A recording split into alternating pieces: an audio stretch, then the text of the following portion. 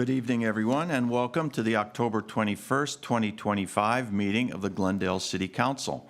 May we have roll call? Yes, council members Asadrian. Here. Brotman. Here. Karpetian. Here. Kasakian. Here. Mayor Najarian. Here.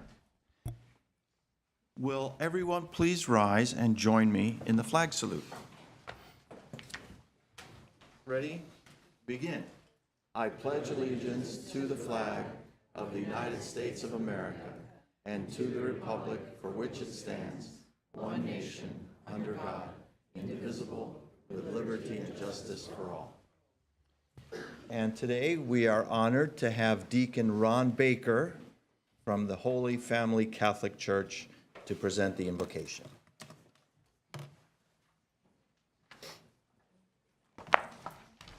Thank you for having me. Let us take a moment of silence to center ourselves for the important work ahead.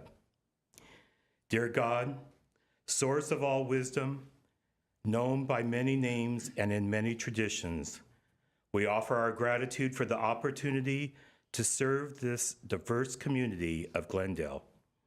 We ask for a blessing of presence and purpose upon all gathered here, the city council members, the dedicated staff, and every member of our community.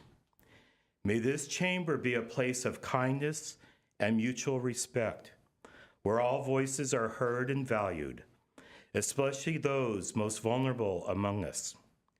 Grant us the ability to listen with open hearts and discerning minds, seeking to understand perspectives different from our own. Inspire us in our commitment to public service, reminding us that our primary role is to better the lives of all who call Glendale home. May we set aside personal agendas and work in harmony for the common good, fostering unity amid our diversity. Fill us with compassion for our neighbors so that our decisions are guided by a genuine desire to uplift and support one another. Strengthen our resolve to pursue justice, ensuring that fairness and equity characterize our deliberations and actions. May the work we do here today advance the well-being and true welfare of all citizens so that peace may prevail with righteousness. May this meeting create a renewed sense of purpose and the wisdom and strength to make lasting positive impact on the lives we served. We ask this in your holy name. Amen. Thank you. Thank you, Deacon.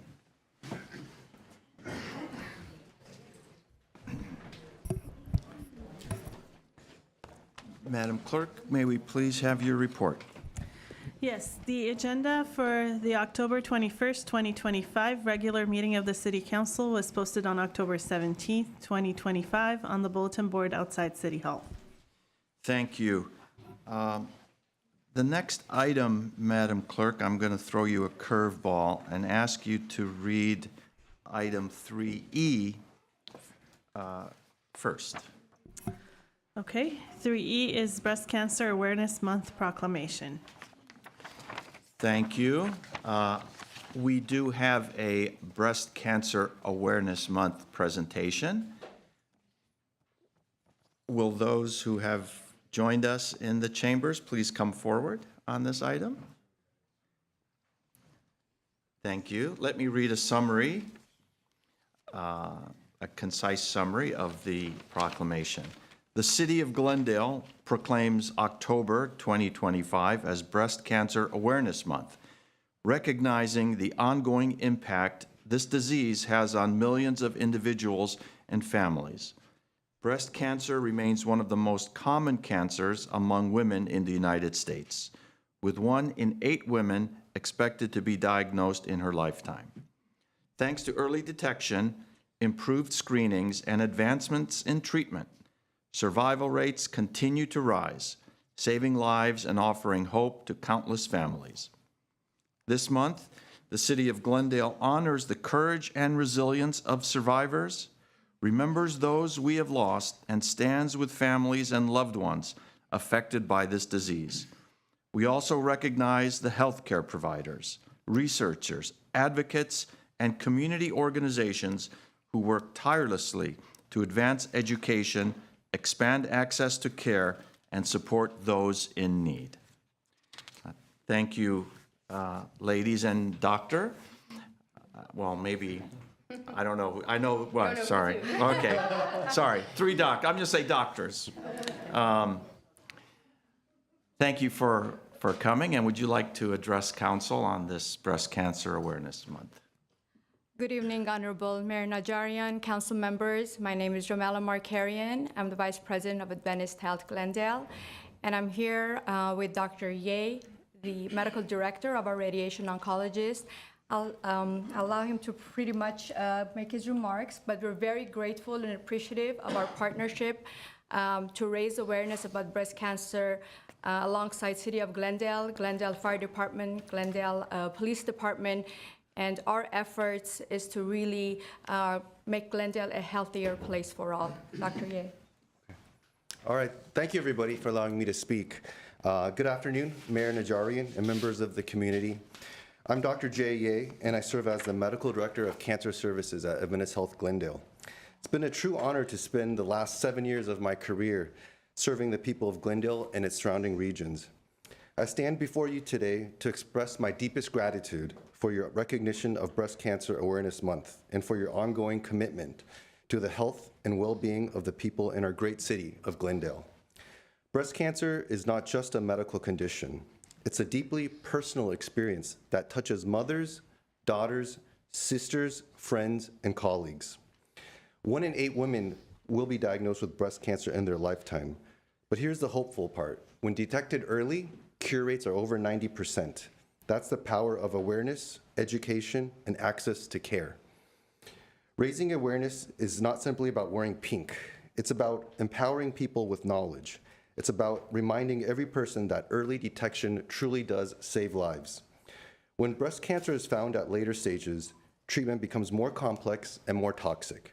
Outcomes become more uncertain, and the burden on families becomes even heavier. But when we find it early, we give our patients the gift of hope and time. At Adventist Health, we're proud to offer the most advanced breast imaging tools available. Our 3D mammography provides clear images and better detection of abnormalities than regular mammograms. We also offer ultrasound, MRI, and image-guided biopsies, all under one roof at our dedicated breast center. Our cancer center's cutting-edge treatment technology has also improved tremendously with more personalized, systemic, and radiation treatments. But technology alone is not enough. What sets our center apart is the compassion and teamwork that every patient experiences, from the moment they walk in through diagnosis, treatment, and survivorship.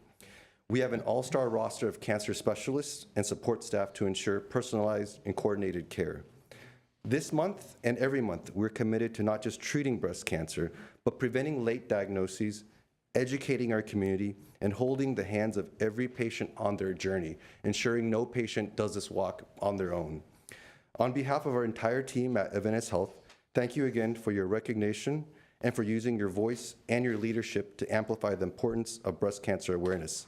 Together, we're saving lives and putting compassion back into healthcare. Thank you. Thank you very much. I'll just say a couple words. I'm Betsy Hart. I'm from Glendale Memorial Hospital, and I'll echo what Jay said.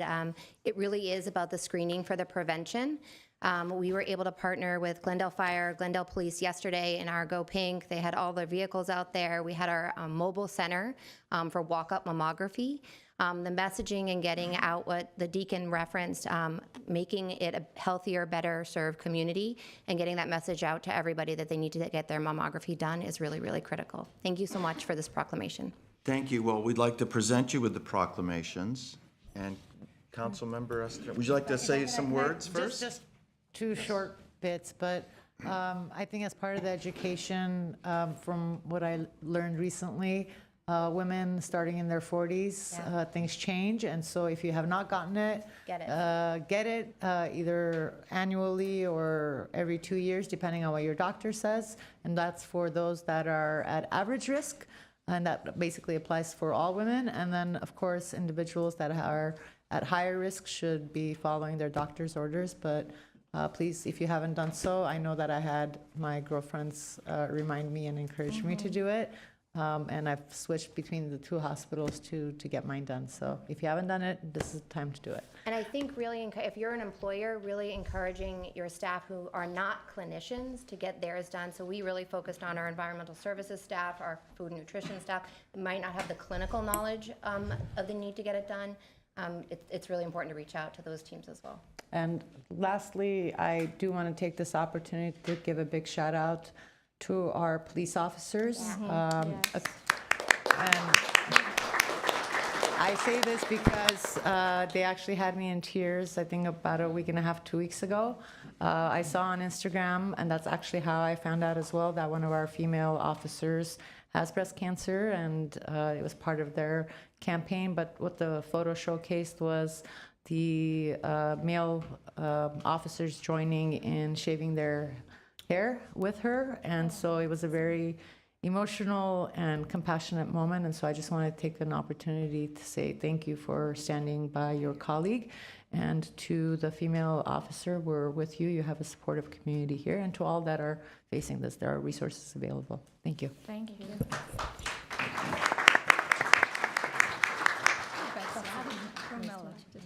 Nice to meet you, Doctor. Betsy. Jay, right? Nice to meet you. Nice to meet you. Great presentation. Because you're a doctor too. I got it. Well, not like him. I got it. How are you?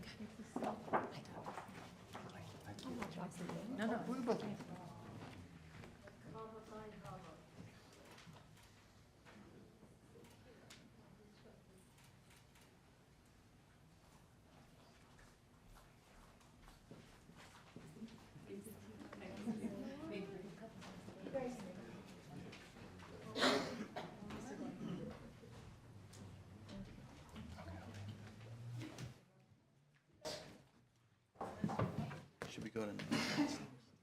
Okay. Okay, thank you very much.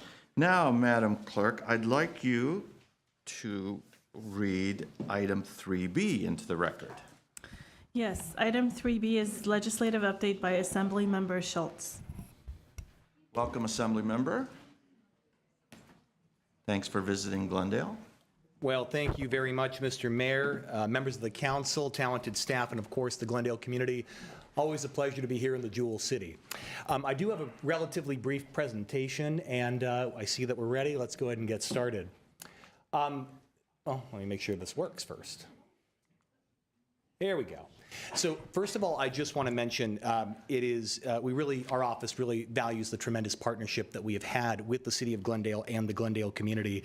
Before I go any further, I want to thank all of your staff, your department heads, every one of you who made our Armenian Caucus tour through the City of Glendale such a success and brought folks from around the state to learn more about the importance of issues affecting this community. I also want to thank specifically Chief Sid. I don't believe he's here tonight, but he had a chance to join us for a public safety roundtable as we generate new ideas for continuing legislation in the coming year. And of course, want to just give a special nod to the fact that we were able to have a public education roundtable at one of your incredible magnet schools here in the city of Glendale as well.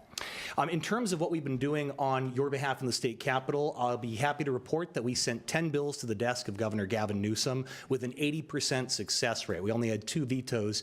And for the sake of transparency, we'll talk about briefly all of the bills. But let me go ahead and start with our first bill here today. Assembly Bill 43 was actually the first piece of legislation that I introduced on my first day in office. Assembly Bill 43 deals with the fact that there are 819 miles of federally protected lands in the state of California. We're talking about scenic and wild rivers that do not enjoy an equivalent state-level protective status. In at least 3 documented instances dating back to 2010, the Congress has attempted to lift protection on these lands. What AB 43 does is it extends a prior bill, AB 2975, by my predecessor, Assemblywoman Friedman, in codifying Public Resource Code Section 5093.71 and empowering our natural resource Resources Secretary to put in place immediate state-level protections if the federal government looks to lift these critical environmental protections on some of our most treasured lands. The second bill that we introduced the first day in office was Assembly Bill 44. I'll just briefly note this was regrettably one of the 2 bills that were vetoed by Governor Newsom. This bill, in combination by a bill from Assemblymember John Harabidian and Senator Becker, were affectionately dubbed the virtual power plant bills. Some estimates project that the signing into law of any or all of these 3 bills could have saved consumers in the state of California $550 million per year. However, the Newsom administration felt that while well-intended, this legislation could create confusion in the regulatory processes of the California Energy Commission, so it was regrettably vetoed. We will be looking forward to working with the Newsom administration to bring back a version of this next year that can hopefully save all of our ratepayers a few dollars in their pocket. Keeping with the theme of environmental stewardship and preservation, the other bill to enjoy veto from Governor Newsom was AB 734. Just a very brief note on this one. This is all about making biodiversity and biological resource data available to the public on a scale that they can understand. Again, while the Newsom administration felt that this was a well-intended piece of legislation, they had security concerns about making certain kinds of information available to the public on that scale, so that one was vetoed.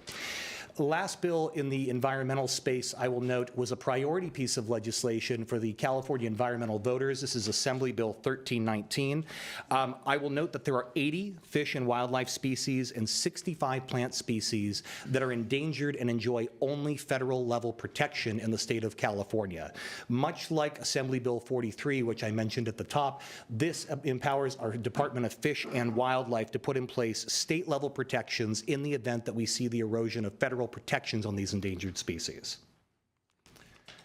The next topic that I'd like to briefly discuss is our public safety package. Assembly Bill 379 was an enormous lift in the state capitol, and I want to spend just a minute or two, Mr. Mayor, talking about this bill because there's certainly a local tie-in. Now, we all know that human trafficking is one of the largest criminal enterprises, not only in the state of California, but in the United States, headquartered right here in Southern California.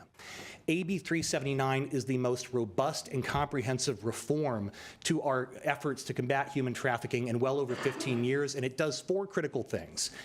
First of all, and perhaps most importantly, under previous legislation, if you were soliciting a minor age 16 or 17, they could only be charged as a misdemeanor offense under this provision of the Penal Code. Now, I will note there's other provisions of the Penal Code that prosecutors would regularly use if they wanted to charge a felony, but nonetheless, this was a critical loophole in the law. AB 379 closes that loophole and allows prosecutors to charge felony for felonious conduct in all instances in which a minor under the age of 18 is being solicited for a commercial sex act. Now, the second thing that it does is it builds upon another loophole that prior legislatures had not closed. About 15 years ago, the state legislature put in place a requirement that certain kinds of business establishments post a standardized human trafficking notice. And you might have seen those at a hotel or a massage parlor. It says something to the effect of, if you or someone you know is a victim of human trafficking, call this number for help, text this number for help. Well, the legislature never answered 2 really critical questions. Who's responsible for policing that? And what do you do with any fines or fees that are collected from non-complying businesses? This bill puts the responsibility for policing this conduct not as a burden on local governments, but invests that responsibility with the California Department of Justice. So this will be a state-level initiated effort. And the other critical thing that it does is it ensures that any and all fines or fees collected from these non-complying businesses are put into a survivor support fund, so that people exiting a human trafficking situation can be connected to the housing and job placement and other supportive resources that they desperately need and deserve. Now, the last thing I'll mention, and this is the local tie-in, AB 379 actually reverses a prior bill from State Senator Scott Wiener that had decriminalized loitering with intent to commit prostitution. You might remember that that was lifted off the books a number of years ago. AB 379 would now empower the Glendale Police Department to approach and arrest someone if they are loitering with clear intent to engage in a commercial sex act.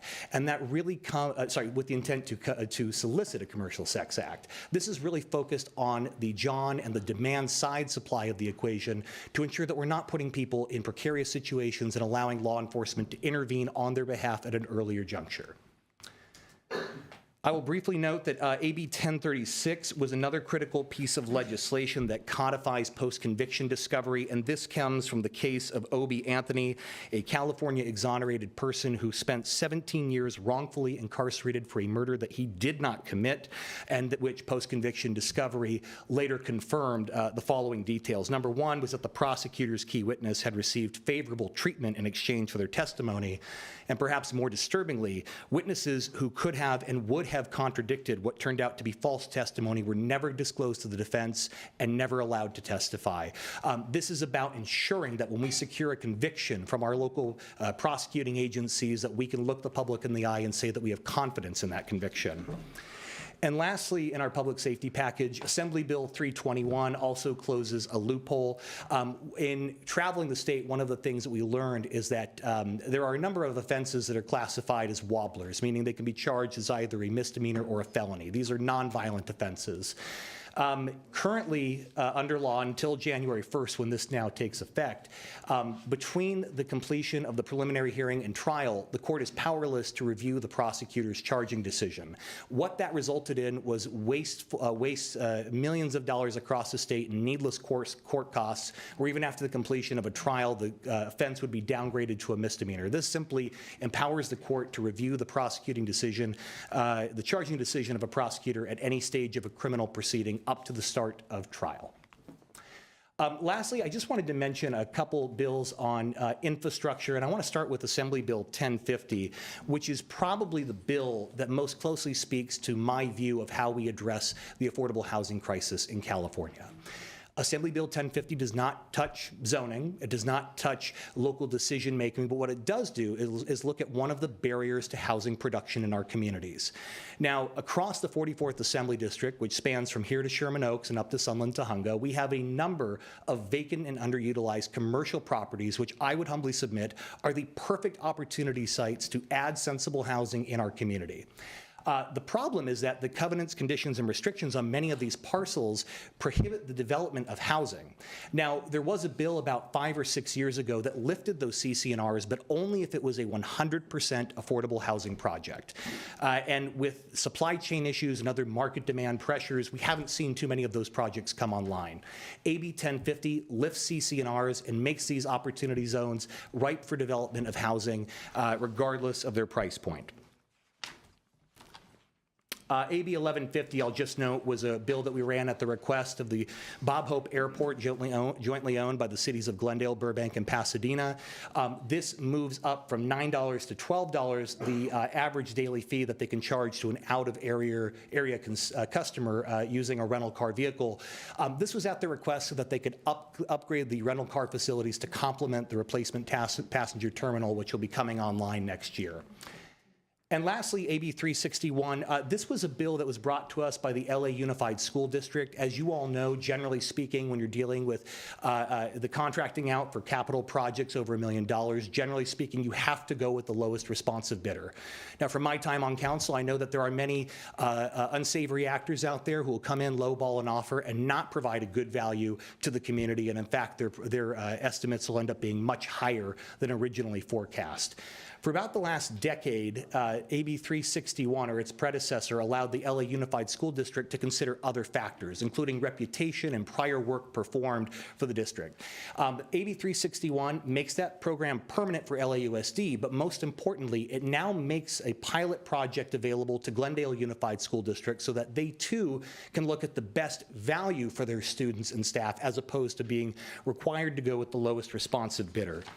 The other two things I would just briefly mention, Mr. Mayor, that are not on the slide deck is that while we were not the lead authors on this bill, I'm proud to report that we were principal co-authors of the MENA Inclusion Act, AB 91. I want to commend your city clerk for all of her advocacy, and of course the councilwoman for your advocacy to pass this bill. We were proud to be part of that effort and glad to see that signed into law so that state agencies are actually collecting data on who they're providing services to, especially for those of the Armenian community that call this district home.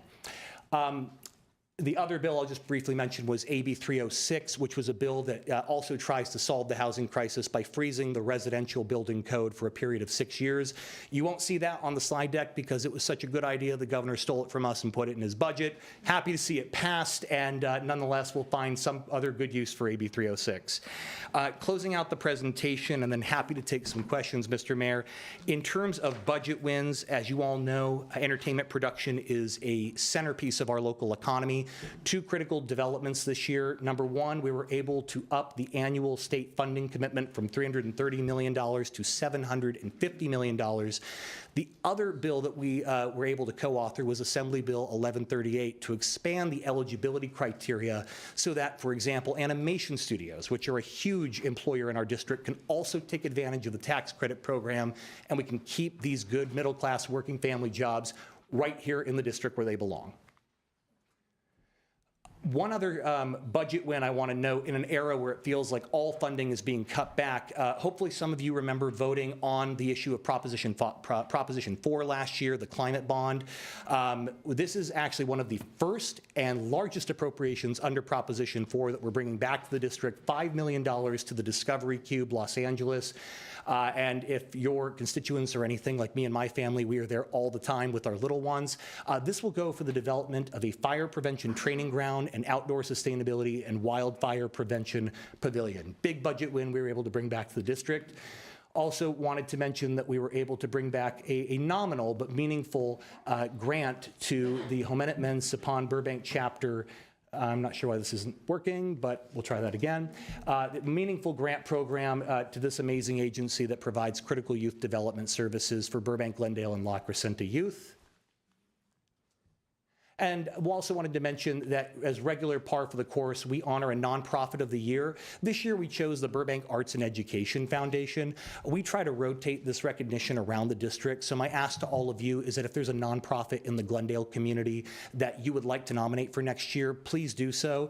Before I go on, I'll just note, maybe perhaps they can wave their hand. I have my field representative, Alex Avanesian, here in the room this evening, as well as my district director, Diane Rana. Again, if you'd like to make a nomination, please just let Alex or Diane know. It's a really wonderful ceremony. We fly them up to the Capitol, and it's a real way to just draw attention to the incredible work that they do in our community that often goes unnoticed. Another call out this year, we honor a Woman of the Year every year in the district.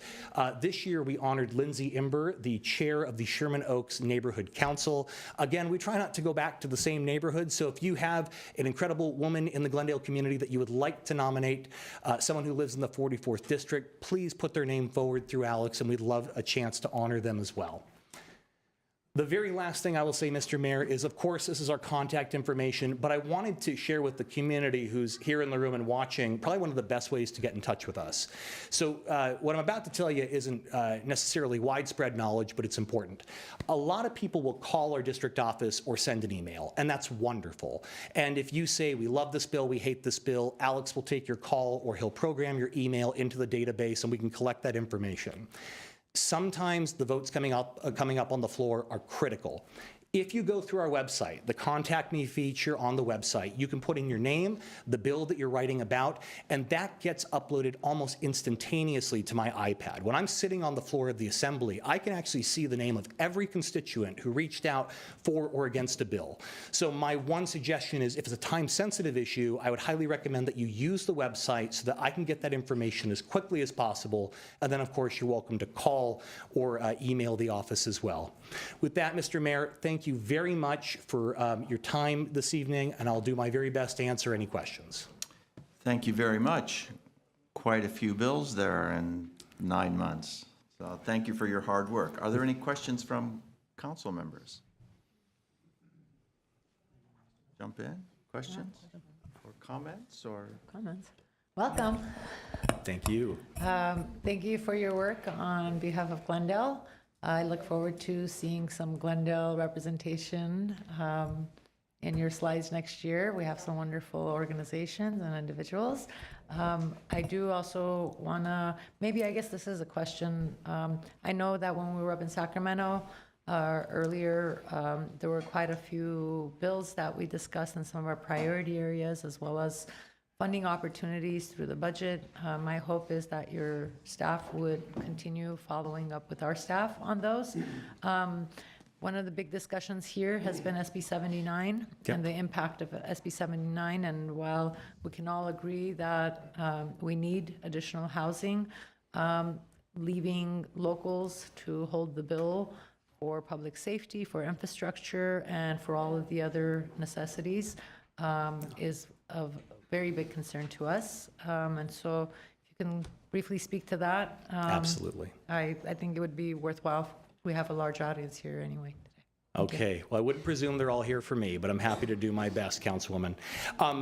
Two things I would briefly mention on the funding issue, and then I promise I'll get to the heart of the question, SB 79. But on the funding issue, we do have the budget request from City of Glendale. With the budget process, budget typically gets formed in May and then approved in June, very similar to your local process. Our ask is that through the mayor, you continue to keep us apprised of any updates to your funding request. This year, we weren't allowed to give any district-level specific requests, although we were able to get some of that Prop 4 funding back. But I just wanted to note, always a good time to let us know what your funding needs are, and we'll fight tooth and nail for every dollar that we can bring back to this community.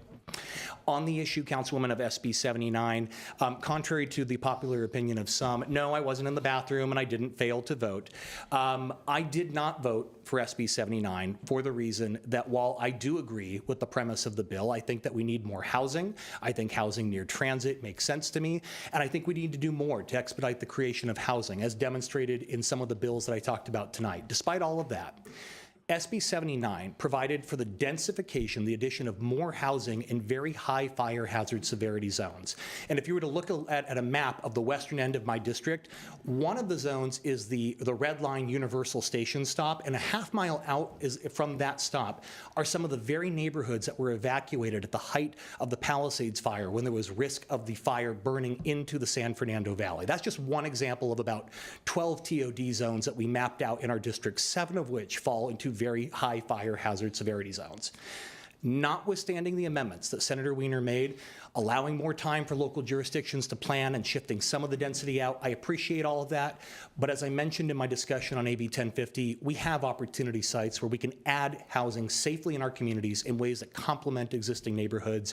I did not feel that SB 79 addressed those concerns about fire safety and densifying in areas where we already know there is inadequate ingress and egress in the event of a high fire situation. So for those reasons, I chose not to vote for SB 79.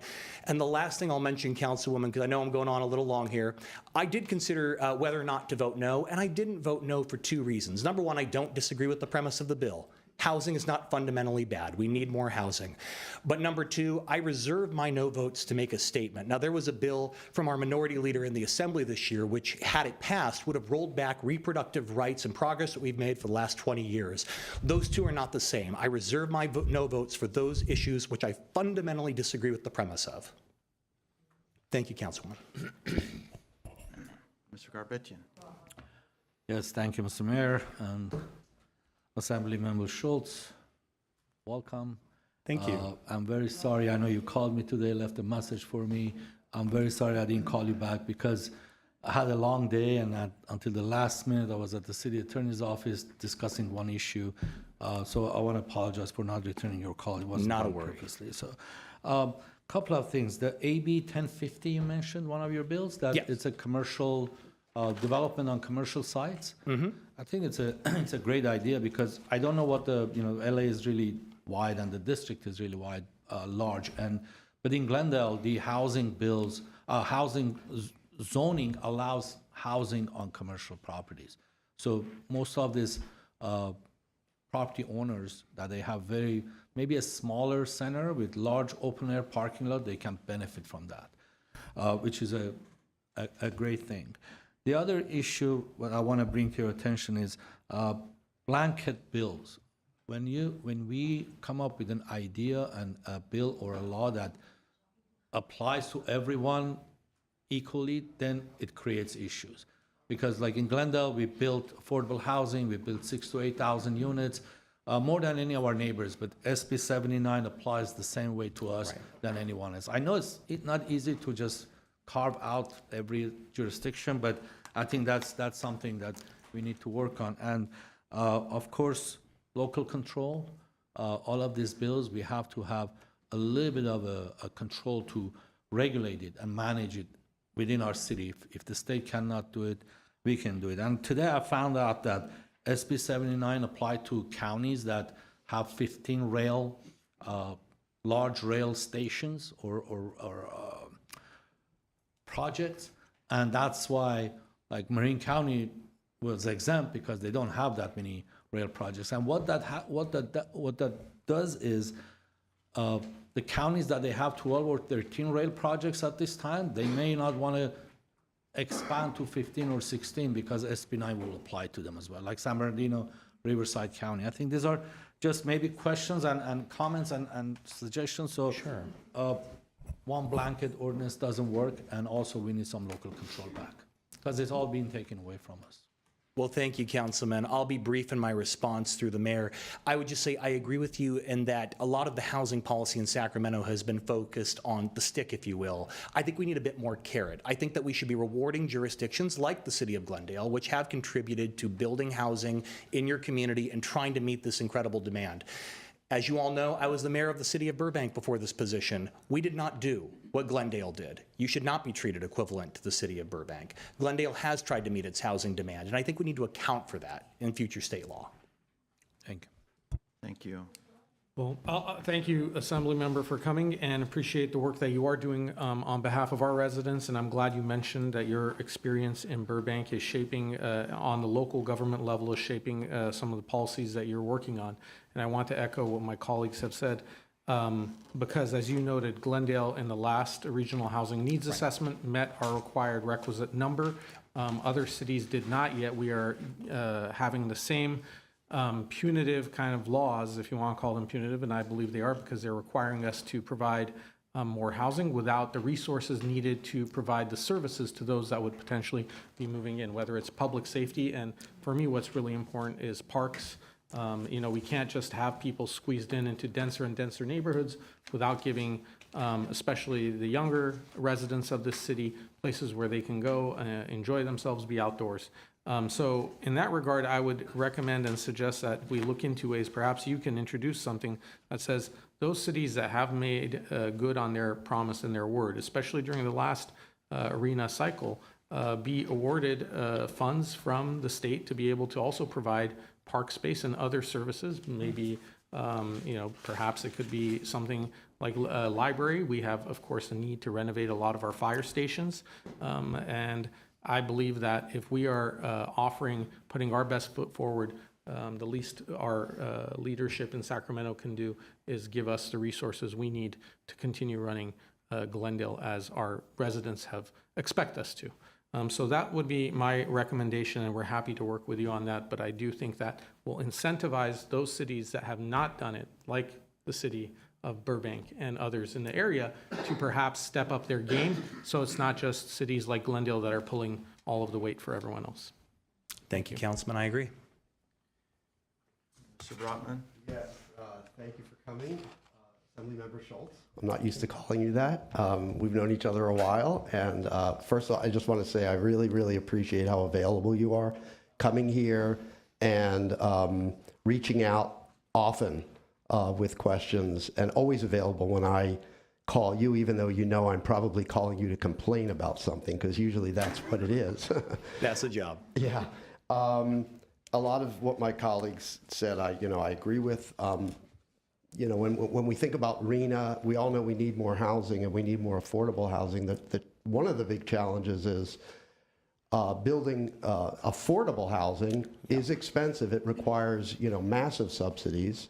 And we have already, over the last 10 years, outlaid large sums of money from our general fund through Measure S to purchase land to provide subsidies to make these affordable housing projects work. But, there's no way that scales, and there's no way that just through inclusionary housing ordinances we're going to get, or inclusionary zoning ordinances, we're going to get the numbers that the state is expecting. And I would hate to see us, have a housing element decertified, simply because we don't have the financial resources to do what the state is telling us to do. So I hope, that message can be brought back to Sacramento, that we do need the help. We want to do the right thing, but, there are limits to what we can do purely from a financial point of view. So the other thing I just wanted to mention is we've discussed many times in this council wanting to see more ownership housing created. And I'm hoping that's also something that you can bring back to Sacramento to see how we can modify some of those liability laws and other things that stand in the way of ownership housing development, condo development, as well as how do we better enable missing middle housing. We're good at building ADUs now, traditionally single-family houses. We're good at building large apartment buildings, but all those housing types in the middle, we're not seeing those get developed, and those can be very, fit in very well to the fabric of our community and be appreciated, So those are some of the thoughts I would want to leave with you. Thanks. Well, thank you, Councilman. Again, I'll try to be brief. To the issue of ownership, I completely agree. Rental housing's fine, but we can't just build rental housing. There has to be opportunities to own, condominiums, townhomes, those missing middle homes to help people build equity and achieve the American dream. I don't want to be too premature because I can feel Ms. Rana giving me the stare in the back, but we have a pair of bills we're working on for next year which we believe could do just that. So stay tuned and would love to get the perspective of the city of Glendale in making that happen. The other thing I would just briefly mention, Councilman, is, and this kind of goes back to the point that your colleagues, all of you, have made, it can't just be incumbent on local jurisdictions to approve more housing. We're never going to build what we need if we do that. One of the bills that I was proud to co-author, which regrettably stalled out in the Senate this year, was the Affordable Housing Bond, which would have been $10 billion to construct 100% affordable housing, publicly financed. And the reason that I supported that measure, and the reason as we approach the end tonight, why I wanted to highlight it is this. We have a structure right now with all the by right zoning and the streamlined ministerial approval processes where we're hoping that the private development market will build all the housing that we need at all the income levels that we need. That's never going to happen. When the city of Burbank was constructing more housing a decade or two ago, they were using redevelopment agency funding in coordination with the Burbank Housing Corporation to build truly affordable housing projects. In the last budget crisis, Governor Brown wound down redevelopment agencies, and we never found a replacement funding stream to make those public housing projects happen. I think that the failure of the Affordable Housing Bond was a missed opportunity this year, but the point I'm trying to make is that the answer can't just be more by right entitlement. We have to have a public competitive force in the marketplace to ensure that we're not just building $4,000 a month apartments, we're building housing that our people can actually afford, the people that live and work in our community. So we'll go back to the drawing board next year and try to find more opportunities for public financing to compete. Thank you. I appreciate you coming forward. We do have a speaker on this item. Should I move off to the side there, Mr. Mayor? Assemblyman, meet Mike Mohill. Oh, I'm very familiar. Good to meet you, Mr. Mohill. Good to see you again. Move off to the side there, Yes, Mr. Mayor? please. Thank you.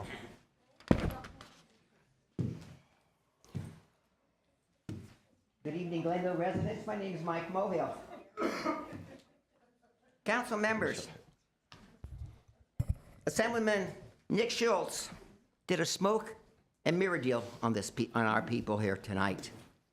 He talked about the American dream, and he wanted to destroy it because SB 79, which everybody knows about, okay, is to destroy the American dream with housing, with massive housing. What did he do? He didn't listen to people in Burbank or Glendale or Los Angeles. I even think Pasadena.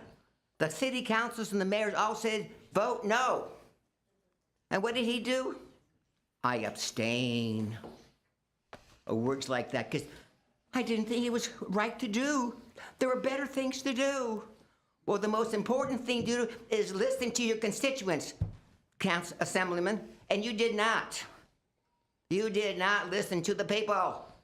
You listened to Gavin Newsom, who lives in a $9.8 million home in Marin County, and they're not affected by SB 79.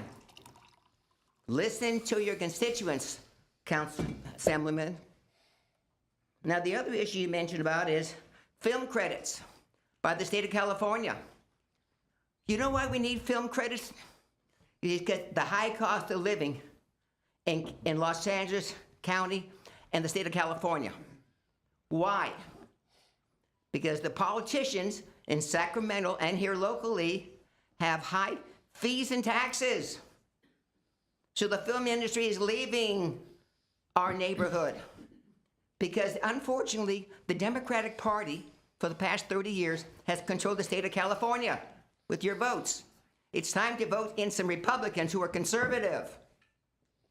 We never need, why do we need to give film credits to an industry that was always very prosperous in Southern California? Now it's struggling.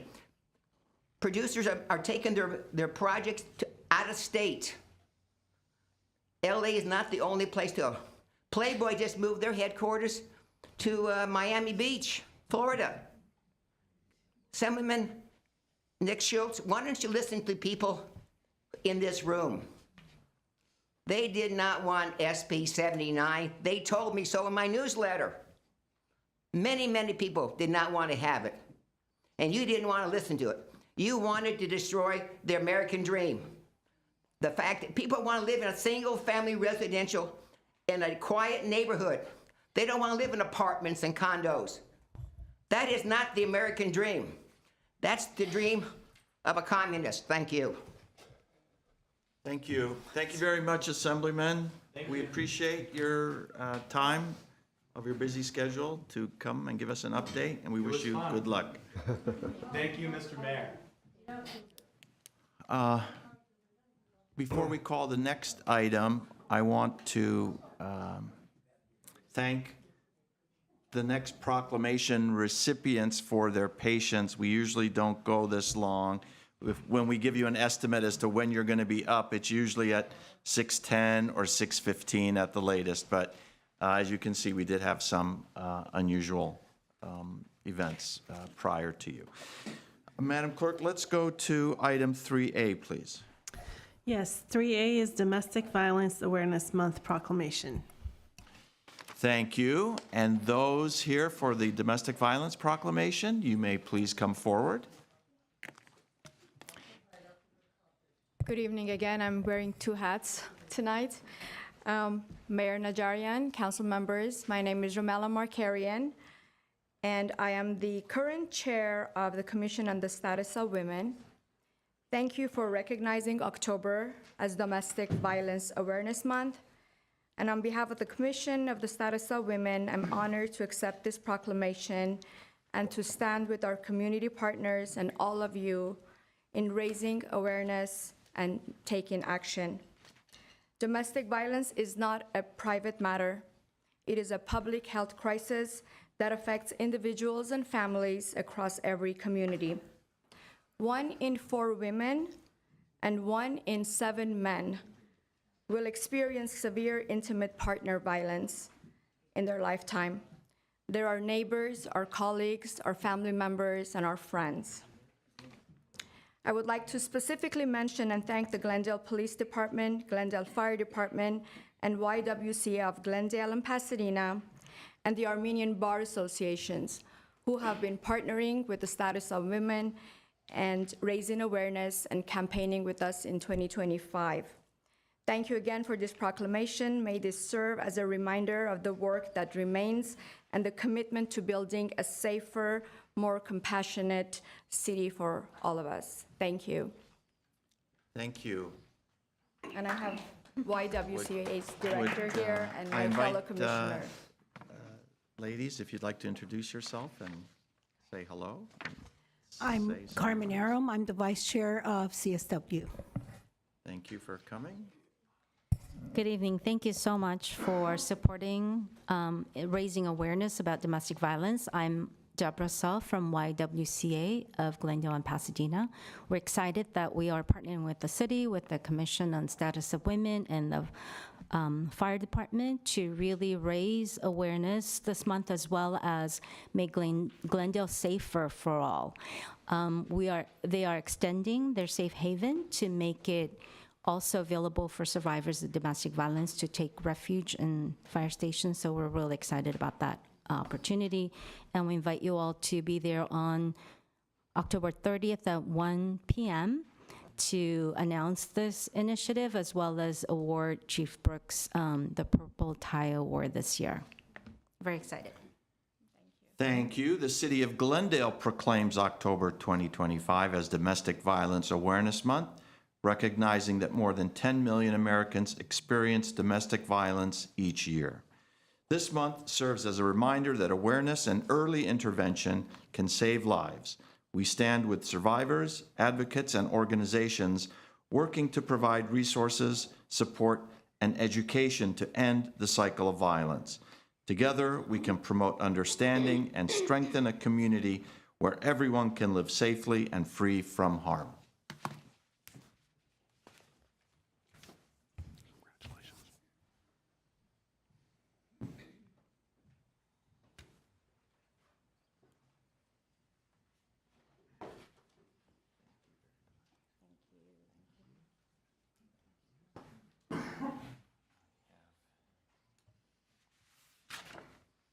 Proclamations. Like that.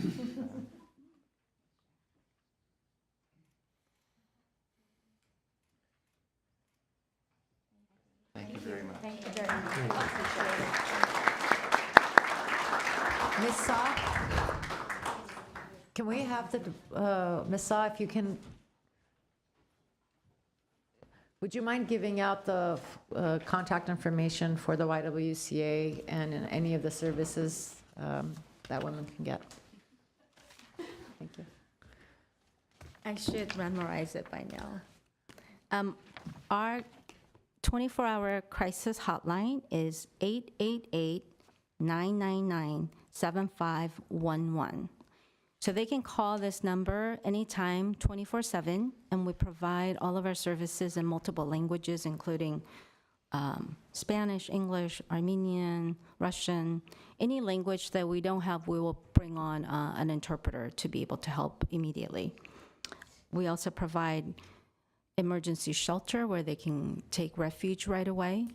And we also provide a lot of supportive services, including from pantry to counseling to case management services at our offices in 735 East Lexington that people can drop in any day, Monday through Friday, 9 to 6. Thank you. Thank you. Thank you so much. And thank you for all your work.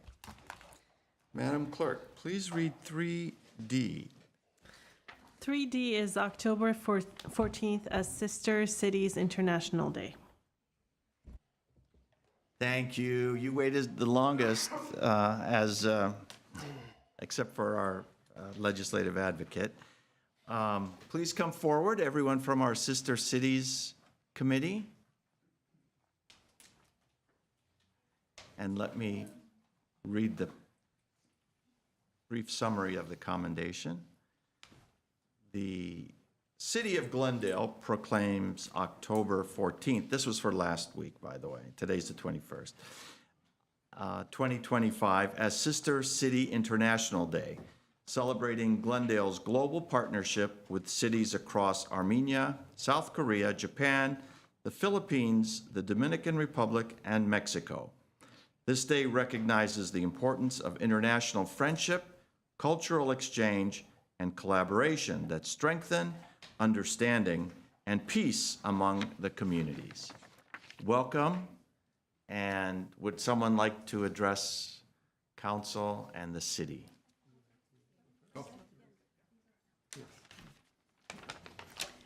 Good evening, Mayor and members of the council.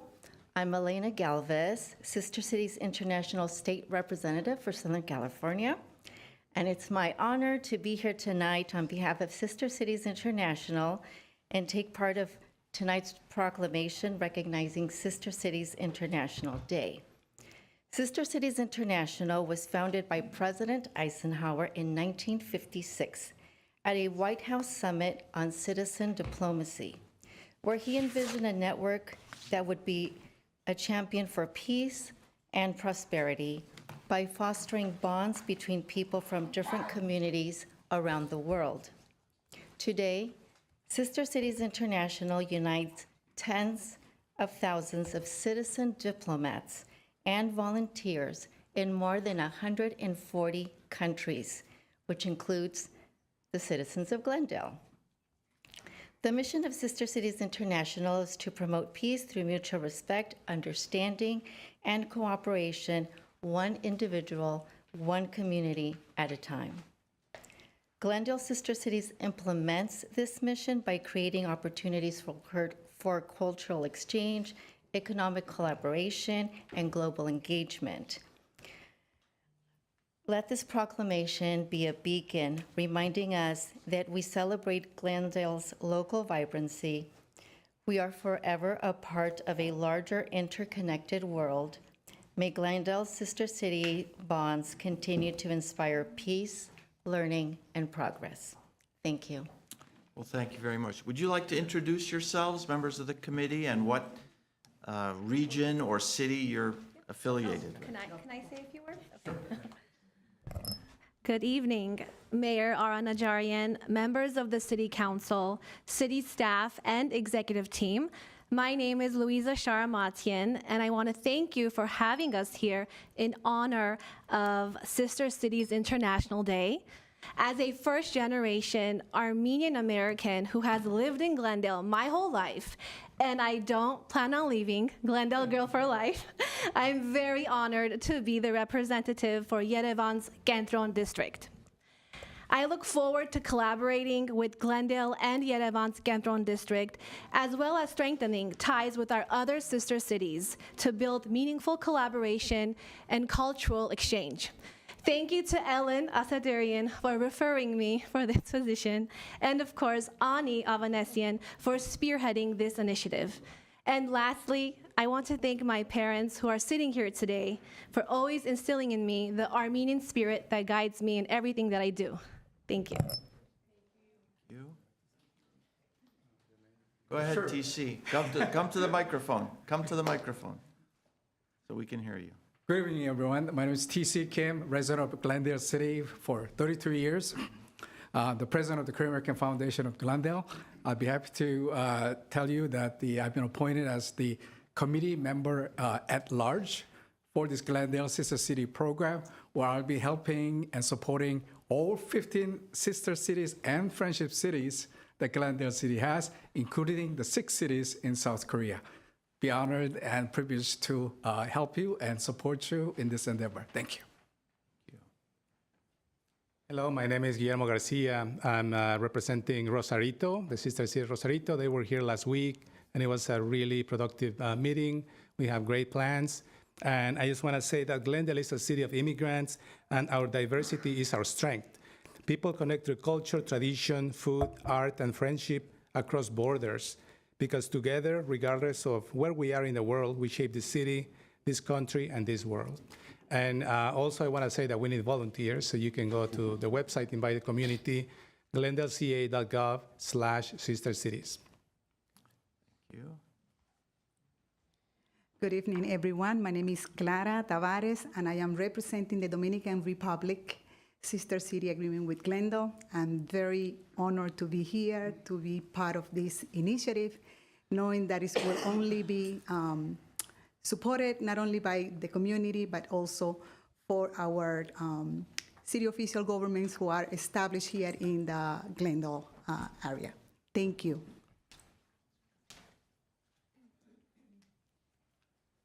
Good evening. Thank you so much for inviting us. I represent Higashi Osaka, Japan. My name is Keiko Nakada. And my name is Carolyn Holt, subcommittee member representing Higashi Osaka. It's just a wonderful community of people that we are a part of. This community is very welcoming, and we have quite a lot of ideas flowing through every meeting that we have. So thank you for this opportunity. And of course, Ani Avanesian is our manager of the Sister Cities program. Thank you, Ani. And I've been traveling lately. I did have a chance to visit Gentron district. I met with the mayor of our sister city, Gyumri, before he became indisposed. And of course, most recently with Higashi Osaka, Mayor Noda. So thank you very much for all your good work. And council members, during various times of their term, get to visit the cities. We're planning something maybe to Rosarito very soon as a group, as well as we can't wait to visit the other sister cities. So thank you very much. Mr. Kasakian? Sure. Mr. Karpetian? Please do the honors.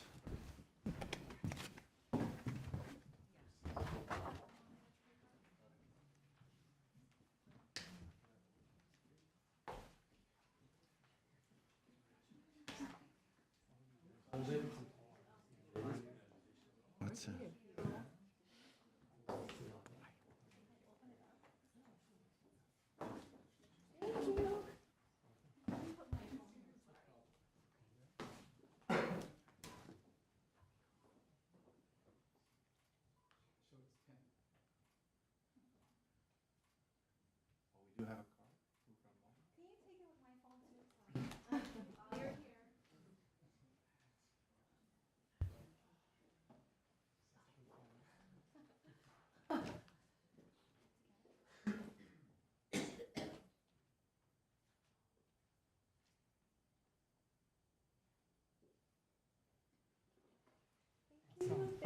Thanks again. Thank you.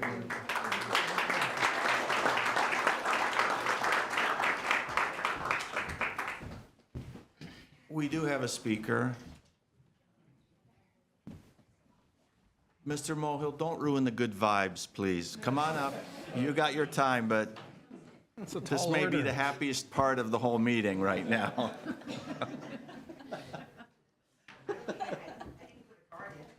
Oh, you did not? I apologize. Who is it? Oh. That's okay. Thank you, Mr. Mohill. We appreciate your... You'll have a chance. I know you'll have a chance soon. Thank you. Thank you, everyone. And thank you for your patience. Now, the most patient presenter, if you could please read item 3C into the record. Yes, 3C is end of legislative session update by Kira Ross with Emmanuel Jones and Associates. Good evening, Mr. Mayor, council members. Kira Ross with Emmanuel Jones and Associates here. Had a really fantastic 2 days speaking with your staff, your outstanding staff, a number of you, really talking about city priorities, how we can continue to be proactive and continue to inform the legislative process, talking about what happened this year and what we anticipate going forward in 2026. With that, I'd like to do a little overview of this last year and highlight what we think is on the table going forward.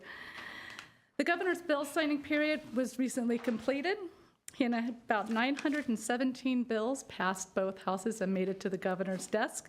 He signed 794 of them and vetoed 123 for a signing rate of just about, a veto rate of just about 13%. That's a little bit lower than we've seen in previous years, but not out of the range. This was again a challenging year with the state dealing with a multi-year, multi-billion-dollar budget deficit. This led to a year-long push for affordability, really thinking about that as a concept in California. And that really wove into legislation. And for a number of bills, it resulted in them not moving forward because of their cost. In addition, the governor and Democratic leaders continued to push for stronger housing, environmental, and social justice policies as the Trump administration continues to move in the opposite direction. And while a lot happened this year and some very significant legislation at that, a lot didn't happen as well. Significant legislation that would have overridden permitting for high-speed rail tracks and stops was held as a 2-year bill. I think I've talked to a number of you about that coming back in the next year. Legislation did not move forward that would have prohibited cities from appropriately and thoughtfully addressing homeless in the community. We significantly narrowed legislation on labor requirements for contracting out and stopped very significant legislation that would have made significant changes to PEPRA by increasing pensionable compensation, defined benefit compensation, and contribution cost sharing. And while we ultimately didn't stop SB 79, we were able to stop some other very problematic housing bills, including one that would have required cities to ministerially approve a housing development up to 8 units without any regard to density, height requirements, or parking. So what did happen? AB 130 and SB 131, two very significant trailer bills, contain some of the most significant changes to CEQA and infill housing in a number of years. These changes eliminate project-level CEQA review, but still retain CEQA review at the housing element level. The two bills also contain a 6-year moratorium on state and local changes to building standards, with a few exceptions. And the two bills also contain another round of significant funding for homeless services. Because it was not the full amount, this is dealing with the HAP dollars, not the full amount this year. We'll continue to push for full funding this next year. There were more than 45 housing bills signed by the governor, notably SB 79 that we've talked a lot about, and also spent a considerable amount of time in the Capitol lobbying on. There were also additional bills on housing that affect ADUs and junior ADUs, incorporation of electrification planning, and bills addressing changes to density bonus law and others. A significant bill, SB 707, that made extensive changes to the Brown Act, including new remote public comment requirements for public meetings. And in good news, the state extended the state's cap and trade, now cap and invest program. In doing so, protected climate allowances for Glendale Water and Power, which will protect a lot of money and rates going forward in the future. And as the Assembly member noted, that there was also a significant expansion of the state's film and television tax credit program, increasing the program from increasing the program up to $750 million in tax credits from $350 million. And very importantly, AB 91, that the city strongly supported, was a success this year, getting signed by the governor, critical legislation that addresses longstanding systemic issues that have resulted in the underrepresentation of Armenian Americans in state demographic data. 2 of 4 bills that were introduced to address drug and alcohol recovery housing programs were signed into law. And then the city supported a package of 10 bills that were recommended by your commission on the status of women. 5 of those bills were signed by the governor, including a bill to protect families at risk of deportation and a bill to require the state to include diapers and wipes for low-income families with infants and toddlers in the state's emergency food bank reserve program that's used during disasters. And in the final budget package that was passed, $3.3 billion of the $10 billion approved in funding for Proposition 4 will now begin to roll out. We've had extensive conversations over the last few days with your staff about applying for a number of the grants that are contained in Proposition 4. So they're already at work on that. And finally, millions of dollars of multiple bills to protect Californians from federal actions on immigration, environmental, and other actions by the White House were done early in the year. Now that the legislative session is done for the year, members are back home in their district and doing legislative updates, as you saw earlier. And now the focus really will be turning to Proposition 50. Proposition 50 will be up in a couple weeks. And then finally, they'll return to Sacramento for the second year of the legislation on January 5th. And we'll fairly quickly see the introduction of the governor's budget about January 10th. Major issues that are already emerging for next year include another tough budget year ahead. While the last 2 months have seen tremendous tax returns for the state, we're about $3 billion over the anticipated amount coming in. We still face an ongoing budget deficit, largely driven by ongoing overspending on programs by the legislature and the national economy. We'll have a much better number later in November, although I will just note that the LAO put out a report this week that they think that we'll be in about the $21 billion for deficit going forward this next year. We will see a continued fight on high-speed rail and local permitting. We saw an end-of-session run to cap property transfer taxes, and sounds like that will be back next year. We have further discussions on legislation relating to wildfires and high fire severity zones. A renewed effort by the governor to streamline the permitting process for the Delta Conveyance Project. We will be back next year. Multiple bond proposals. You heard about the housing bond, transportation bond. We've got a couple that are trying to make their way to the ballot in November of 2026. And it wouldn't be another year in Sacramento without some more housing legislation. So I'm sure there will be a number of pieces of housing legislation, including a cleanup to SB 79 that is anticipated. So it's going to be another busy year. So thank you for your time this evening, and I'll stop and see if there are any questions. Thank you.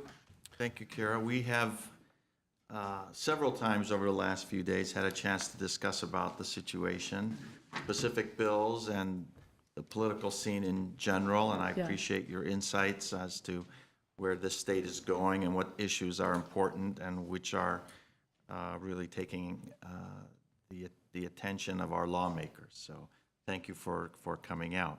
You didn't have a flight this evening, did you? I did not. No, I'm staying another night in your lovely Okay, city. good. Thank you. Yeah. Councilmember Asaturian. Thank you, Kira, Hello. both for being here and for all your work for us in Sacramento. I know we had a pretty extensive list of bills that we as a city had requested for you to advocate for and to work with our members and other members. I think a couple of those that you perhaps mentioned in your summary, one of them was the substance abuse facilities, as we had noted, and of course, when we went up to Sacramento, we talked about this as well. Sure, yeah. That we have neighborhoods that have like 75 substance abuse. There's Yes. a law that doesn't allow for us to cap it, Yeah. and that has significant impact in our neighborhoods where families and children are living. What's the status of that one? What specifically happened with that one? So there were 4 bills that were introduced in January. 2 of them made their way to the governor's desk and were signed. One of the bills is important for folks in the community. So if somebody in the community makes a complaint, one of the bills will require that the state notify the consumer of their complaint, that it was reached to the state, what the status of it, how long it takes, and what the final result of it. The second bill that was signed by the governor requires the state, anytime a new license is given out for one of these facilities, that the city is notified about that. So we'll get a notification anytime a new one is now licensed in California, or licensed within the city of Glendale. More work to be done, because there were 2 really big ones that weren't signed. So I think this was the first step, and I think they'll be back, probably reintroducing the 2 bills that did not pass. And then the other one was, the other big one was the one for condos and the construction defect provision that litigation. hinders many from actually wanting to build condos. Yeah. I'm assuming that didn't go. It did not. No, that one really didn't get, it was only alive for about 3 weeks.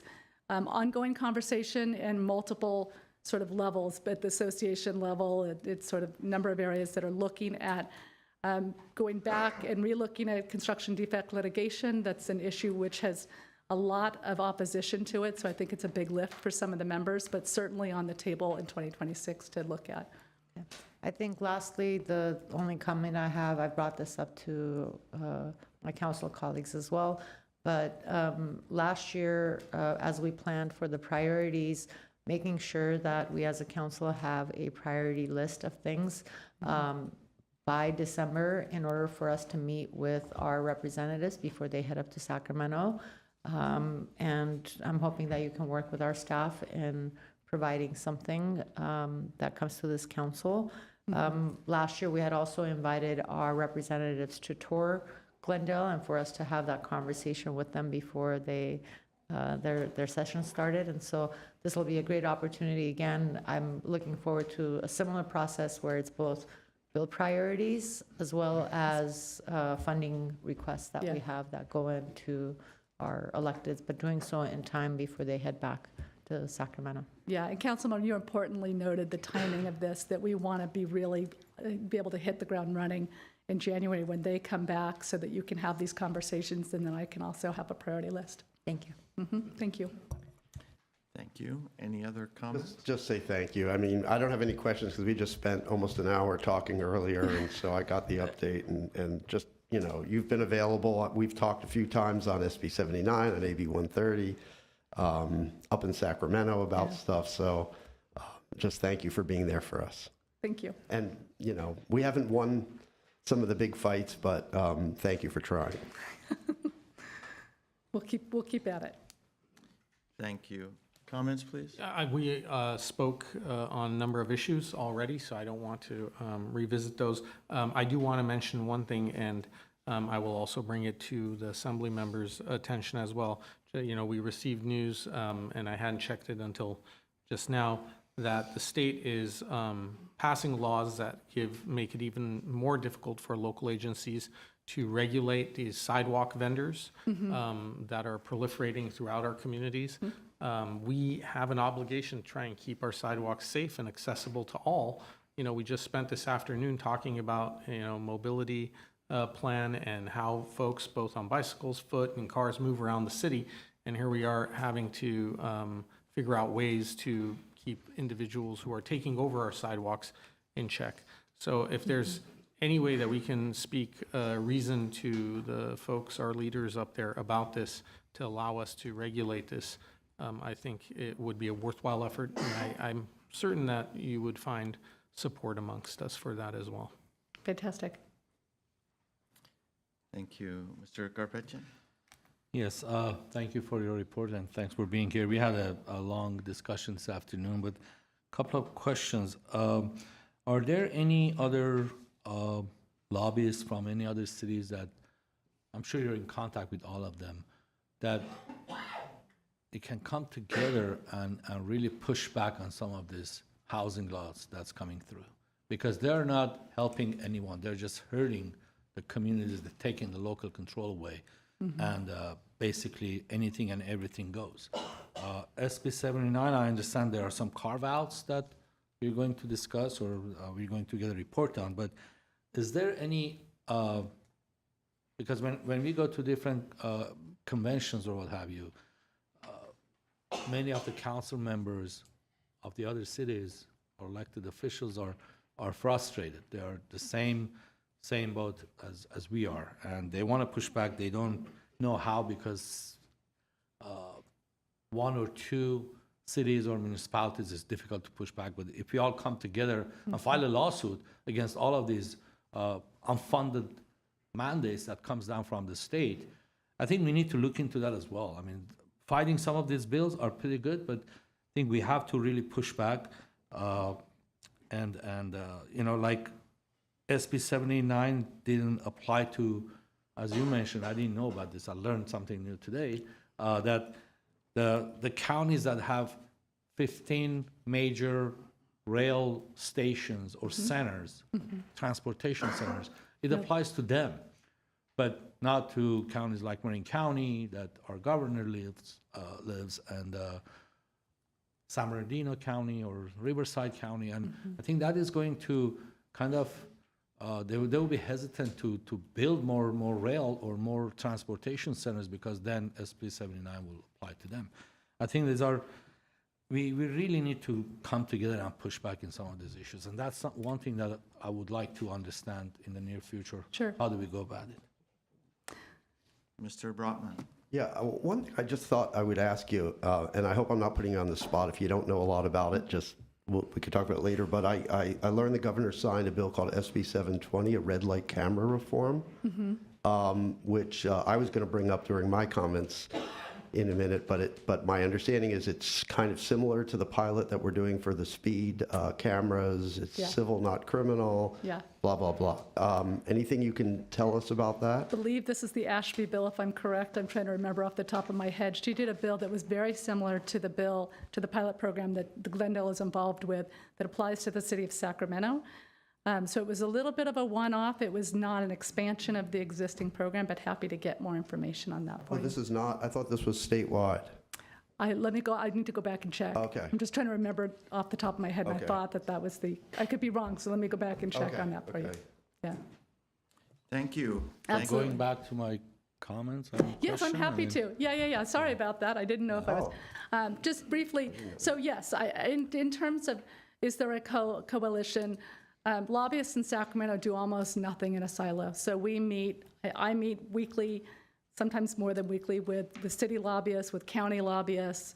We sort of build all sorts of coalitions. And frankly, on SB 79, it was a very large coalition of lobbyists that were trying to get changes and amendments and what have you.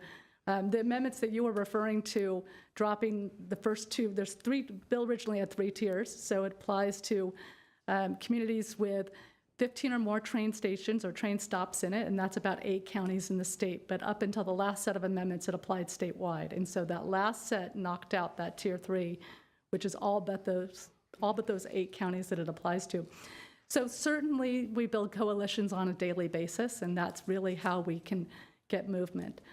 So happy to, at some point, talk a little more offline about the kind of coalitions that we work with and what might be effective in the future. All right. Happy to do that. Because I'm going to be very Thank you very much. very active on that part. Yeah, that's great. Yeah, thank you. Thank you very much. Thank you. We do have a card. We have one public comment, Mike Mohill.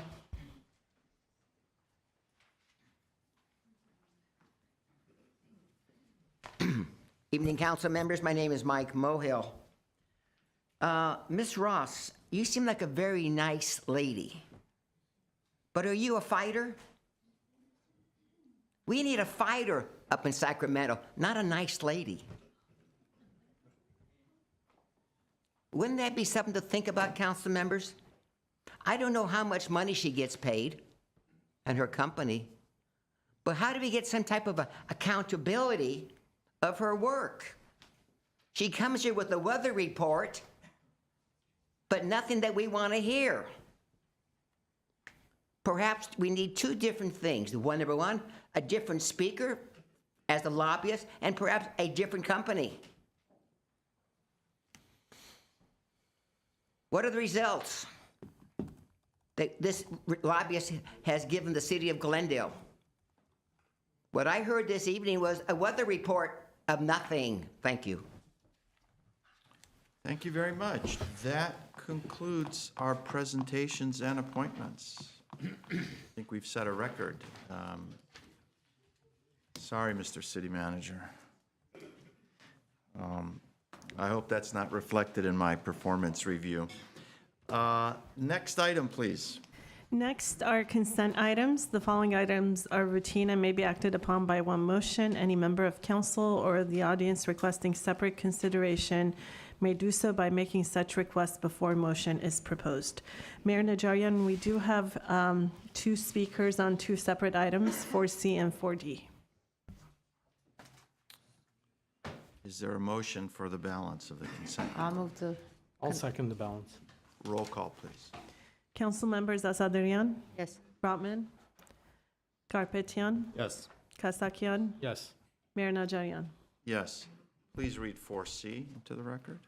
4C is city attorney regarding consumer price index adjustment to campaign finance contribution limits.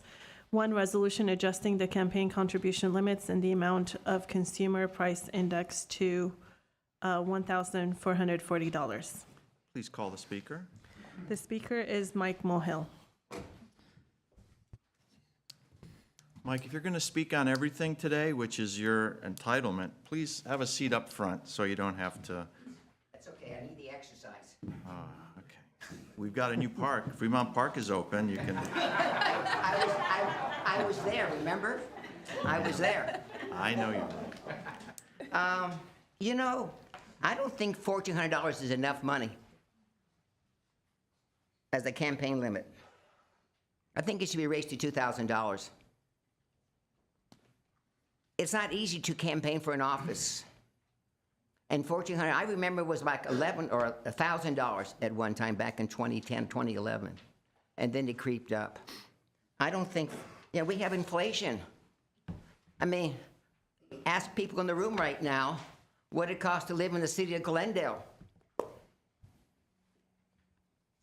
Politics is expensive, very expensive.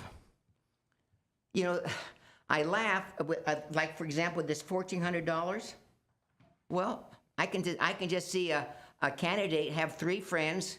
Well, let's see, one person has like about $10,000 and he'll give it to three different people and they all go ahead and give, $1,400 each. That would be illegal. I know it, but that's what happens all the time and we know it. No secrets, we know it.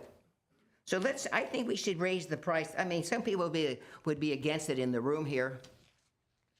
But let's think about honesty and fairness. I don't think $1,400 is enough. I think $2,000, that gives the small guy who only has a few people to give the maximum of $2,000. At least they'll pay for the postage. Thank you. Thank you. Is there a motion for 4C? I'll move 4C. Is there a second? I'll second. Roll call, please. Council members Asadrian, Yes. Brotman, Yes. Garpetian, Yes. Kasakian, I would like it to be lower, but yes. Yeah. Mayor Najarian. Ditto. Yes. Yeah. And I actually will be asking to have something revisit this item at a later time. We have a full docket ahead of us. Please read item 4D. 4D is Public Works regarding award design build contract for the Grandview Library roofing and solar project. 1, motion to award a design build contract to AME Builders, Inc. in the amount of $382,500, approving a 10% contract contingency in the amount of $38,250, and authorizing the city manager or designee to execute the contract. Please call the speaker. The speaker is Beth Brooks.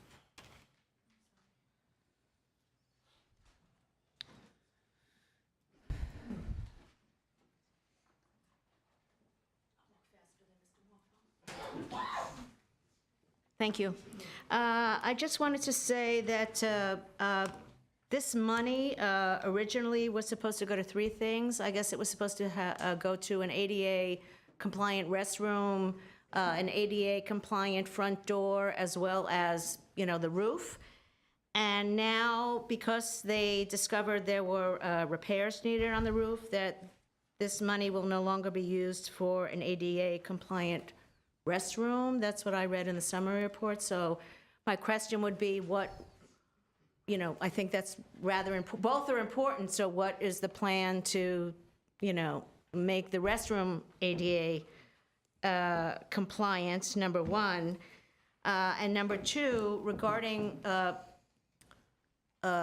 any building, residential or commercial, that is solar powered, apparently, I guess it's not that many buildings in the, city-owned buildings, more residential, but that there is no fee paid to the city, that there's a certain fee that the city doesn't get because they're under solar power. So I wanted to, draw your attention to that, though I'm sure you know that already. That we lose those fees. So we would, whatever they're called, I'm sure I'm not using the correct terminology, but there is something, there's some loss of revenue.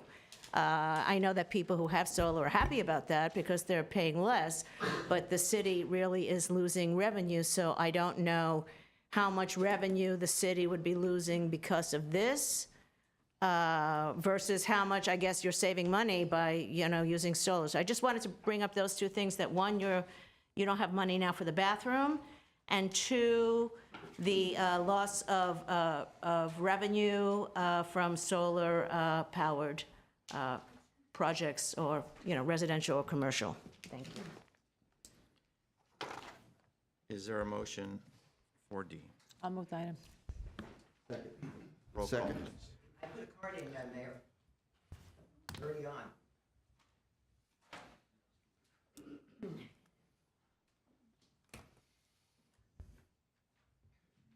Is this We card don't in? have a card, Mr. Moyle, on this I don't item. have a card, Mr. Mohan.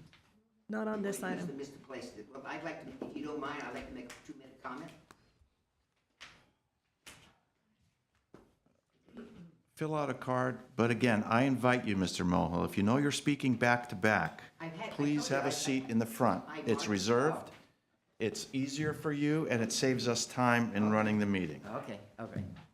Evening, council members. My name is Mike Mohill. The city is $34 million in the red. Libraries are nice, but people are not going to libraries, unfortunately. That's they all use their phone. Google. Okay? Now, Mr. Kosaki will tell us that the school needs the libraries nearby. He's right. So why don't we have GUSD help pay for the library? If it's for the kids, the Glendale taxpayers don't have the money. We're $36 million in the red. I think we should temporarily close a lot of our libraries and just keep 1 or 2 open. We don't have the money. Libraries today are a luxury, unfortunately. When you go to the library, and half the time they're empty. In fact, when I go there, half the people there don't even live in the city of Glendale. And I'm paying for the taxes. I go to Central Library, and I ask the librarian people there, tell me, how many people here are Glendale residents? They say, maybe about half.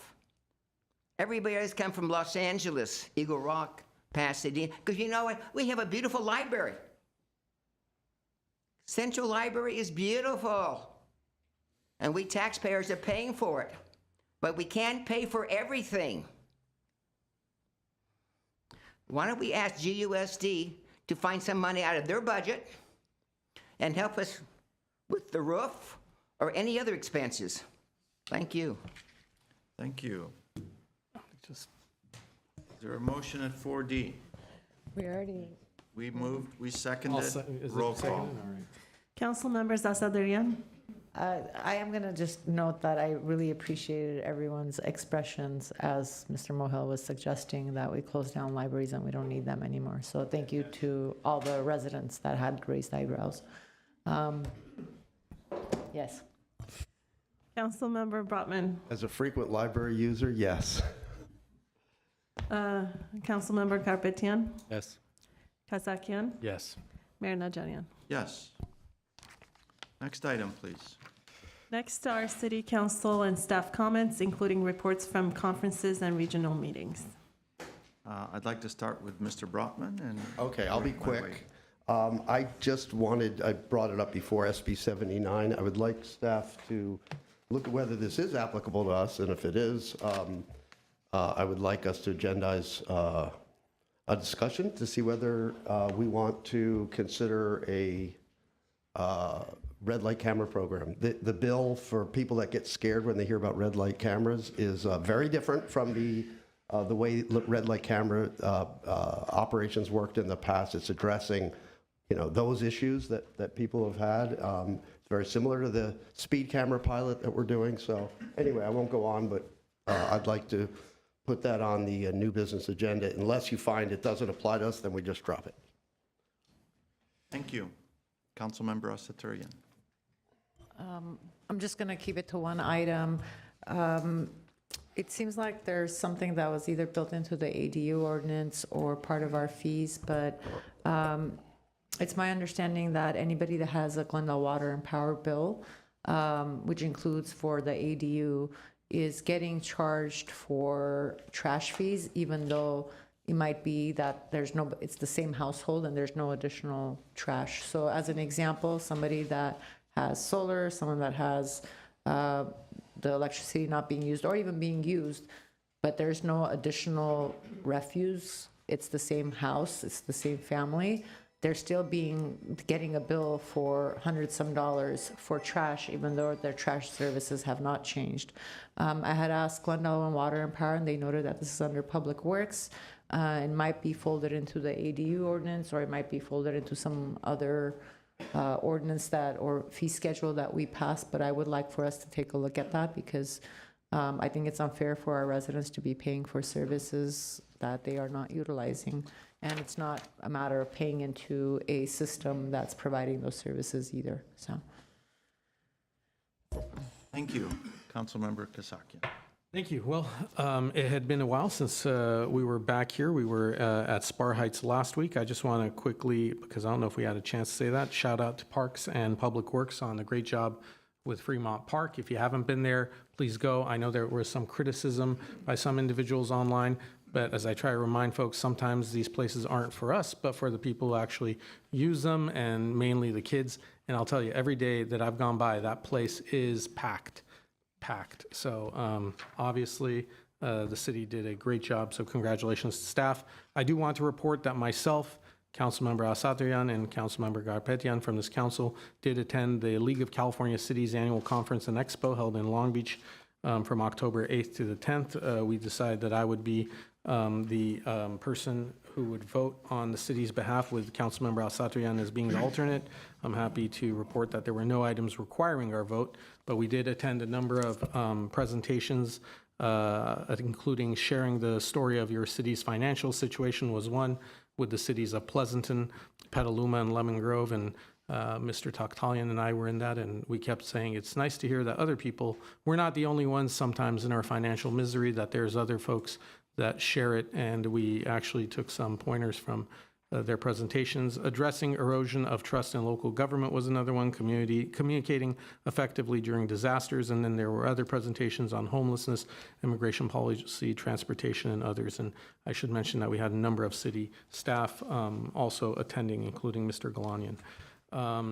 I also want to mention there's a veterans event coming up on November 11th that's being organized by the city, as well as a number of organizations out there. If you are a veteran or are involved in an organization that helps veterans in whatever way, please contact the city manager's office, ask to speak to Annette or Dominica, and they will tell you more about it.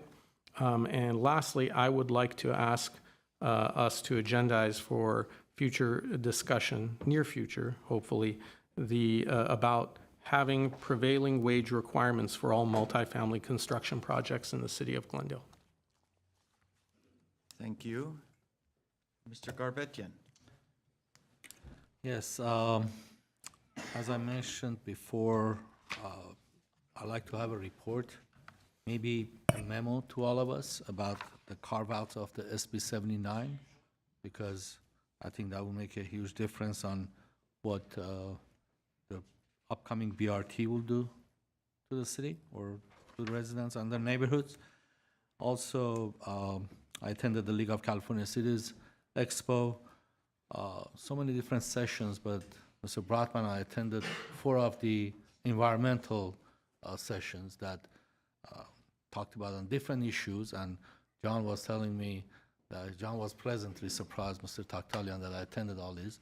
The most important one to me was the impact of plastic in our lives today.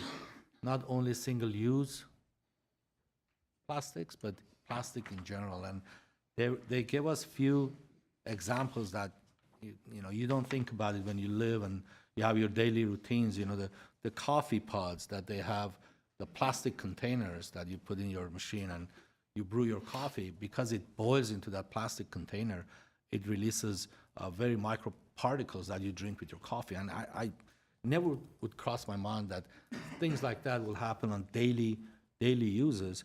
And your coffee machine, your toothbrush, your razor blades, everything that we use, unfortunately, has plastic in it. Everything you see around here has some kind of a petroleum material in it. So that was very eye-opening to me. And I think, and one thing that they were indirectly saying was there could be an alternative to plastics, but they're not letting them bring it out. I don't know who and how and why, but they said there's innovation that could replace plastic, maybe in the future, but it's not coming out for some reasons. There are big lobbies that are fighting against it. So, and also the item 13B, Mr. City Manager, maybe you can address it. I think that would be for a future agenda on future meetings. This is my request on test claim with the Commission on State Mandates. I think there was supposed to be a report and there's a miscommunication, I believe. So, Mr. City Manager, maybe you can address that as well. And that's all I have for today. Yes, thank you, Councilmember Garpetian. You had previously requested a similar item to be agendized, and I've spoken with the city attorney he's in the process of preparing a staff report that will be presented to council in the very near future. Okay, thanks. Okay, I have several things. I'll try and go through them fairly quickly. We have some upcoming events, and speaking of plastic pollution, tomorrow from 6 to 8, the environmental film series Plastic Earth, organized by our Office of Sustainability, will be screened at the Grandview Library. On Thursday, from 6 to 8, the Commission on the Status of Women and the Armenian Bar Association Domestic Violence Panel discussion will be held at the Adult Recreation Center. And on Saturday, from 11 a.m. to 2, Community Services and Parks is putting on the annual Fall Festival at Pacific Park. So some very nice events coming up. I do want to indicate that I do want to report that I have recently returned from a trip to Japan on behalf of the city, where I met with our sister city mayor, Mayor Noda, and various officials of the Ministry of Foreign Affairs. The most exciting thing that happened, however, was the election of the first female Japanese prime minister, Prime Minister Takaichi.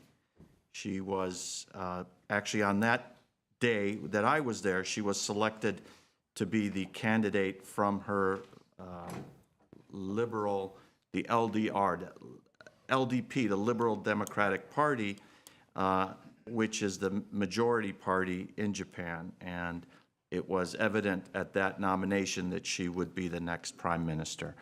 And although the name says Liberal Democratic, it's a very conservative party that they have there. So congratulations to Prime Minister Takaichi for breaking the glass ceiling in the previously patriarchy of the Japanese government.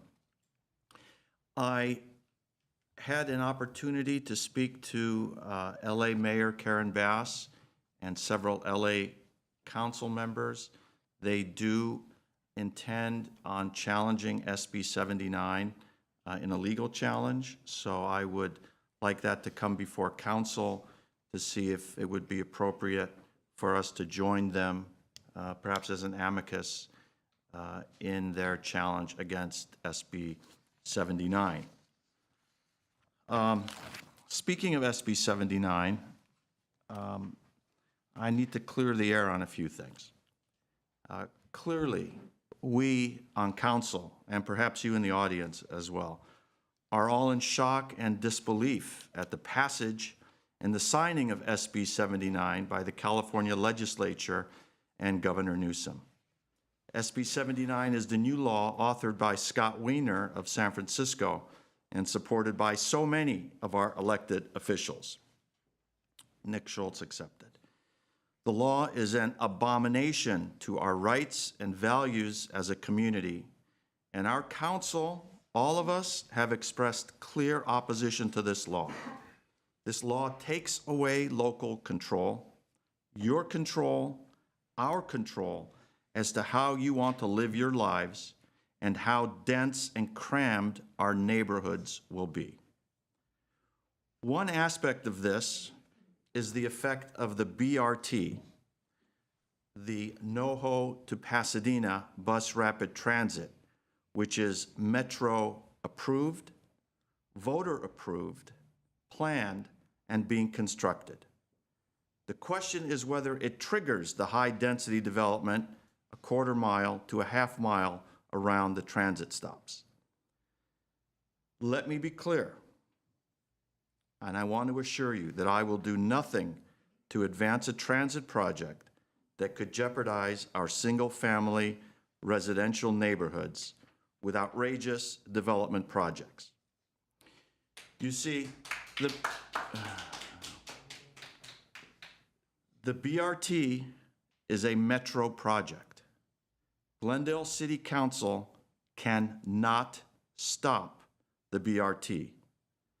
Only Metro can make adjustments to it. This project was voted for and approved by the voters in 2016 by a 71% vote. Metro controls all transit, rail, and highway development in LA County. They are their own little government. The board consists of the LA mayor and 3 of her appointees, the 5 county supervisors, and 4 independent city representatives. I represent Glendale and 12 other cities on the board, and I'm the most senior member of the board. Now in Metro, whenever these projects come forward affecting a particular region or neighborhood of the county, great deference is given to the desires and the wishes of the Metro directors presiding over that region where the project is situated. So for the Glendale and Burbank portion of the BRT, we're talking about myself and County Supervisor Catherine Barger. I am in close contact with her and her transportation staff. And furthermore, I have assembled a strike team at Metro consisting of the LA County Council, the Metro CEO, the Metro Planning Director, the Communications Director, the Head of Construction, the Head of Operations, and the BRT planners. I would love to inform you, all of you, about the strategy that we are working on to save the city from the potential 7-story buildings in our residential neighborhoods. But I can't.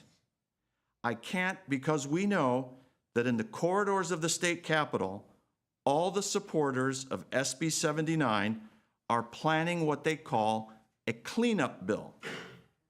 And believe me, they are not cleaning it up to give more local control to the city of Glendale or to any other city.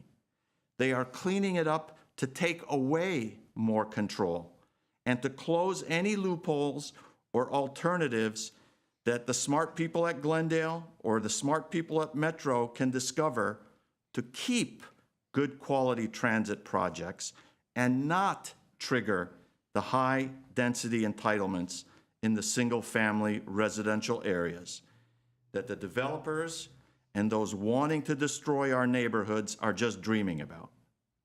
I wish I could tell you more, but I can't. Because those who voted for SB 79 are listening and they're watching. And I'm talking about Senator Wiener and everyone on his side. Quite simply, you don't give your enemies your battle plan.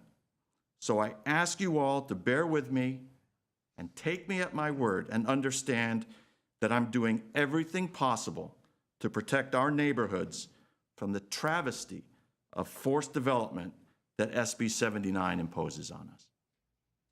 Thank you.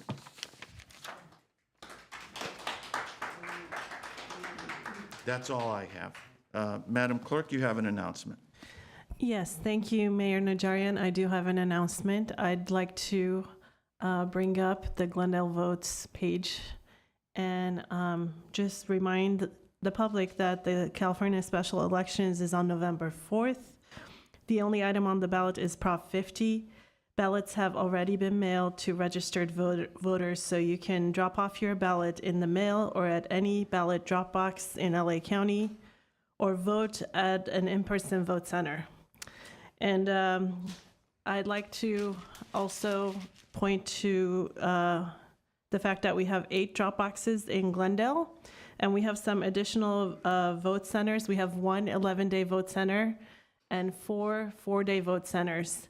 And you can see all of the vote centers and drop boxes if you go to glendalevotes.org.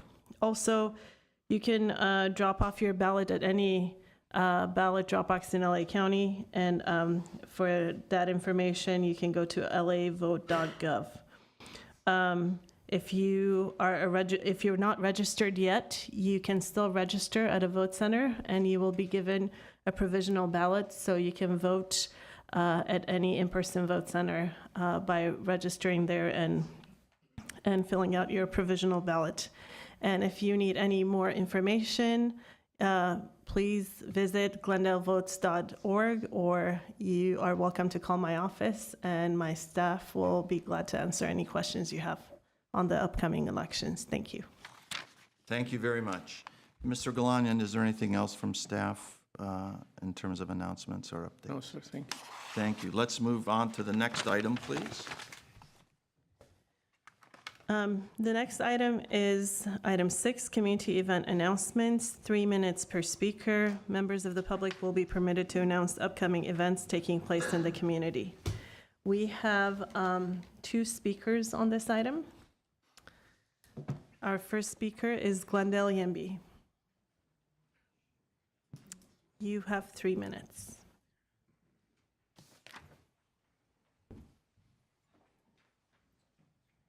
Hello, City Council. Shane Lee, I'm the chapter leader for Glendale Yimby. We're holding an SB 79 victory party on October 26th. It'll be 6 to 8 p.m. at Paperback Brewery. We worked super hard to pass this amazing law, and we're super happy it passed, so we're going to celebrate. And you're all invited. Thank you. Our next speaker is Alan Dish. Come on, let's be courteous, please.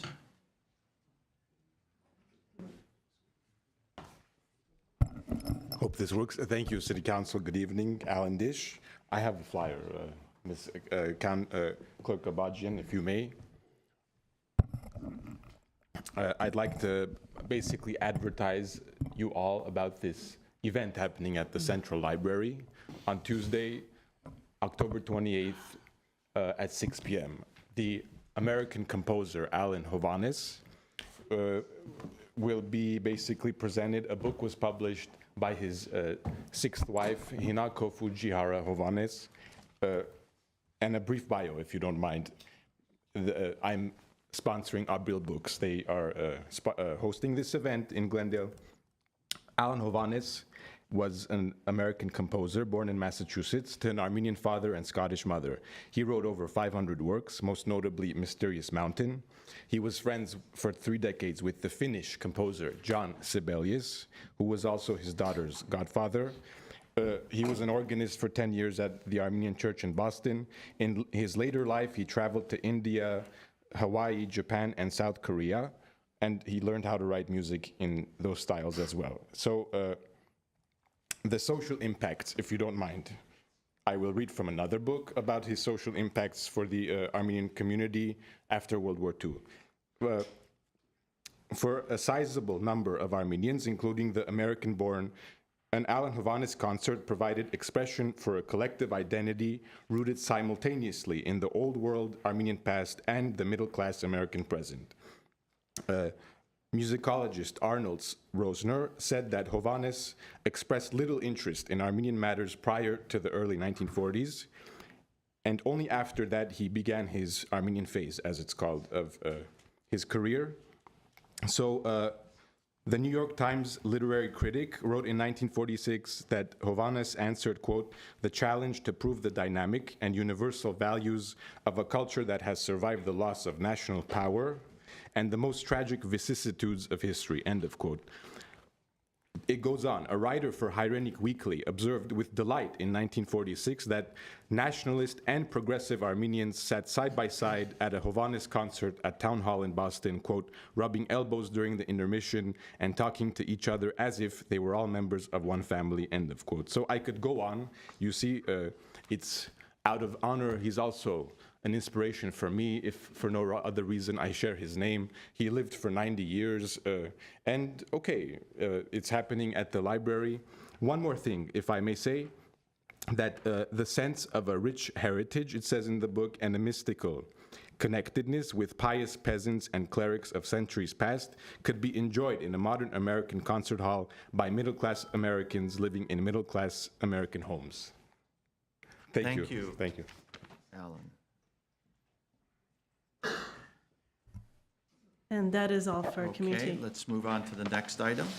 The next item is the first period of oral communications, maximum 3 minutes per speaker, 30-minute aggregate speaking time limit. Members of the public may address the council on agenda items or non-agenda items within the city council's subject matter jurisdiction. If a speaker addresses the council on an agenda item during the first period of oral communications, they may not speak again when the agenda item is called. A speaker who addresses the council on non-agenda items during the first period of oral communications may not speak during the second period of oral communications. Mayor Najarian, we have 13 speakers on this item. Well, 13 into 30 minutes is what? Who's good at math? 2.5 minutes? I'm not gonna reject anyone from the 13, but I'm gonna invite everyone to speak for 2 minutes and 30 seconds, so everyone has a chance to speak. Your alternative choice is to wait until the end of the meeting. We do have a hearing at number 10, where the balance of those speakers. So does anyone not want to take a risk? They need the 3 minutes? Okay, then I think we'll go 2.5 minutes for each speaker, please. Yes, please Okay. call them. Our first speaker is Anna Tabuena Ruby. Following Anna is Stephanie Landergam and Carolyn Elvis. You Okay. can switch. Stephanie, you come up first then.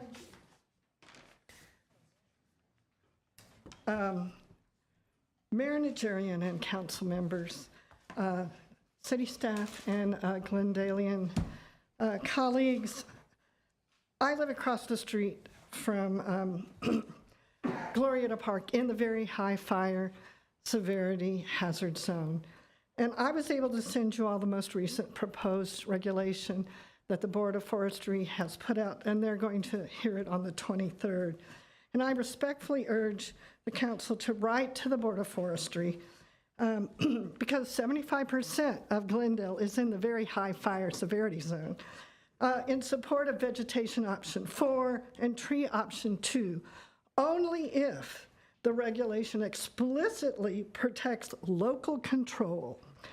Under the regulations, ensuring that cities can tailor standards to their built and ecological environments, recognizing that living, maintained vegetation can be a part of fire-resilient design and not automatically a hazard to be removed, and uphold the principles of science-based, regionally adapted fire prevention rather than a one-size-fits-all vegetation removal. Urban areas like ours have dense development, existing infrastructure, and limited defensible space. But we also have an immense need for shade. Glendale has an established defensible space inspection program that already reflects these realities. The board's rules should complement, not override, these local efforts. Thank you for considering the voices of our community that share your and my goal of safer, more fire-resilient neighborhoods. And I'm under 2:30, and thank you. I totally want you to realize this is a local control issue. It's continuing to happen at the state, and I think we really need to take a stand on this. Thank you very much. Thank you. Thank you. The next speaker is Anna Tabuena Ruby, and following Anna is Carolyn Elvis and Mike Mohel. Okay, good evening, dear Mayor Najarian and council members. My name is Anna Tabuena Ruddy. Thank you for holding a meeting last week in Spar Heights where I had spoken about Zone 0 and followed up with an email. Since then, the State Board of Forestry has issued its latest draft. From that draft, I'd like to express support for vegetation option 4 and tree option 2 only, and concur on stipulations mentioned by my fellow landscape architect, Stephanie, right before me. In addition, I would also urge the City of Glendale to provide an official feedback to the Board of Forestry and not leave it to other cities to do this, especially as the majority of Glendale is in the very high fire hazard severity zone, so much more than some of the other cities expressing their concerns. I would also respectfully urge Glendale to also note what we do not want to see, which is folks installing moats of impermeable concrete around homes, as this exacerbates urban heat and interrupts the water cycle. This negatively impacts our ability to cool the air and for trees to create rain. Thank you for listening to our concerns, and we look forward to Glendale's official feedback to the Board of Forestry before it's too late. Thank you. Thank you. Thank you. Next is Carolyn Elvis. Following Carolyn is Mike Mohel and Tony Passarella. Hi, my name's Carolyn Alves. I am speaking again on behalf of my household and several of my neighbors on Ivy Street in the Moore Park neighborhood. I last spoke during public comment on September 30th about the ongoing parking challenges on our street. I'm here tonight as a reminder and as a resident asking that this issue not be set aside. Since that last meeting, nothing's improved. Parking on Ivy Street remains extremely limited, and many of us are still facing citations for installing modest parking pads meant to ease the problem. These pads were created responsibly and with the intention of helping, not harming, the neighborhood. They keep cars off the street, improve safety, and preserve the look of our homes. But the city's current permitting process, with costs of $5,000 for a permit or around $13,000 for a variance, is simply not feasible for working-class families. Adding to the urgency is the fact that these citations come with compliance deadlines. Several residents now face rapidly approaching dates by which they must either remove their parking pads or risk further penalties. This puts families in an impossible position, forced to choose between financial hardship or losing a practical solution to a long-standing neighborhood issue. Meanwhile, new ADUs continue to be built, adding even more parking demand to our already narrow streets, and the current policies, they simply don't reflect the realities of our neighborhood. So once again, we are respectfully asking the council to revisit and revise parking pad regulations for high-density, low-income neighborhoods, allow existing parking pads to remain while these policies are reviewed, and create affordable, reasonable pathways to compliance. Extend citation compliance deadlines until a fair solution is in place. We understand policy changes take time, but right now residents are up against the clock. We need temporary relief while a long-term fix is being developed. We respectfully urge the City Council to place this issue on an upcoming agenda so it can be formally discussed and acted upon.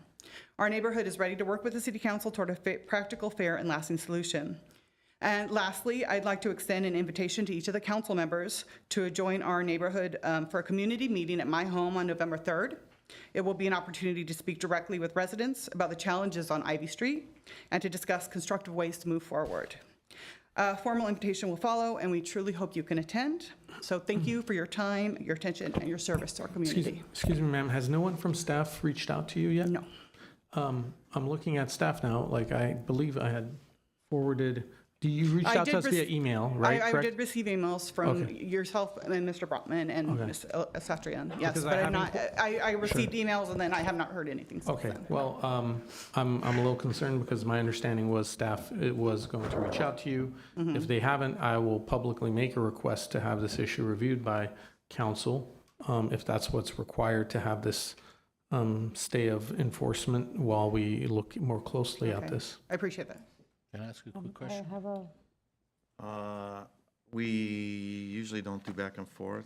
Oh, just a question from the speaker. No, I'm not going back and forth. Okay, briefly. The parking pad that you made, is it an extension of your driveway and it's in the setback, front setback? That's what the problem is? Yeah, Okay, all right. yes, That's all I need to Okay. clarify. yeah, thank you. You have a question? I'm just going to note, I did have a brief conversation with staff, and it was told to me that if we move forward with that, we would actually have to revisit the requirements around green space that is now in place. And so it would be basically taking away the green spaces and the front lawns to Well, accommodate for, is that not the case for Actually, you? what I said in the last time that I spoke was that you have to have 45% and all the yards, well, maybe my yard has 45% green space still, even with the parking pad. And most of the houses do. Maybe not all. I don't know all of them comply, but I know that our company that we went with Thank did you. comply with that. Thank you, ma'am. Thank you. I think we'll be looking into it further. Next speaker. Our next speaker is Mike Mohill. Following Mike is Tony Passarella and Lorna Vartanian.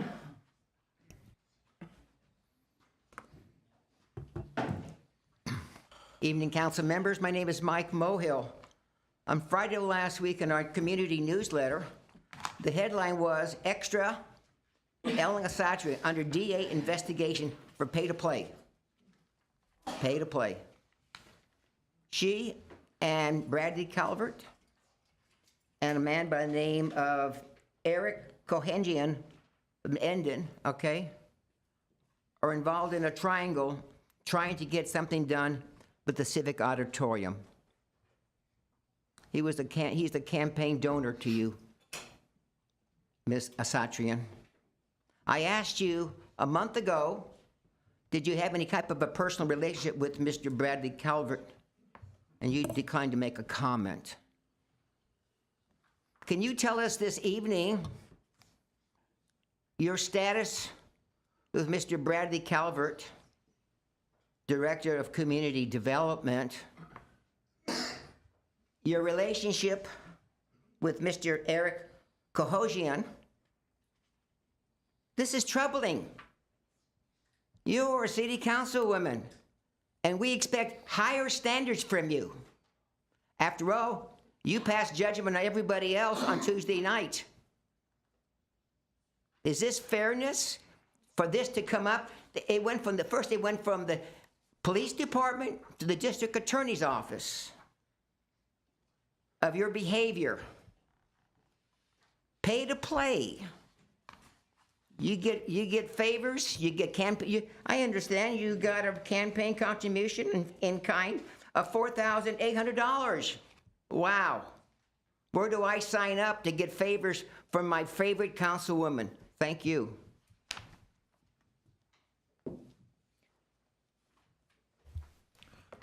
Next is Tony Passarella. Tony. I'll be brief. Good evening, council and staff. Tony Passarella. I want to make a few comments on the grand reopening of Fremont Park. My observation, it was vibrant, it was festive. Every area of the park was, this is for the people at home viewing that didn't attend. Pickleball was active, tennis courts were active. Mrs. Satrin was channeling her inner child and got soaking wet and was giddy going down the big slide. And Mr. Najarian came with his fancy hat, looking pretty sharp, Mr. Najarian. Thank you. And Mr. Kasakian had his Dodger hat on, go Dodgers, woo! And Mr. Garpetian rode his electric bike, and I'm sure Mr. Brotman was very proud of you that day when you rode your electric bike to and fro. Anyway, yeah, I live in the area, I got my bench picked out, a view of the mountains, I can have my lunch or read a book there. But one thing that wasn't so special that needs to be taken care of, because I live in the area and I walk the area and I go through the tunnel, the Kenilworth Tunnel. It's horrible. It's been that way a long time. That needs to be cleaned out. There's graffiti. We need to replace the light fixtures. So I don't know if Mr. Galanian can direct Public Works or Mr. Hernandez can just go ahead and flat out fix that. But we had families going through, their children going through, the park is open until 10 o'clock. That needs to take care of. So that's my ask. It's a layup ask, so please. Thank you. Mr. Galanian, that might sound like a great public arts project. I think If we're there's thinking been about- proposals. Yeah. We talked about, I believe that we're waiting for the Pioneer Project to be completed, because during that project, there was that discussion on making it better lit, and we spoke about that day, Mr. Passarella. So once it's coming. Mayor, can I just? Yes. I'm not going to address all of that, but I would only ask that you take into consideration when you can come at me, I signed up for this, all you want. I do want you to think about the fact that there are families and children watching, including possibly children of our staff, and your remarks here today may have a larger impact on families and children than you think. Next speaker. Next is Lorna Vartanyan. Right after Lorna, it is Alan Compton, if I'm not mistaken. Mayor Najarian, members of the council and staff, I'm Lorna Vartanyan, president of the Rossmine Mountain HOA. Last week, the Rossmine Mountain Homeowners Association, in partnership with the Royal Canyon Property Owners Association, formally requested that City Council agendize a public discussion regarding proposed changes to the Civic Auditorium's event programming, specifically the expansion in the number, type, and size of events. As the two residential neighborhoods that directly border the Civic Auditorium, we will be the most immediately and directly impacted by any such changes.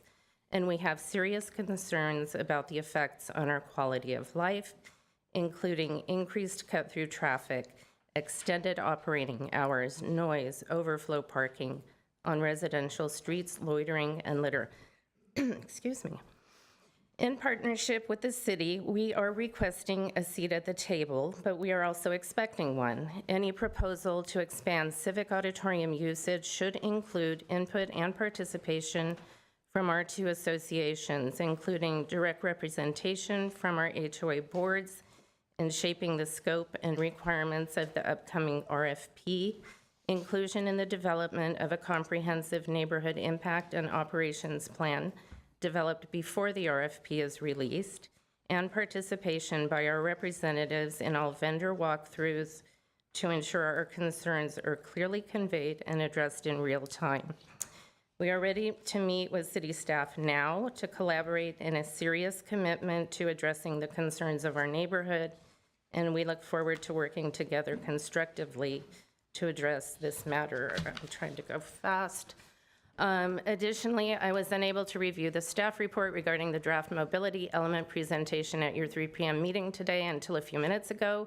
I would like to clarify that the Ross Moyne Mountain HOA did not have a meeting with staff regarding the mobility element. When we met with staff regarding the land use element, the mobility draft had not yet been released, but we would very much like to have that meeting now. Thank you. Thank you. Next is Alan Compton. Right after Alan is Anita Rinaldi. Great. Thank you, Mayor Najarian and council members. My name is Alan Compton. I live in the Chevy Chase Canyon area, and I'm following my landscape colleagues here. I'm a landscape architect, and as you can imagine, my attention to the environment around my house has skyrocketed post-fire in that area. And since then, I've been involved in numerous conversations about the Zone 0 issues and regulations and the delicate balancing act of safety, habitat preservation, heat island effects, and other environmental concerns. I wholeheartedly agree with my colleagues in urging the council to write the Board of Forestry in support of vegetation option 4 and tree option number 2 with the stipulations that Stephanie has laid out a moment ago. With the recategorization of vast amounts of Glendale as very high fire zone, it is essential that the county not accept a one-size-fits-all approach to vegetation management and fire safety, so that we can preserve not only vital shade, but also critical environmental and community values in our landscapes. Thank you. Thank you.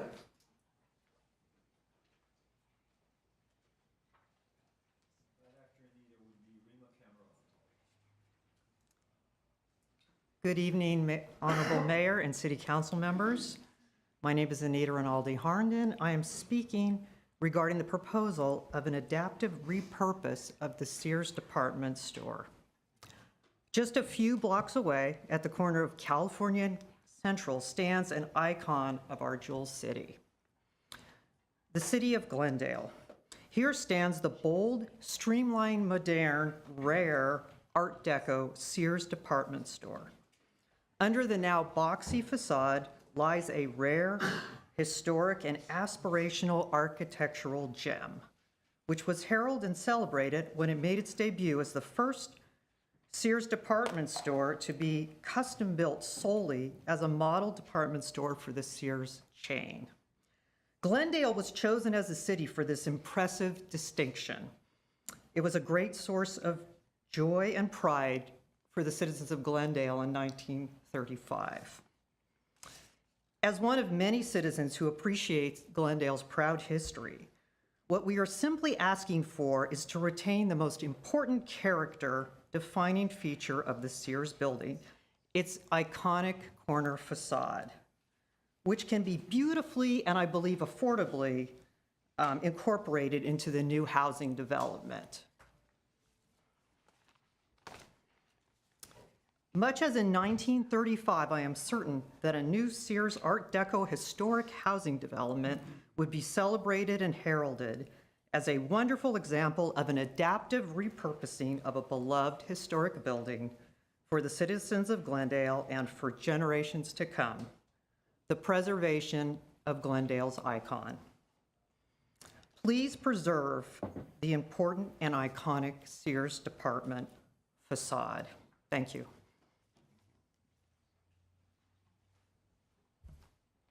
Rima Cameron. Right after Rima, it is going to be Adam Mays. Good evening, Mayor Najarian and council members. My name is Rima Cameron, and I'm the Vice President of the Royal Canyon Property Owners Association. I'm here to speak about the future of our Civic Auditorium. As everyone knows, the Civic Auditorium is a historical public asset that sits next to long-established neighborhoods. From staff's presentation to council on the October 7th meeting, it was suggested that the best use of this public asset would be as a corporate event center, and the staff was directed by council to issue an RFP for the management and/or lease of the Civic. Our issue with this is there was no public involvement in this whole process. So we are once again urging city council members to realize the importance of getting public input on other potential uses, such as an arts and cultural center, intergenerational community center, a civic conference space to be used by the entire community, film and TV rental opportunities. We also would like, before an RFP is issued, to set up certain guidelines about hours, operation, traffic plans, things that will affect our neighborhoods directly. In conclusion, the RCPOA board respectfully urges the City Council to take immediate action by 1, agendizing the management of the Civic Auditorium for a full public discussion prior to issuing an RFP, and 2nd, directing the staff to include the RCPOA and the Ross Moines Homeowners Association, Lorna spoke from that association, in the RFP preparation and evaluation process. Thank you for the opportunity to speak about the importance of actively seeking community input regarding the future of this historical public asset. Thank you. Adam Mays.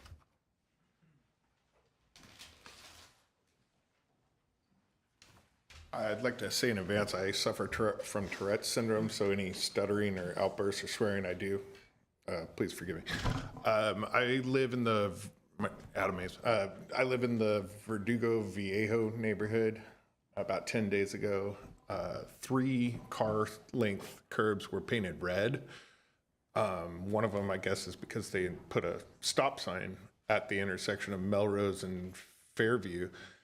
And the curb directly across from it, another parking spot was taken away. The curb across the other way on my side of the street, another parking spot taken away. Where are we supposed to park? I've heard today you guys are talking about the deficit the city has. Is this so that we have to pay more parking tickets? I don't understand how this could be done without there being some kind of solution for the parking situation.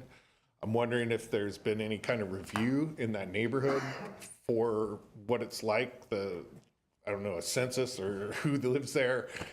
There was an apartment built a couple years ago at 1029 Melrose, and it seems that the people who live there, even though they have parking below their building, seems like more than 1 or 2 people per apartment, and they're parking in the street. I don't understand how there's no solution when there's a curb painted red for what we do. I'm going to assume none of you live in an apartment. And so I'm assuming that's how this happens, where we get the short end of the stick in these kind of situations. There's a empty lot on Dryden right down the street from where I live. It's been empty for as long as I've lived there. I've lived and worked in this city for 15 years. And I just don't understand how we keep getting parking spaces taken away. We had probably 4 curbs painted red about a decade ago, maybe a little less than that.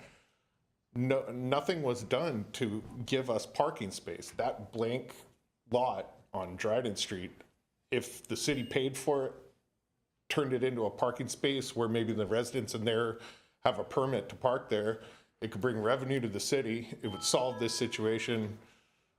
I don't know what to do. I'm sick of paying parking tickets. Thank you. Next one, Juan Palacios. Juan?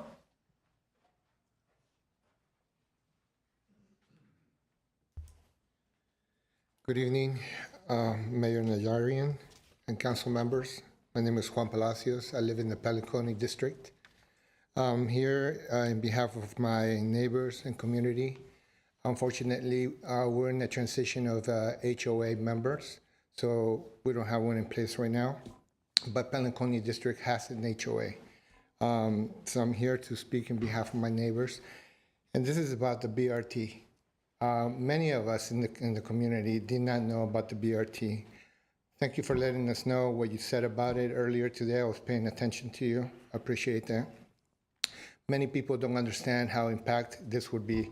On San Fernando, we have the railroad, Amtrak, in the Pelinconi area, and on Glenos, we're going to have the bus route. This will put us in a bubble, of a transit bubble. We're concerned about the evaluation of the properties when we have such the transit metros going in both ways. We're going to be in this bubble. The values of our homes is one thing. Also, I just found out how the route is going to be from North Hollywood that goes through Olive and Burbank. From Burbank, makes a right, goes towards Pasadena on Glen Oaks. Many of these places, including Central and Broadway, it's right now currently 2 lanes going each way. This route will take away 1 lane from each direction, making this a 1 lane. There's traffic already, there's congestion during this major avenues that this route for the bus is intended to. We're concerned about first responders who will get stuck in traffic if this becomes a 1 lane. We're concerned about the traffic that's already there is going to make it worse. In regards to Pelinconi specifically, there's another issue that's happening on that street.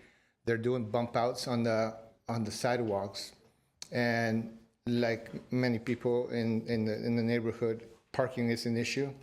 Our neighbors just converted his apartment, the carports into Thank you. Your time is additional up. units. Thank you for your time. Mayor, I have 2 more callers for this item. Can I get his contact info? Leo Dumanian. Leo, can you hear me? Leo Dumanian? Leo, can you hear me? Susan Wolfson, can you hear me? Susan?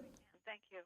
Good evening, council members and city staff, Mayor Najarian. I'm Susan Wolfson. I'm calling in coordination with my colleagues and friends in Ross Moines and Royal Canyon, Rima and Lorna. Thank you for speaking as well. First of all, we need for you to agendize the Civic Auditorium and its management for an evening meeting when the working public may attend and comment. In addition, we feel that it is urgent and essential that you include at least the board members of Ross Moines Mountain HOA and Royal Canyon Property Owners Association in preparing the RFP. This historic and beautiful asset, which belongs to the people of Glendale, must be managed in a way that minimizes negative impact on neighborhoods that are vulnerable to activities taking place there. And those neighborhoods that are actually vulnerable are Ross Moines and Royal Canyon. We feel very strongly that there is a need for transparency and public input from our communities about what happens with the Civic Auditorium. Finally, I just want to address the draft mobility element and again mention that we have never had a meeting with staff concerning that particular draft element, although I believe they made a promise to meet with us. That meeting has not yet occurred. Mayor Najarian, with all due respect, you control the agenda for City Council. Why would you agendize an item like that that has critical quality of life impact for city residents at 3 p.m.? I don't know why you would do that. It leaves the impression that you're suppressing or avoiding our comments. And I would strongly urge you that that's not an impression you want to leave with us. Thank you very much for the opportunity to express my concerns. Leo Dumanian? Leo, can you hear me? Leo? Mayor, that was the last caller. Very good. That concludes the first period of oral communications. Let's move on to the next item. Item 10, hearings. 10A, community development regarding 236 North Central Avenue, Stage 2 design review. Case number PDR 22120056 includes 236 North Central Avenue, 201 West California Avenue, and 212 West California Avenue. One motion approving Stage 2 design review application, design review case number 22120056 with conditions. Two motions denying the project design review application. Mr. Garpetian. Yes, Mr. Mayor, I was at 5:59 this evening, I was advised by the City Attorney's Office to recuse myself from this item. I represent a client who's a continuous source of income to me, who owns a property within very close proximity to this project. For the record, I was not here for the first time for stage 1 of the review in 2022. I was not on the council at that time, but today, unfortunately, I cannot participate. And I was ready to go on my paperwork with my highlighted pages and everything else. Had the my timer notes. warmed up too, but I know. I'm sorry you can't know me, that, participate. all my paperwork is here, and I had a lot to say, but unfortunately, I have to recuse myself, so. thank you for letting us know. Madam City Attorney, should A and B be taken separately? There's another one, or this is the only one? Or Yeah, yes, they should be Separate. taken separately. Councilmember Saturi? Do we need to disclose that we met, I met with the developer before stage 1? Do I need Yes. to do it again now? Yes, Mr. Mayor, members of the council, Councilmember Astatorian, yes, we should mention if there were any meetings between elected officials and the project So proponents. I did list, I met with them, I heard about their project before the stage 1. I have not met with them between stage 1 and stage 2. I also took a meeting with the developers at City Hall during that period, and that was quite some time ago. I can't recall now. Nothing since. We're doing ex parte. Yes. I took a visit to their NoHo project quite a long time ago, a year or two ago. I can't remember now whether that was before or after the stage 1. But no conversation since then. I visited the North Hollywood as well. It's been a very long time, I'm sorry. I've never seen these guys before. Except stage 1. Except stage 1. I honestly don't recall if I had a summary of the project by their representative, but nothing in the past year, for sure. Okay, that being said, this is a public hearing, so we're going to open the public hearing. Mr. Galanian? Yes, Mayor Najarian, member of City Council, I'm just going to go directly to Mr. Dennis Joe, our principal planner, will make the presentation. The applicant, the representative of the developer also have I'm told, a 4-minute video presentation, if you would allow for that. Before we go to you, Mr. Joe, I'm going to go to our city attorney. Help for us, for the applicants, and for members of the public, please frame the issues before us. And if you could briefly, you have a memo that we've received. If you can briefly explain to what extent our discretion lies in any decisions on this project. Sure. Thank you, Mr. Mayor, members of the City Council. This project is subject to a package of laws that were passed with the intent of supporting the development of housing and affordable housing in particular. So what we're looking at are government code and public resources code and new legislation that applies that include the Housing Accountability Act, which severely hamstrings any decision maker's ability to exert discretion over design, which is design review is what is in front of the council tonight, if this project complies with objective standards.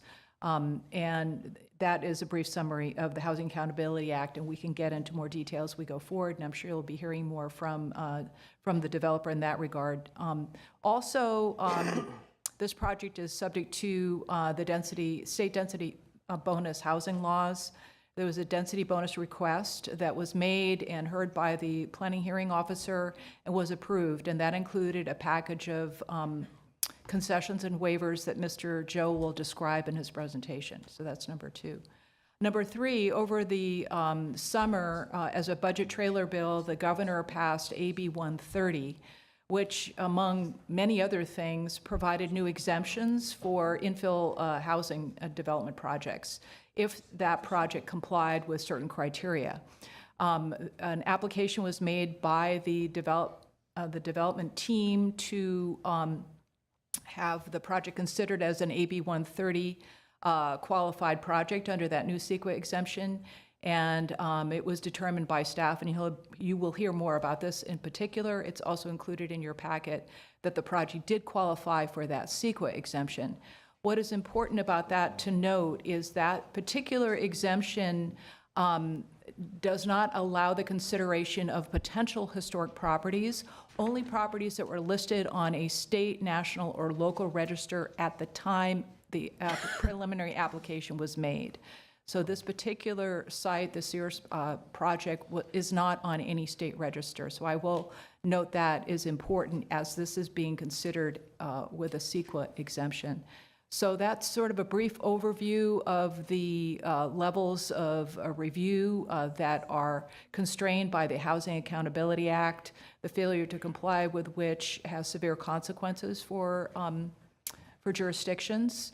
I can certainly get into more detail concerning the restrictions on the conditioning and on the ability to deny a project that complies with the standards under the Housing Accountability Act. We may come back to you Sure. at the appropriate time for further explanation. I would like to add one more thing, and that is that there will likely be some conversation concerning the requirement or the idea or the concept that was floated in stage 1 concerning the development of a park, which is a parcel also owned by the developer, and the conversation concerning that occurred during closed session as part of a potential transaction or negotiation is confidential.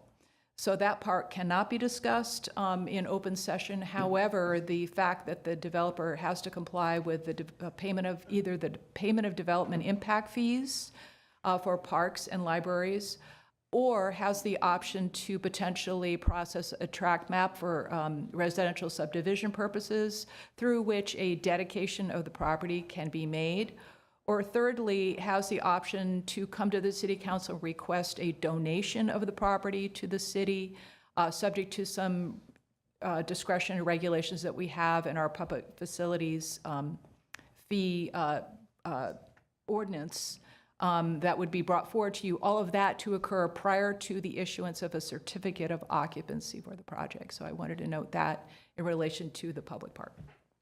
Okay, and rein us in if we step into those confidential matters. Certainly will, Mr. Mayor. Thank you. Yes. 2 comments, Yes, if I may. I don't know how to address this properly, but I've been getting messages from residents which seem like closed session information was leaked out, posing questions that have to do with this project and specifically the conversations around the park. I have not responded to any of the residents, but I have serious concerns about, the process and what is out there in the community versus what we can talk about. And, you know, you're basically tying our hands here today. And so I would appreciate some additional guidance, because I mean, that's a separate thing that I think we would need to take up as a council to figure out how this got out to begin with. But I need help for you to address, because there are messages and stuff that I've gotten that I know were closed session materials and should not be privy to residents. And that should be So- subject to an investigation, and I believe that there is some effort to determine whether or not such information was inappropriately provided outside of the ambit of the protections of closed session, the confidentiality. But what is safe to discuss concerning a potential park at that site is what I've just described, that there is a requirement that fees either be paid, that the developer look into processing a subdivision map for residential purposes through which land would be dedicated to the city, or a donation process, which is also available. So those are the three options. That a payment of development impact fees would need to be used within a particular time period, and would need to be used essentially in the vicinity of the project to mitigate the impact of having new residents that put strain on our existing facilities, so that it's to provide new facilities. Mayor, and then the second point is, I'm going to be in the back when they're giving the presentation. I need to elevate my leg. That's why you guys keep seeing me go back. And I think this would be a good time for me to officially ask, because I've asked, inquired about this before, but if we're going to have long meetings, for me to have something that allows for me to elevate my leg here. Thanks. But I'm listening in the back. There's a TV. Okay, Mr. Joe. All right, You're on. thank you, Mr. Mayor, and members of the City Council. This evening is a Stage 2 design review for the application that proposes a 682-unit mixed-use project. The project site consists of 2 sites, Zone DSP Orange Central. Shaded in yellow on this screen is the 3.7-acre portion of the site, and this is to construct a 682, once again, mixed-use building. The site is bisected by an 18-foot wide public alley, which is proposed to be vacated. Shaded in green is the former Sears Auto Center, which is a 0.87-acre site and proposed to be dedicated to the city in lieu of development impact fees for the purposes of constructing a public park.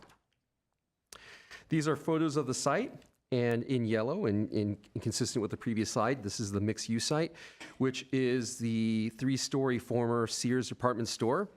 Since March of 2020, the building has been temporarily occupied by seasonal businesses. Also, the mixed use consists of an approximately 164,000 square foot parking structure. And boxed in red or shaded in red on this screen here is the existing alley that bisects the mixed use site. And in green is photos of the potential public park site. It consists of 2 vehicle repair buildings and associated surface parking.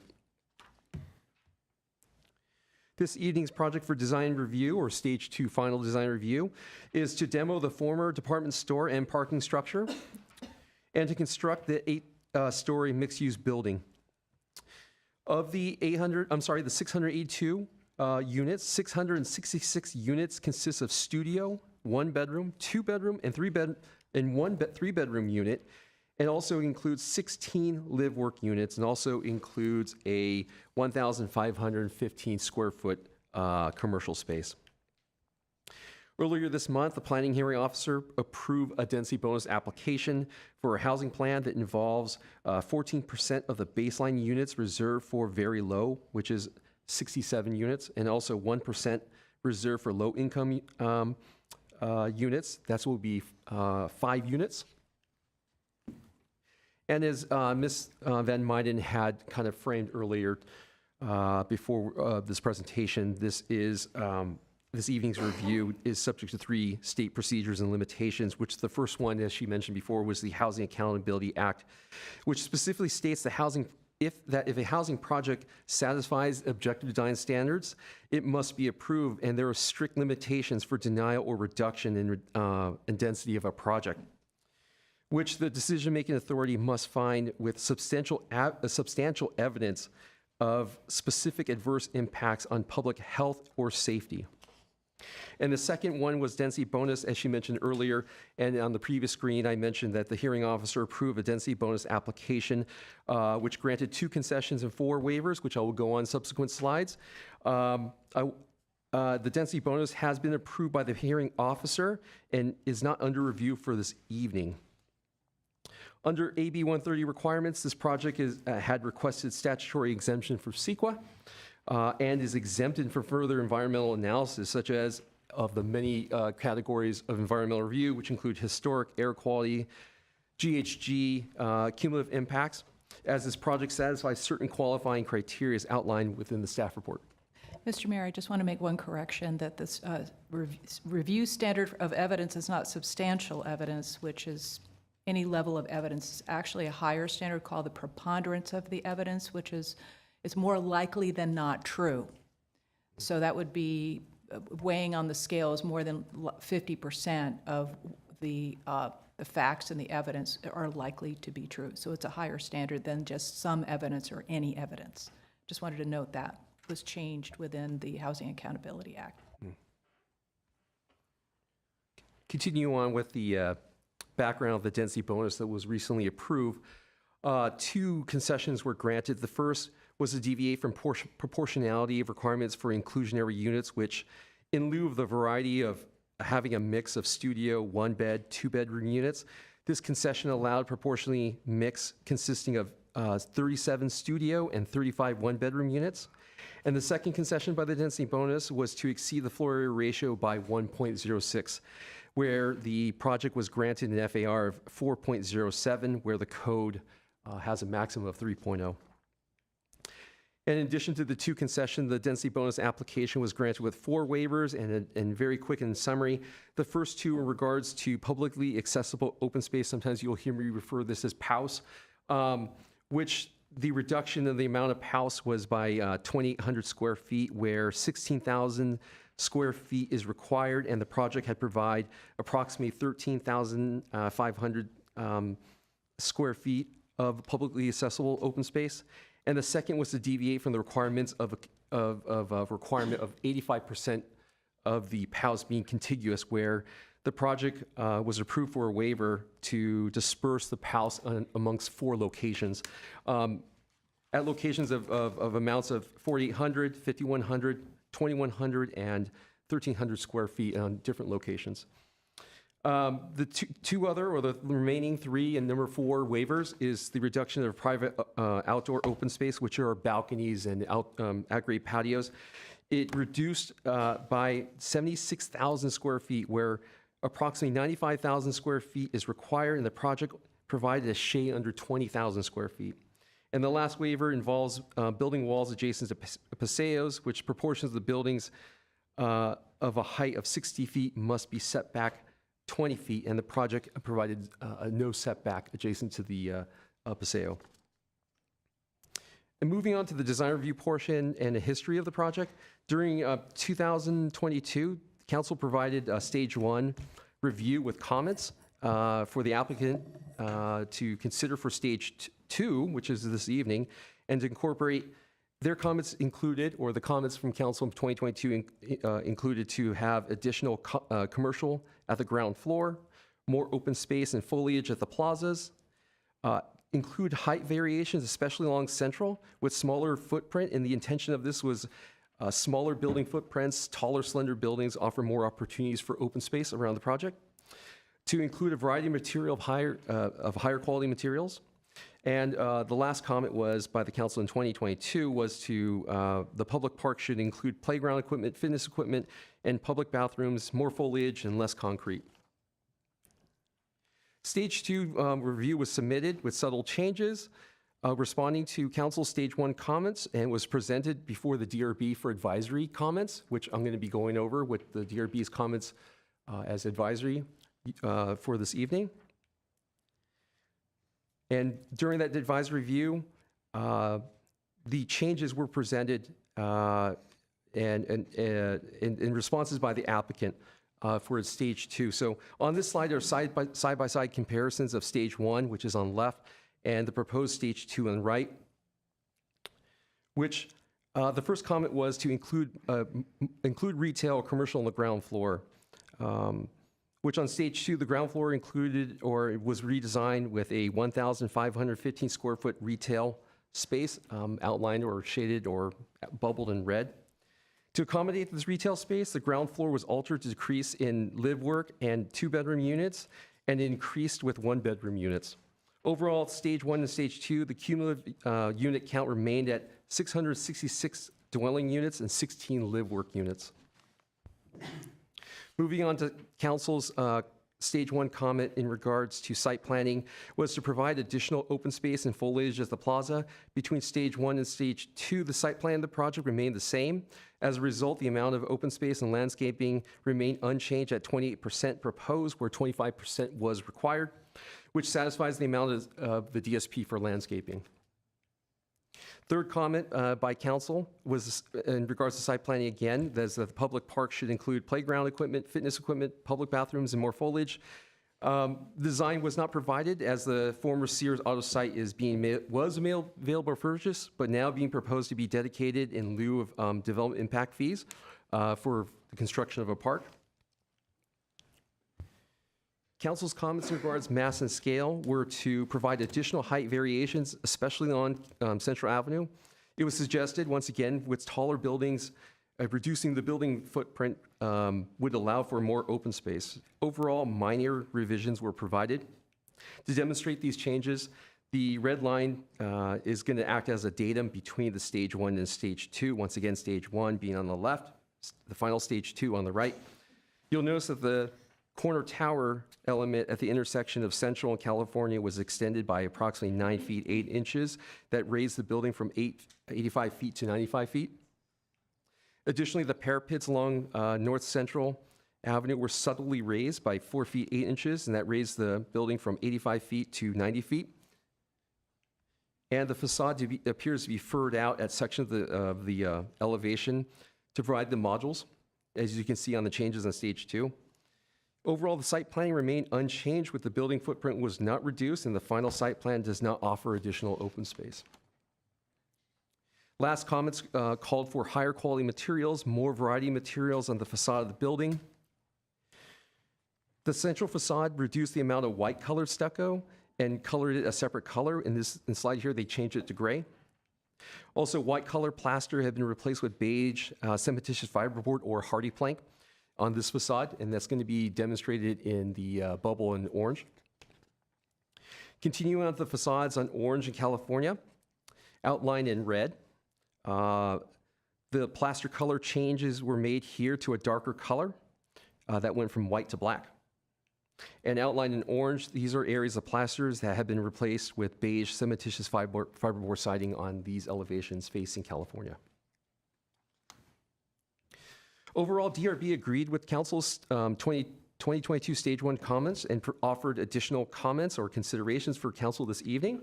The first one, overall, they believe that the Orange Street facade was the most successful. Greenery at the Orange Street facade and the upper level introduces natural element and visual relief. They recommend this be replicated at other facades, especially on California. The street corner of California and Central with the Sears Tower should be designed with elements of a former Sears Tower with Art Deco streamlined, modern design language. And they also recommended that each of the corners of the project should be enhanced with a signature gateway feature.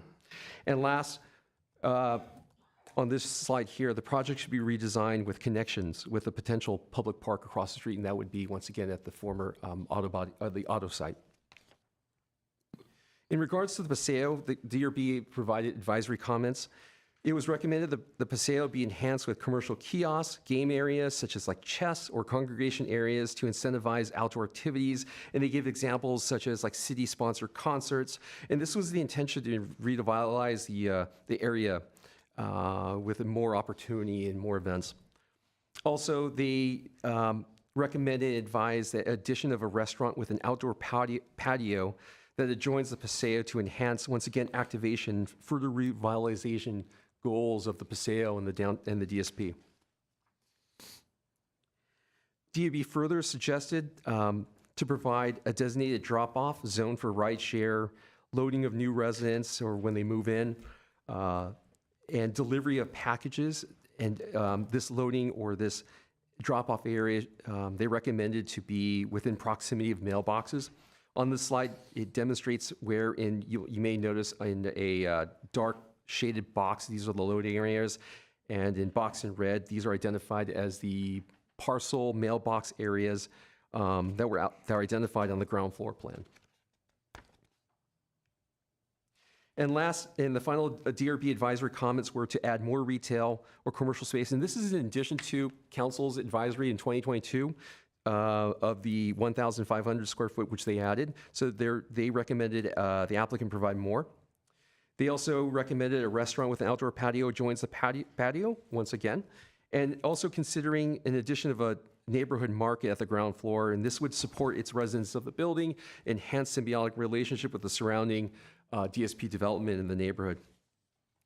And once again, what Ms. Van Meyden kind of mentioned before, and as a reminder of the Housing Accountability Act, conditions this evening should be analyzed for their effect on reduction or reductive effects on density and project feasibility. While the advisory comments I provided you by DRB were once again advisory, some of the DRB's conditions, such as adding commercial space or neighborhood markets or restaurants with outdoor patios, has the potential of reducing units and displacing, which would be a violation of the Housing Accountability Act if they were to convert or reduce the amount of density at those locations. And also to be considered for when we do, or if the council were to introduce conditions, if they were to entertain the DRB's condition to redesign the four corners of the project with a signature gateway, that potentially has cost prohibitive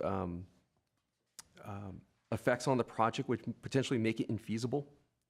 So just to, as we're having dialogue, to just keep this in mind about these conditions should be analyzed for the effect on density and feasibility of the project. Wrapping up, I wanted to conclude what does this mean in terms of Glendale's obligation to its regional housing assessments. By California's SB 166, Glendale must ensure adequate site capacity is available for its citywide RHNA obligation, which the housing element identified for this project site, the Sear site, with a capacity of 443 lower, 75 moderate, and 75 above moderate, which is market rate, which had a total capacity of 593. The proposed project will provide 72 lower income and 610 above moderate units. The site's capacity deficit would result in minus 371 lower income units and a minus 75 moderate income units, but a net increase of 535 above moderate income units. The project also results in a net increase of 89 units. So what does this mean in regards to a citywide site's capacity? Oops. The city as a whole will have a deficit of 130 lower income capacity. All other income level categories will have adequate remaining capacity. If this project is approved, within 180 days, the city must identify sufficient additional adequate and available sites with equal or greater residential density and additional adequate sites for to accommodate the city's share of RHNA by income level. Preliminarily, identification of an additional site with sufficient capacity can be achieved, which the property at 611 North Brand was not designated in the housing element and proposes 129 units for lower income, and can close the deficit by one if it is identified as an additional site. And once again, the city would have to identify additional sites and is given 180 days. This concludes my presentation, and I'm available for any questions. Thank you, Mr. Joe. Are there any questions from council members at this time? Okay. How many cards do we have? We have 9 cards and 2 callers. Okay, and in the cards, do we have the developer? I guess not yet. Okay, how many developer cards do we have? We all have cards, but not all of us plan to speak, only in response to comments. Okay, response to comments won't count against your time. How much, you say you have a 4-minute video? So I'm just going to do a brief introduction, and then I have my architect here that's going to do a 4 or 5 minute walkthrough of the design. Okay, intro and 4 or 5-minute walk. Correct. Okay, so let's take cards from both of you, and we'll hold the rest of the cards that were held up. Excellent. Okay, go ahead and introduce Good evening, Mayor, Mayor and council members. My name is Reese Pedersen, and I am here on behalf of the project applicant. I'd like to begin by thanking city staff for their tremendous effort in preparing for this hearing. Mayor Najarian, how many minutes would you like to give? So let's give them combined 8 minutes. Thank you. So joining me here today are representatives from the landowner, Merlone Geyer, our architect, A.C. Martin, and our land use council, Cox Castle. I'd now like to invite Jeremy Grant from A.C. Martin to provide a brief overview of the design, and after this presentation, I'll be available to answer any questions. Thank you.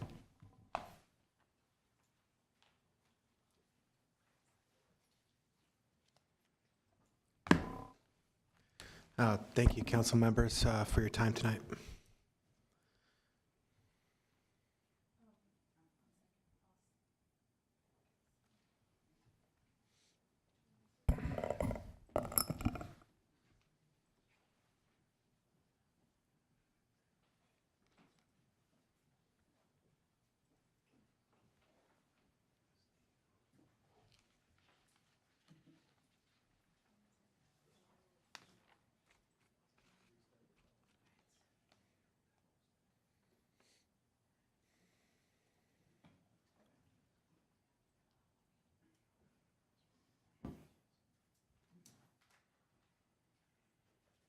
Thank you. Okay, so we're going to begin here on the corner of Orange Street and California Avenue, and this building is engaging the street.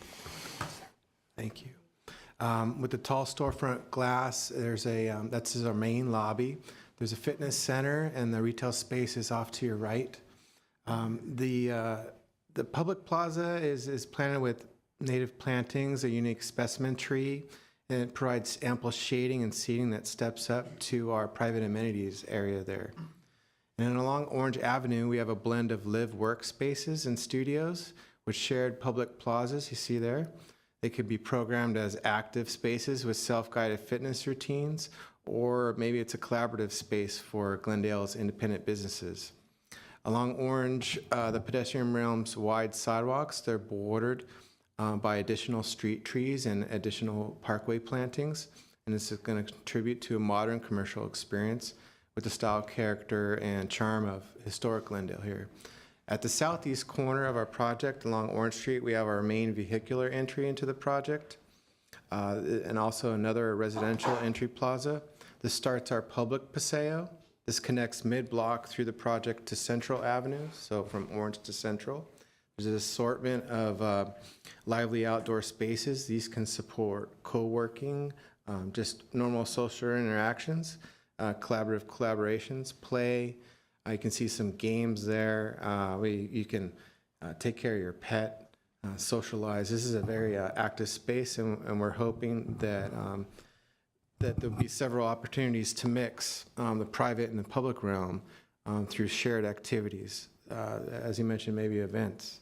There'll be a new space for downtown residents and the workforce there. The office workers, they can enjoy this space. It's public. It's all connected through the block. The additional landscaping and trees, it's going to provide shading. It's going to lower the temperature and actually better the air quality. At the end of our public paseo, we have another residential entry plaza. So at all 4 points, we're able to access the project. This one is a co-working after-hours gaming, and it can connect internally to spaces inside along the ground level and the upper levels. This can spill out onto the street and activate Central. It's a major commercial corridor here in Glendale. So we thought that was very important to activate the street. So here we have the live work units. They all are provided nice materials like brick or board. These storefronts have entry and signage and a forecourt landscaping. You can see some residential units here on the lower level, but we have this expansive amenity pool deck. This amenity pool deck connects to an indoor courtyard. The pool deck also connects to a network of outdoor spaces. But it's connecting inside to the club room, down into a business center, and then ultimately to these plazas that are at all 4 points. So the activity can flow from the building out onto the street. Pedestrians can enjoy this space. This highlights the landscape and materials that we're focusing around the pedestrian level and the plazas. So it's an upgraded experience here. You can see we have a mix of apartments, entries, or live-work units. Also coming up is a major building break here along Central Avenue. It's another one of our major vehicular entries. And this allows for a clean break between the massings so that you interpret these not as one big project, but as separate, unique buildings. And so the difference in the architectural styles lends to that. So we're breaking the massing down, giving the upgraded materials at the pedestrian level. And we're hoping that with all this, site planning and the modulation of form, all these varied street conditions, these unique conditions, that it gives the project a diverse quality that lends to many unique moments around the project that you can enjoy. So we believe this project supports, contributes, and enhances the planning of the Orange District downtown, and we ask for your support in this project. Again, thanks for all the city departments that's helped collaborate on design. Thank you for your time. Thank you. Anything else from the developers?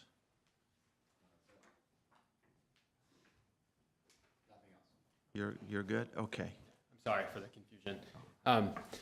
I'm Chris Burt. I'm with Cox Castle Nicholson on Land Use Council for the owner and the applicant. I sent a letter to the council. I think it was Sunday evening, maybe it was yesterday. I'm sorry, it was yesterday morning.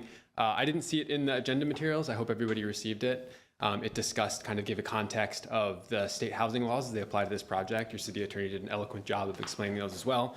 I just wanted to take a moment to highlight one relevant provision of the Housing Accountability Act. The California courts recognize the importance of the objectivity requirement of the Housing Accountability Act, having stated that although the HAA does not prevent local agencies from establishing and enforcing appropriate design review standards, any such standards must be objective. The legislature insisted on objective criteria to ensure reasonable certainty to all stakeholders about the constraints a municipality will impose on projects. An agency that demands last-minute design changes from the dais fundamentally undermines the HAA, eliminating certainty and increasing costs through redesigns, and in doing so, jeopardizes housing. Here, the project is consistent with all objective development and design standards, a fact that has been confirmed by staff. So as you move forward with your consideration with respect to the project, I hope you keep that in mind, that objectivity is of paramount importance in the HAA, and that deviation from those objective design standards and requirements potentially results in a violation of the HAA, which has significant consequences. Thank you very much.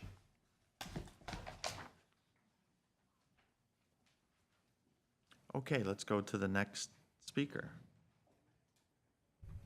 And you would like to give 3 minutes to each speaker? And so we have how many left? 8 left? We have 9 and 2 callers. 9 cards and 2 callers. We'll do 3 minutes. 3 minutes, okay. Our first speaker is Glendale Yimby. Following Glendale Yimby is Kyle Borosian and Damian Sullivan. Hello, City Council. My name is Shane Lee, chapter leader for Glendale Yimby, and I support this project. This project is good for Glendale, and it is good for America. The data is clear. Glendale is in a severe housing shortage. We need more homes, and we cannot afford to say no. Median rent in Glendale is at least $2,600, according to a quick search at Zillow, and the vacancy rate is below 2%. A healthy vacancy rate, by comparison, is 10 to 15%. We have been underbuilding for decades, and we need to change course. This beautiful project will replace what people have referred to as the ugliest building in Glendale, an old, rundown, derelict Sears building that has been empty for 5 years. The land is being wasted with an empty department store. It provides no sales tax revenue for the city. With the development complete, the building would provide millions of dollars of property taxes and sales taxes. I think that's important because we are suffering a $34 million budget deficit right now. We cannot afford to forego valuable tax revenue. These homes will replace a long vacant, unusable department store and parking lot. The city has already taken $15 million in impact fees and has required the developer to spend millions more on studies and lawsuits. The project has already gone through the design review board process, and city staff recommend that we approve these changes. I think we should abide by their expertise. Finally, the beneficent developer is also kind enough to donate an additional lot on 201 West California Avenue for the development of a public park, which we also desperately need. South Glendale suffers from a scarcity of green space, which this new park would alleviate. We cannot afford to deprive residents of homes, parks, and retail opportunities, and we must do everything we can to support this project. On a personal note, I would love to live here. I've been rent burdened since I was 20 years old. When I was in college, I had to move apartments 5 different times, and I had to sleep in my car in between those leases. I'm now in my 20s, and like many of my friends, even though I have a good full-time job, I'm struggling to find an affordable apartment in a transit-rich location. This historic development would fill the demand that many Glendalians have to live in cute apartments in a walkable, transit-rich neighborhood above retail. That is, after all, the American dream. Please support this project. As I said, this project is good for Glendale and it's good for America. And I think if you love Glendale and you love America, which I do, you must approve this project. Thank you. Have a wonderful night. Mayor, if I may, there are folks out there laughing at speakers, and I would appreciate not having the distraction during this hearing, and for everybody to be respectful towards people that are speaking at the dais. Thank you. You're right. We should not have any laughing or any derogatory sounds made to any of the speakers. In fact, no clapping either, no laudatory sounds. So let's just play it down the line, folks. Next speaker. Next speaker is Kyle Bolosian. Following Kyle is Damian Sullivan and Mike Mohill. All right, hello. I'm Kyle Bogosian, also with Glendale YIMBY, in support of this project. Now, I don't know if Glendale will be affordable enough for me to raise kids here, but if I can do it, God willing, and if my kids have to walk past a derelict Sears building in our most valuable downtown district, and they ask me, why don't they build something useful there? I will be ashamed that my generation didn't do what we could to build the housing that will be needed for the dreams and ambitions of the next generation. So I know this is just about a DRB. It's not about passing or failing the whole project. But we know from experience that if you let these procedures like DRBs go on for too long, you don't get better solutions. You get stagnation, you get economic disincentives, and you get intervention by the government in Sacramento. I just think the one DRB was enough. You don't need two. The building looks nice. It looks better than 95% of what we already have in Glendale. It will feel so much better to walk on the street in front of this complex instead of a derelict retail store. Also, these are difficult times for democracy, and the relationship between the federal executive branch and cities like Los Angeles and Glendale is increasingly adversarial. I would argue that having more voters, more jobs, more blood and treasure flowing through our cities increases our power to protect our autonomy and our values against authoritarian overreach. That is what housing does for us, and in this respect, housing is even more important than most people realize. Council, speedily approving this project is something you can do right now to make Glendale and California bigger, better, wealthier, and stronger. Please don't fail us. Thank you. Next is Damian Sullivan.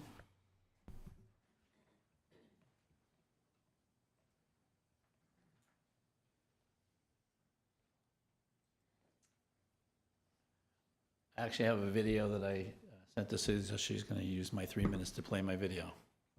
Thank you. The proposed development site is highlighted. The project also features a substantially sized, publicly accessible 0.87 acre park that is located on the north side of California Avenue. The project will include the construction and dedication of a 0.87 acre public park. During the initial planning of this project, we had the opportunity to meet with Glendale's Parks Department to discuss the design and uses within this park. We will be able to refine the programming of this park during our Stage 2 design process. First of all, you have a historical building. Even though it's not technically a historical building, we definitely have a lot of people, and myself included, who have been customers at that Sears for over many, many decades. And it's a shame that it doesn't present like that today. But underneath, it is actually still there. And you really referenced it as part of your iconography there and inspiration for the project. I also think that the use of some kind of a streamlined, modern approach would work, and especially if you could actually incorporate the facade that's there, at least the facade of the Sears building and that iconic tower. If you could build that in and design a framework from that, I think it would be, you know, a nice nod to the community. You're, after all, imposing the largest development project in the city since at least the Americana, if not even more so. I mean, and it's in terms of unit count, I think it's twice the size of the Americana's housing counts. So it's a big project. It's a very imposing project. And when you're asking a city to approve the development agreement for a project like this, you know, yes, there's certain things that you can get by right under California law, and you know, there's not much leeway we have on that, but still, there's an expectation that there's some give and take. And especially to have the park element, which previously under Stage 1 was listed as basically a community, you know, benefit that was integrated into the project, and now to hear, oh, that's not part of it, that's something separate, that the city can buy it if they want to, it's kind of a bait and switch, or at least it feels like that. So if we're losing that element of it, which we only can get now if the city actually buys it and pays for it and builds it themselves, then, you know, maybe all the concessions and waivers and stuff that the city is agreeing to, you know, are those fair and reasonable anymore, you know, considering we're not getting that public benefit. So to me, those are things that I think City Council really needs to think about when they're weighing all of this. Oh, there it goes. Thank you. Next is Mike Mohill. This is the quickest way to. What is that?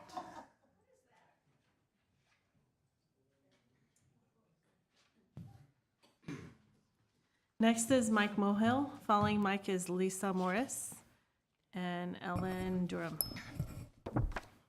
Evening, council members. My name is Mike Mohill. We don't have a housing shortage here. We have a quality of life issue here.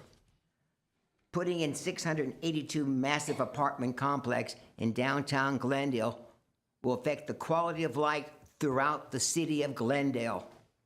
Unfortunately, this council and previous council chose not to buy the property and make it a beautiful regional park. Instead, we're going to be stuck. Sacramento, the Democrats, progressive liberal Democrats, is telling the cities throughout the state how to run their housing.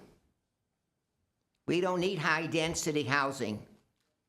This piece of property is nothing but apartments and condos. This is not called the American dream, is it? This is communism. Everybody go to your cell every night. 682 new cells in Glendale. I remember I used to live in an apartment like this, and I used to say to myself, wow, I can't wait to buy a piece of real estate in a residential neighborhood, because I call my apartment a cell. And so we're going to have 682 cells in the city of Glendale. And where are they all going to park? Oops, we forgot about that. According to Sacramento, they want everybody to live, they want everybody to ride a bicycle. Take a bus. Use a scooter. Don't you use a car. And shame on you. Take the bus. This will affect the quality of life throughout the city of Glendale. Imagine getting on and off the freeway exits by this place. Retail stores in the neighborhood will like all the additional traffic. But the residents who live in the city, we're going to suffer from this added traffic. The quality of life will be going downhill, and thanks for the progressive liberal Democrats, the communists, that's who they are. They want us to live like communist China or Russia. We want freedom. You know, there are a lot of acres of land in the state of California, millions of acres. We don't need to have high density housing. We can create a new city out in the desert like Palm Springs. This isn't necessary. This is communism building. What they call this, Agenda 21 or 25. But we don't have a housing problem. We have a quality of life issue. And this piece of real estate, 682. Wow. Wait till they all try and get in and out of the garage at the same time. Thank you very much. Next is Lisa Morris. Following Lisa is Alan Durham and Patrick Murphy.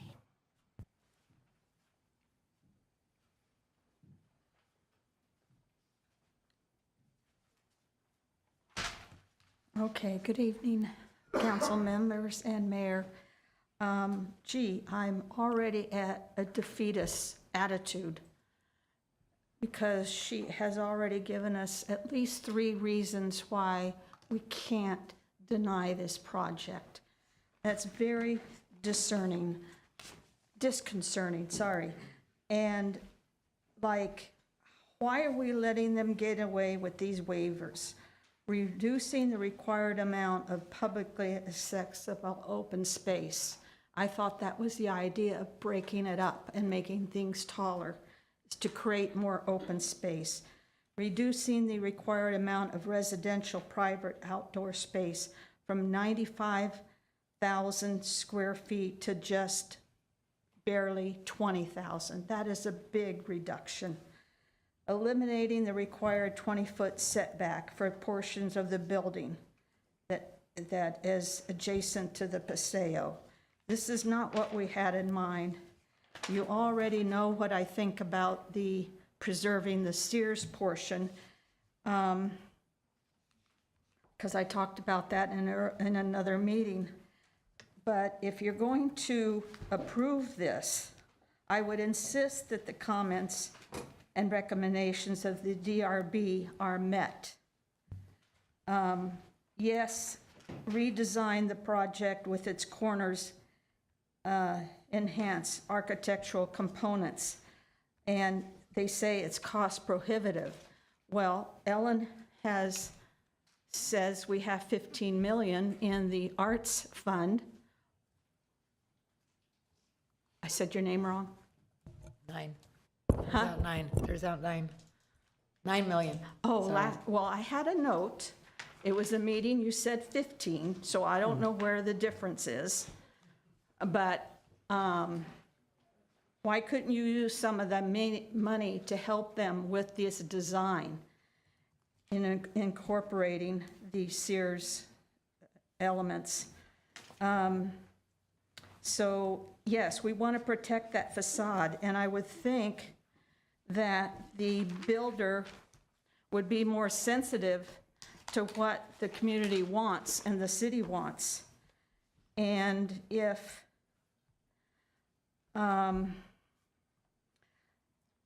they're unwilling to work with the city and the residents, then deny the project and find another developer who will work with the community. I mean, yeah, that's a bold suggestion, but is it impossible?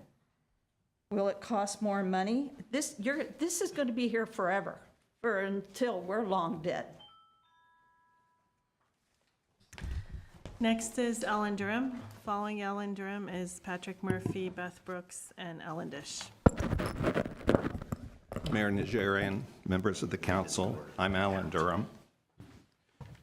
First of all, The City of Glendale needs to adopt objective design standards as soon as possible. We do not have objective design standards. They were proposed years ago by Vilya Zimatitis in a presentation to council, and nothing's been done. That is limiting anything the city can do, and you should have addressed that by now. I support building additional housing in Glendale. I support responsible development. But in my opinion, this project is an example of irresponsible development. As you know, at the Stage 1 design review at City Council in December 2022, the developer stated, and you saw it on the screen, they would not only donate the land, but they would also fund the development of that public park as part and parcel of this project. I'll echo the recent Design Review Board's comments at their hearing. What happened to the park? And it's still not clear from our city attorney office that are they just donating the land? What happened to the construction of the park? Are they not even going to donate the land? I don't understand that something that was part and parcel of the project as presented in 2022 is now totally unresolved, but you're making a decision tonight. That seems to me irrational. It should all have been, that park issue should have been resolved before this came back to council. The council was very critical of the design of this residential project when it was presented. The architects and developer have had almost 3 years to revise the design, taking those comments into account.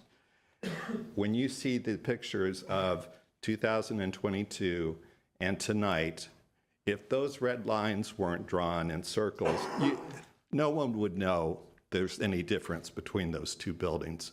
They've done absolutely nothing. They've ignored council comments, design review board comments, and that's what I mean by irresponsible. They don't care about the city. They don't care about the community. And in my opinion, that Paseo looks like just a big concrete sidewalk with a driveway for cars going past it. How this is going to be lovely public open space that's so enjoyable for the citizens of Glendale is really beyond me. Thank you. Next is Patrick Murphy. Following Patrick Murphy is Beth Brooks and Ellen Dish. Good evening, council members, Mr. Mayor, Patrick Murphy. I won't spend any time echoing the comments relative to the park other than to say that a commitment was made on December 6th of 2022, which you approved moving forward with design review stage 1, pushing it into stage 2. That approval was in part as a result of the dedication of the park and the construction thereof. One item that needs to be considered is environmental contamination on that site. Was there a phase 2 conducted on that? That would be exploratory drilling to see if there were any hydrocarbon problems there. And if the city is now purchasing that property, who's going to be responsible to clean that up? We should not be purchasing that property. The project flies in the face of the environmental justice element. This is an environmental justice community, and we're putting in another 682 units with 900 parking stalls. That doesn't sound like environmental justice to me. My recommendation is do not vacate the public alley until the public park land is dedicated with a hard commitment to clean any contamination and to build the park as stated in December 6, 2022. Thank you. Thank you. Next is Beth Brooks. Following Beth Brooks is Ellen Dish.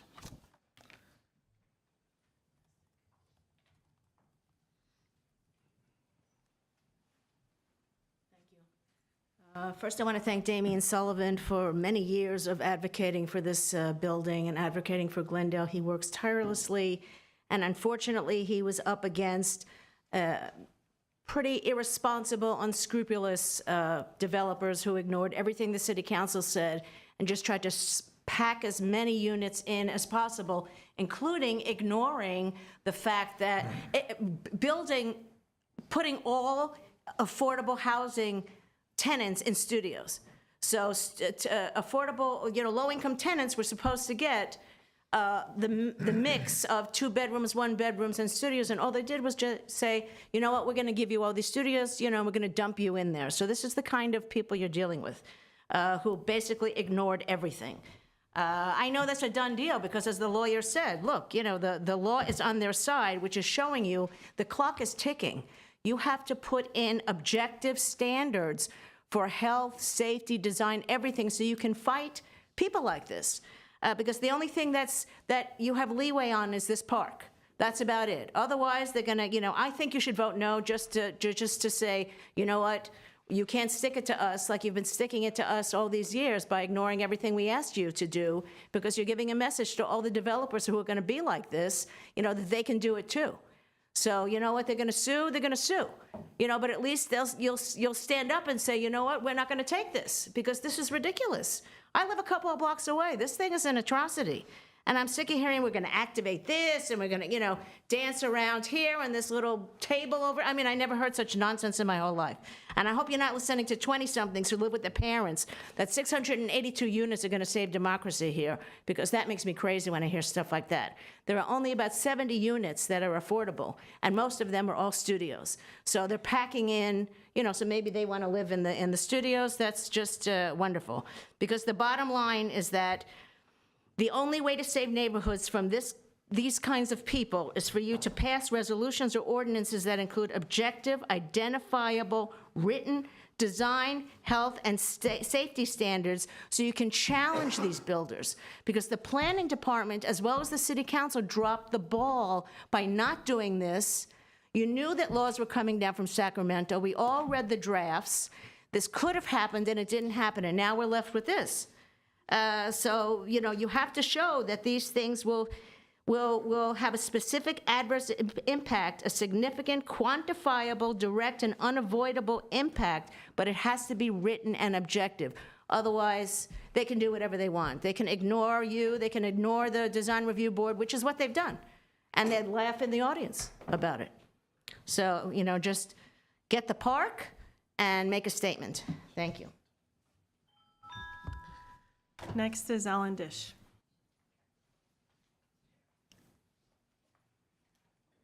Thank you, City Council. Thank you, City staff. My name is Alan Dish. There were many erudite speakers on both sides of the issue, YIMBY, NIMBY. I am an Armenian. Why should I choose a side? I claim.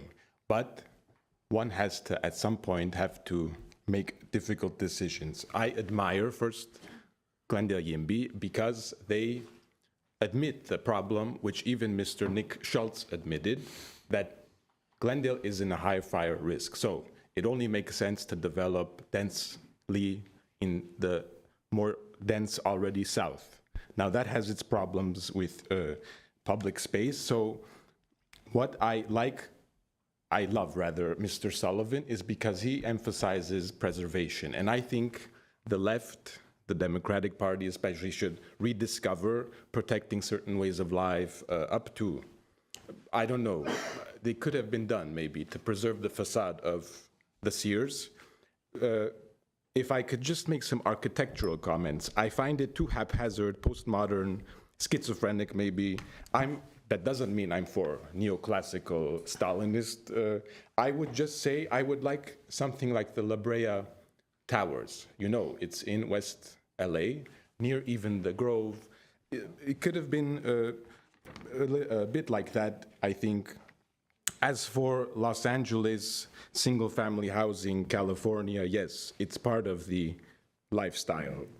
We definitely have an issue, but we are facing housing. Young people, more and more, cannot afford to leave the nest. Homeownership becomes a dream, and by that I don't mean just American dream in the sense of it's still attainable, but like it's not attainable. So there was no discussion of gentrification. And I know it's a slippery concept, but like, is this not an example maybe of potential gentrification? So I would have liked to preserve the history while at the same time, yes, developing, but also open space. I mean, I could go on and on, but just to quote again Mr. Schultz, who said, is it not true that Glendale already has done its role? And it's a very honorable role, of course, that all cities are doing, but like we provided much housing. So I'm just bringing up these problems that I see. And I wish for more dialogue between the two, because I'm a fan of both sides, Glendale YIMBY and so-called, but that's not how they're called, Glendale NIMBY, let's say, but like people who are more concerned about protecting the way of life, specific way of life, family, and so on. Thank you. Thank you. We have two callers. The first caller is David Billet. David, you're on air. You have 3 minutes. Okay, thank you. Yes, good evening, Mayor Najarian, City Council members. My name is David Billet, Glendale homeowner and member of Glendale YIMBY. I support the development project at the proposed Sears site. With an unbelievably high walk score of 94, surrounded by local businesses and transportation, this site is ideal for housing, retail, and recreational development. The former Sears site has been vacant for 5 years. It's not of any architectural or historical significance. It's not listed on any local, state, or federal register. It's an empty department store. You know, it's not Bullock's Wilshire or the Eastern Building. Imagine the possibilities the potential housing will bring to local businesses and to current and future Glendale residents, to say nothing of the revenue streams development will generate, so the city will still be able to maintain the high standards of living it currently does for its citizens. This is the right development in the right place at the right time. Please support this residential, retail, and recreational development at 236 North Central Avenue. Thank you, and have a good night. Thank you. Our next caller and final public speaker is Francesca Smith. Francesca, you're on air. You have 3 minutes. Thanks so much. Good evening. My name is Francesca Smith. As an alumna of the Design Review Board and an experienced design reviewer for the cities of LA, Pasadena, Beverly Hills, Monterey, and Vallejo, among others, I have previously commented on this project at nearly every phase of this review. Everyone's comments regarding objective design standards for Glendale are true. As soon as possible, I'll be happy to participate. I'm sure the city would be thrilled with that. So City Council approved the Stage 1, December 6, 2022, with guiding comments. In the letter that you all received today, it was demonstrated that the applicant, whomever they may be, there are 5 different LLCs and so forth, has feigned compliance with the conditions by doing the absolute minimum. They're pretending to follow the city's direction, but review of their 118 pages and their presentations of plans reveals the design changes were infinitesimally revised. For the first item, including retail or commercial at the ground floor, they changed one floor into 1,500 square feet roughly of retail. That's just over 2% of the first floor. It's less than 1% of the whole project. Did they comply with it? You decide. The second item was not adequately addressed in the design review presented. DRB liked the addition of greenery on one side and on 2 of 8 upper floors. That leaves 3 other street-facing elevations and 6 more floors to be revised. The applicant did not fulfill their obligation to connect the project to the potential public park or integrate additional floor planting. That potential park, by the way, more than likely will require hazardous material remediation. One of the parcels has at least 2 years of delinquent taxes, as presented in my letter. Is the city's partner acting in good faith That's for you to decide. Number 3 was to provide additional open space and foliage in the plazas. Those recommendations were not incorporated, strongly suggesting that the applicant has demonstrated little to no intention of being a good corporate citizen or partner for a building project that would not enhance the community. If, as stated, the applicant was directed to include a bunch of things in the park and less concrete, they have failed. Instead, offering the city a terrible trade, it's actually embarrassing. It would only benefit the developer with the budget-strapped city absorbing all costs. It seems like an incredibly unfair deal that would Thank you, Francesca. Your time is up. Thank you. Could I have 30 more seconds? No. Okay, thanks so much. The vinyl windows will be great. Good night. Thank you. Okay, that concludes the public speakers wishing to be recognized. Then Yes. I will go to my colleagues to ask first if you have any questions, or if you'd like to get into your comments, you're entitled to do that as well. Who'd like to go first? I have a couple of comments. So I'll start off with a simple one to the people making to the developers who are making the presentation on this.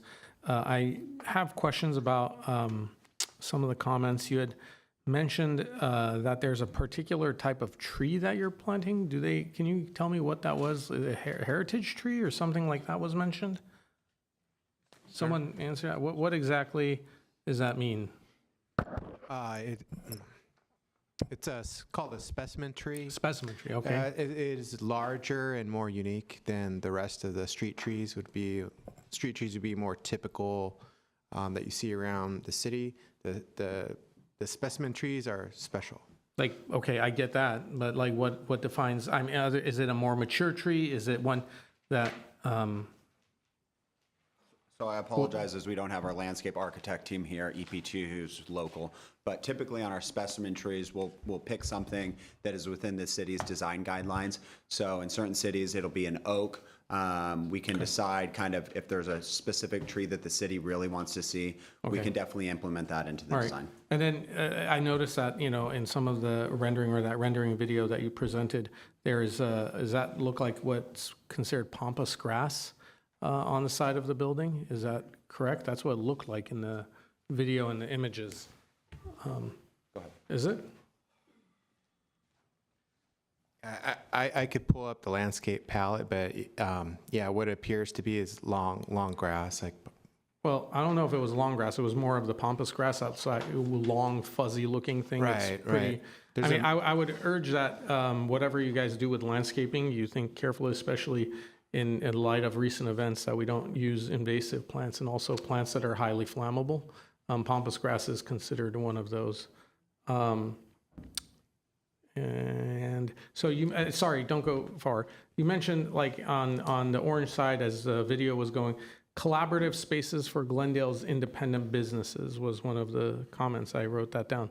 Can you expand on that? What exactly does that mean in like normal, kind of just treat me like I don't understand what, I think a lot of people may have questions about this. What does a collaborative space for Glendale's independent businesses mean in that little outdoor? Okay, so we're breaking the massing along the sidewalk with a niche space, right? So it's a little bit deeper there, and then around this space, they're like mini plazas, you could call them. Around this space are multiple live-work units. On the ground floor, you have the work portion of the unit.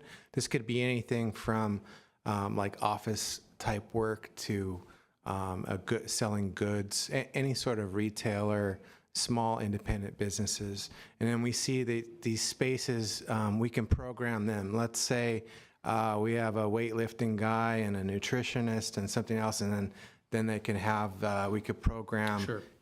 So some activity for them. The intent is you meant the independent Glendale businesses located within those live-work units, right? Not, Okay. Yeah, but that's correct. All But right. if you and I had a business deal, we could go to the public paseo and work it out at Got one of it. the tables. Okay, all right. So then there was couple more questions I had. So how much will the average rent of, what do you foresee as being the rental cost of some of the units? Give me an explanation. I understand that the affordable ones will be X percentage of median income, but what are you expecting market rates to be for your units? Yeah, that is a great question, and I wish I could tell you that today, but the truth is we have over a year of drawing plans and then another 2 to 3 years before we actually start leasing the project. So, looking forward, it's going to be difficult to tell you today what they're going to rent for, but if we were to look at the market, our goal is to build the nicest rental apartments we possibly can in any community that we enter. We always want to set the standard with the amenity spaces, the livability. And so if you were to look at Glendale's nicest projects, that would be our goal. Okay, and what is that range? I mean, you're telling me that no one has Yes. done any simple calculations, back of the napkin kind of? No, there's been, okay. there's been very, very thorough calculations and pro formas and models. If we were to take a high level, you'd say the studios are about $2,700. Your one bedrooms are probably $3,250, and then your 2 bedrooms are going to be over $4,000 if they were to rent today. Okay. And that's very general. When you take a building that's over 600 units, every single unit gets a specific rent allocated to it based on its location, its view, its proximity to amenity space, balcony. Yeah, I just wanted the range. I don't need to know. I understand that. I appreciate that. And I know that there was a comment made from one of the gentlemen, I think one of the speakers said, and may have been Glendale, someone from Glendale Yimby, he said the adjacent lot is being donated. The adjacent lot is not being donated, is that correct? Yeah, I'd actually like to clarify the status of the park, if that's all right now, and give a little bit of background. Absolutely. So in our initial application in 2021 and our stage 1 approval in 2022, it was all based around the city's intent to establish a transfer of development rights program.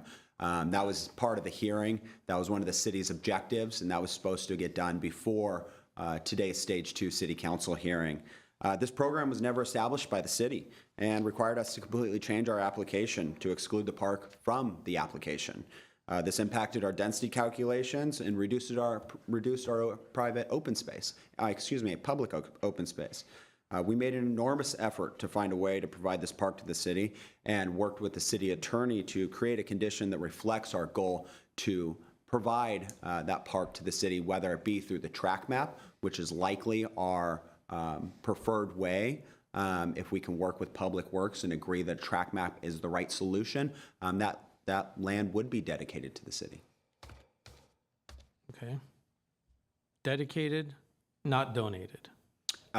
Through, and I will lean on the city attorney here, but through a track map dedication, it would be dedicated, not a donation, I believe. Yeah. That would be pursuant to the Quimby Act, which is established in our existing code. Okay. And for those unfamiliar with what the Quimby Act The Quimby Act says- allows for either the payment of the fees or in lieu of payment of the fees, the dedication of land that is the equivalent of the value of the development impact fee that would otherwise be required. Okay. All right. I may have some other questions, but that's all for now. Thanks. No problem. Thank you. Mr. Brown? For staff. Sure. So have a seat until we need you guys again. Because I just heard this thing about transfer of development rights. Could you explain that? I don't understand it. Mayor, council members, that is correct. At one point, we did discuss developing or creating a transfer of development rights. It was through their research and their work that they found that the underlying fee and through the state law that they could run the property line essentially to the center line of the street, which therefore made the TDR no longer needed by them. They chose to move forward in this fashion and not wait for the TDR program. I do want to make that very clear. Wait, you kind of lost me there. Can you slow it down and explain Jillian, it do you a want to little explain bit? the legal part of that better than me in terms of how that works? Which component of it? The fact that Centerline portion. for the calculation of the Well, what are the transfer development rights? Okay, We didn't, that's Bradley. because the argument is that we didn't do something that we said we were going to do, therefore they changed the offer. That is not correct. We had not developed, we had not finished creating the transfer development rights program yet. The idea was to take the development potential from the automotive site and then be able to transfer it over here. Then we would be able to obtain that as a donation, as a park. During their process and working on this project, they found that they were able to calculate the area of the property out to the center line of the street.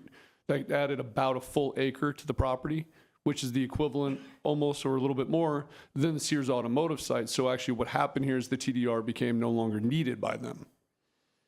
Okay, so they found that they could achieve the same goals without having to go through the process of doing a transfer of development rights on the park. So therefore, they pulled that. So they offered it because they thought that there was some benefit to them by being able to transfer those rights across. But they were able to get that development potential regardless. They didn't need it from that site any longer. Okay. Okay. Do you have any questions, Councilman? I think I have comments.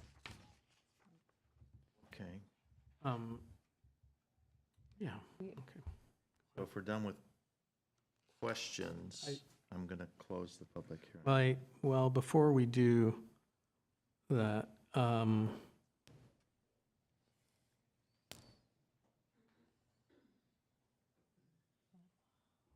might have a question. I have a question. I might have a question. Okay. So go ahead. No, please. So my question to staff is that, so there's these concessions essentially that are being asked for, that we're being asked to approve to make this project happen. Is that correct? I'm just a simple caveman, as Phil Hartman used to say. I don't know the exact terminology. So the planning hearing officer approved the density bonus, which included 2 concessions, and that That's was... right, it's concessions for more units to be built on the site, correct? It was the proportionality of the IZO, or the inclusionary zoning ordinance. So the IZO says, okay, proportionally, everything should be of the same build, bedroom count. It's not like it should be an equal distribution of location. So it's not like all these lower income units are in the corner or so forth. Okay. But what the applicant eventually just asked for was to deviate from, well, the city is going to ask for X amount of studios, 1 beds, 2 beds. They just ask for a concession, say, I just want to provide, or we're going to provide X amount of studios only and 1 bedrooms, instead of giving a wide variety. Sure, I get that. Yep. But part of this asking for that is the argument that without that, it becomes impossible, like financially not viable to build?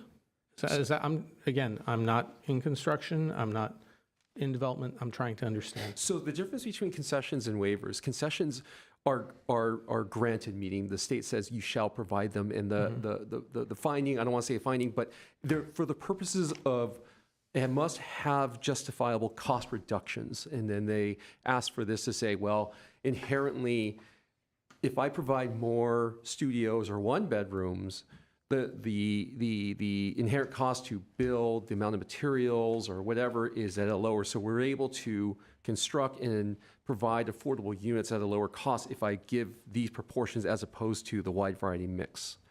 So the difference between, once again, for concessions and waivers is concessions have to have a cost reduction.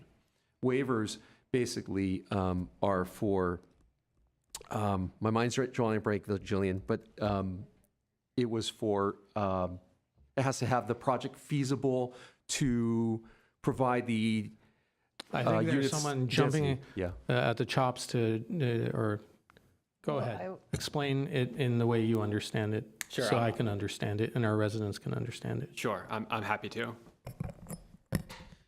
So the density bonus law for a project that qualifies entitles those projects to a number of benefits, one of which is a density bonus. That part is relatively self-explanatory.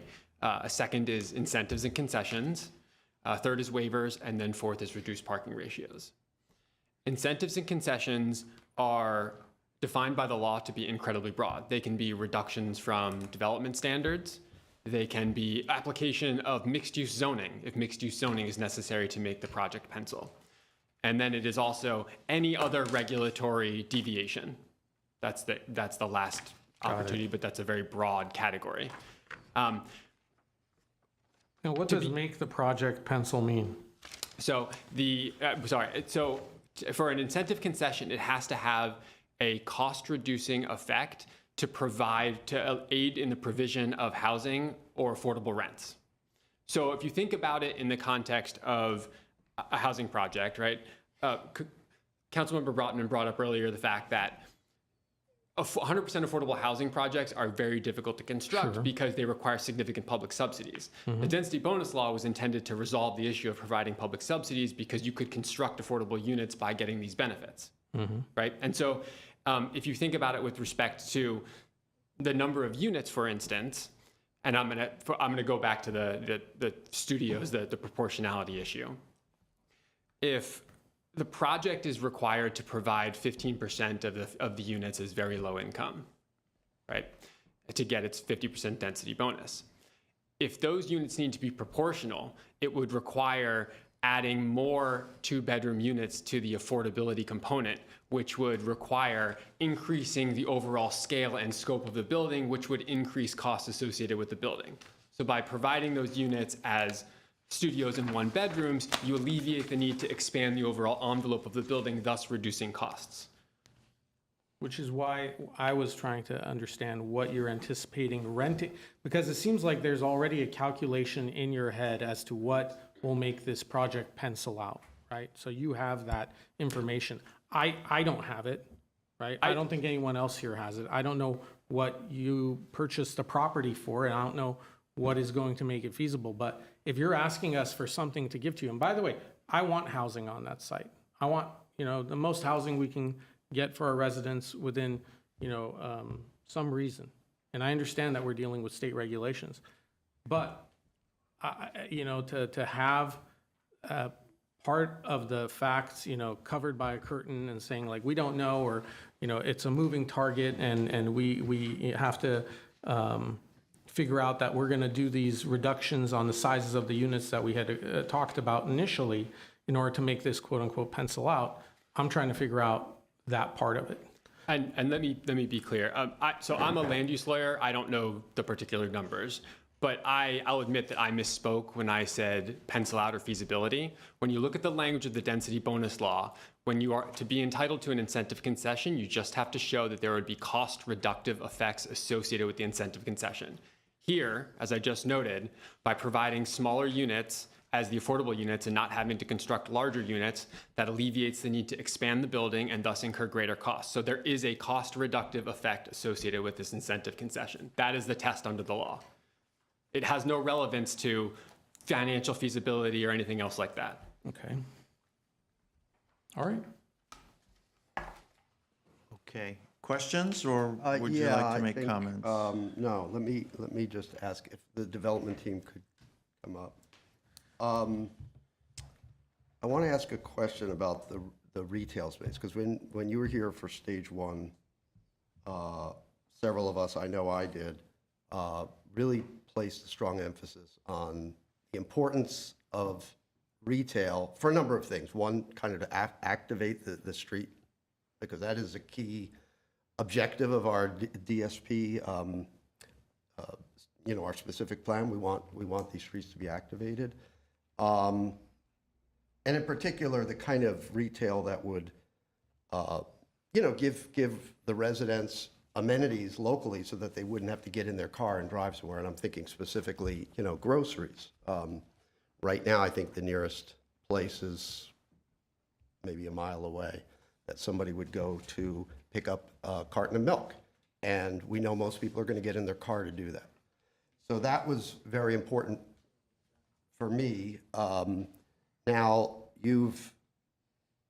what I would say is threw us a very small bone, 1,500 square foot commercial space. What can go into a 1,500 square foot commercial space? What do you envision there? Yeah, so the 1,500-foot commercial space was really programmed to be an amenity to the public park. So you could have almost like a high-end Quick Mart there. So you could be selling drinks and amenities to residents in the building. Or if you're at the park and you need to get a water or a soda or, a muffin, that would be kind of the program. Or it could be a coffee shop, something small like that. But not a coffee shop people could sit in. Well, no, that's why. 1,500 square feet. No, I mean, you would have Be small. a counter service. Yeah, it'd be counter service. You'd have probably some small seating inside, minimal.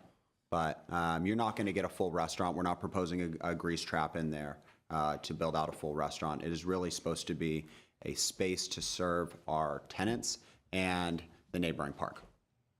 Okay. The other thing that at least I asked for, was that you explore that subsurface of the facade to see whether that original Art Deco facade is intact, and that you consider ways to incorporate that into the project. Did you do that? Yeah, so subsequent to the stage 1 city council hearing, we spent a significant amount of time with Teresa Grimes, historic preservation consultant, and she concluded that the properties do not appear to be eligible. As you heard earlier, they were not listed in any national California, even Glendale's own register, due to the lack of historic, cultural, and architectural significances, as well as the physical integrity of the building. So that is interior and exterior, the actual physical integrity. And okay, but that doesn't answer my question. You're saying, I'm talking about actually exploring to see whether it's there. Well, I don't think you did that. There's a difference between having a historic building and not having a historic building, and it was concluded that it's not a historic building. Yeah, so that's there's not nothing. what I'm talking about. I'm sorry, are we saying that the building is historic? I'm not saying it is or it isn't. I'm not a architectural historian, but what I'm saying is that many of us believe that there is an intact facade under whatever that material was that covered it up. And what I know I asked for is for some evaluation, physical evaluation of that subsurface to see whether there is something there that could be incorporated, that is intact, that could be incorporated into the project to create a connection to the past. It would be something that I think would be very iconic, very beloved in the city, but I don't think you did any of that. Well, thank you for your comment, but we did work close with Teresa, and it was concluded that it's ineligible for historic. And yeah, that's not my question. So, okay, I don't think I'm going to get an answer. All right, thanks. Question or comments? Councilmember Asatari? I have comments. Yeah, I have comments too. So I'm just going to go and start. I know this is a very disappointing project for the community. I know that they wish that we could have retain some preservation of the Sears Tower, but we have to read the writing on the law. Not the writing on the wall, the writing on the law, because we are screwed. We are screwed once again, ladies and gentlemen of Glendale and neighboring cities, by very aggressive legislation accumulating through the years on, it first started out with the density bonus. We didn't think it was that bad, but it was one thing after another, the Housing Affordability Act.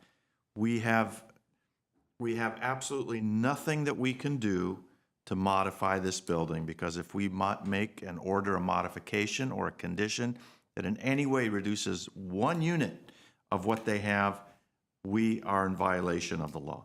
Do we want to say the color is not up to our snuff, or the windows should be tinted? I'm not even sure we can say the windows should be tinted. There's not a darn thing we can do to stop this. Our state legislature has done it to us once again, and I think we have to just face up to that fact. I know we don't like it. I don't like it, but this is the state of the law, and we have no significant discretion at this point to take any action. We can't force them to go and uncover whether there's historic elements of the tower. They don't have to do that. They don't want to do that. AB 130 killed the whole CEQA review to even look into it, whether it was historic or not.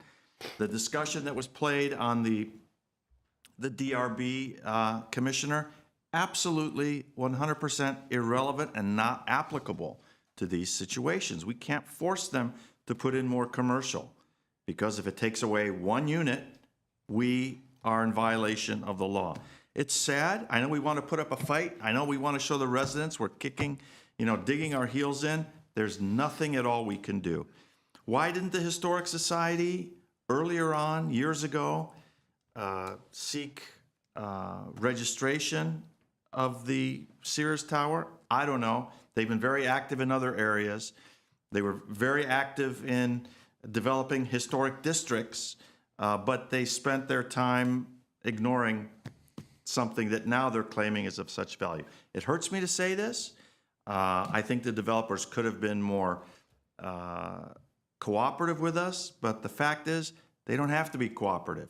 They've got the law on their side, and you would do the same thing if you were a business trying to provide housing and provide a value for your shareholders and your owners. So I don't see that we have any discretion to deny this or place any sort of conditions that are in any way restrictive on their unit count or increasing their cost on this. Maybe I'm looking at this from a totally wrong point of view, but everything I have heard, our attorneys tell us, or actually both attorneys tell us, everything in the report, we're just out of luck. And once again, we're getting it below the belt by our state legislature. And if we're upset about it, we should be complaining to them. We should be voting differently and voting in different people that really hold our values to heart and not follow political dogma and take marching orders from a Scott Wiener or whoever is up there calling the shots now. And I'm not happy about this, but I don't see any other choice. Okay, who wants to go next? Let me just say a few things. First of all, I know that perhaps not everyone is going to be happy with me when I say this, but and let me preface it by saying I've lived in this city since I was very young, and I can't bring myself to see the historic value of the Sears site. Now, again, someone else could argue the counter to that, and they have online, they've posted photos of it, and even in those photos of the Sears site from its heyday, it's hard for me to compare it to another retail building that's in the kind of Art Deco style, which is the Southwestern Law School building on Wilshire. I think it's an old Bullock's or something, if I'm not mistaken. Bullock's Wilshire, yeah. I mean, really miles apart in terms of the aesthetic and the quality and what it means. Now, I understand why some people would feel nostalgic about it, but recently I had a couple of my friends who I went to elementary school here with come by. They came to the city. We grabbed a meal at Damon's, and then afterwards we were driving around, and I told them about like the Sears proposal and the fact that some folks think it's historic, and they had both of them had similar reactions, which was, they also agreed that there wasn't much to that building. Having said that, I don't not want you to put in more retail. I don't care. I don't want to reduce your unit count. My general frustration is that I believe what we're being proposed or provided here is a mediocre product that doesn't differentiate itself in any significant way. And I understand that there may be some language that you're trying to use with the council and with staff invoking state rules that you believe will benefit this, but it seems as though there wasn't a genuine effort put in to try and provide this city and its residents with a product that we can be proud of. There's really nothing that distinguishes it. There's some of it on the orange side of it, but not enough. And that's my frustration, because I drive down Central and Brand every day. I look at some of the other projects that were approved and voted on by previous councils that I was not a part of. And, you know, it's products that I don't think really make Glendale stand out in a positive way. In fact, I've had conversations with Mr. Calvert about one of them that I see is, looks like is falling into disrepair with siding falling off of it, and it's become, I believe, an eyesore. What staff, and I watched the entire design review board meeting, as well as referring back to previous notes. It's, you know, there's those games in like Highlight Magazine or in kids' magazines of spot the difference. You take two photos, you put them side to side, and then you have to look really carefully to see what the difference was between one and the other. That's what I felt like I was looking at in this report that was presented to me. And I think a lot of people probably feel the same way, that it did not feel like any of our comments were really taken to heart. And the question I have is, and of course, like, you know, the answer I'm sure will be defensive, but, you know, did you really make an attempt? Is this something that you will be proud to say, this is what we built? There's a lot of creative things being done that you could have perhaps considered. I'm not an architect.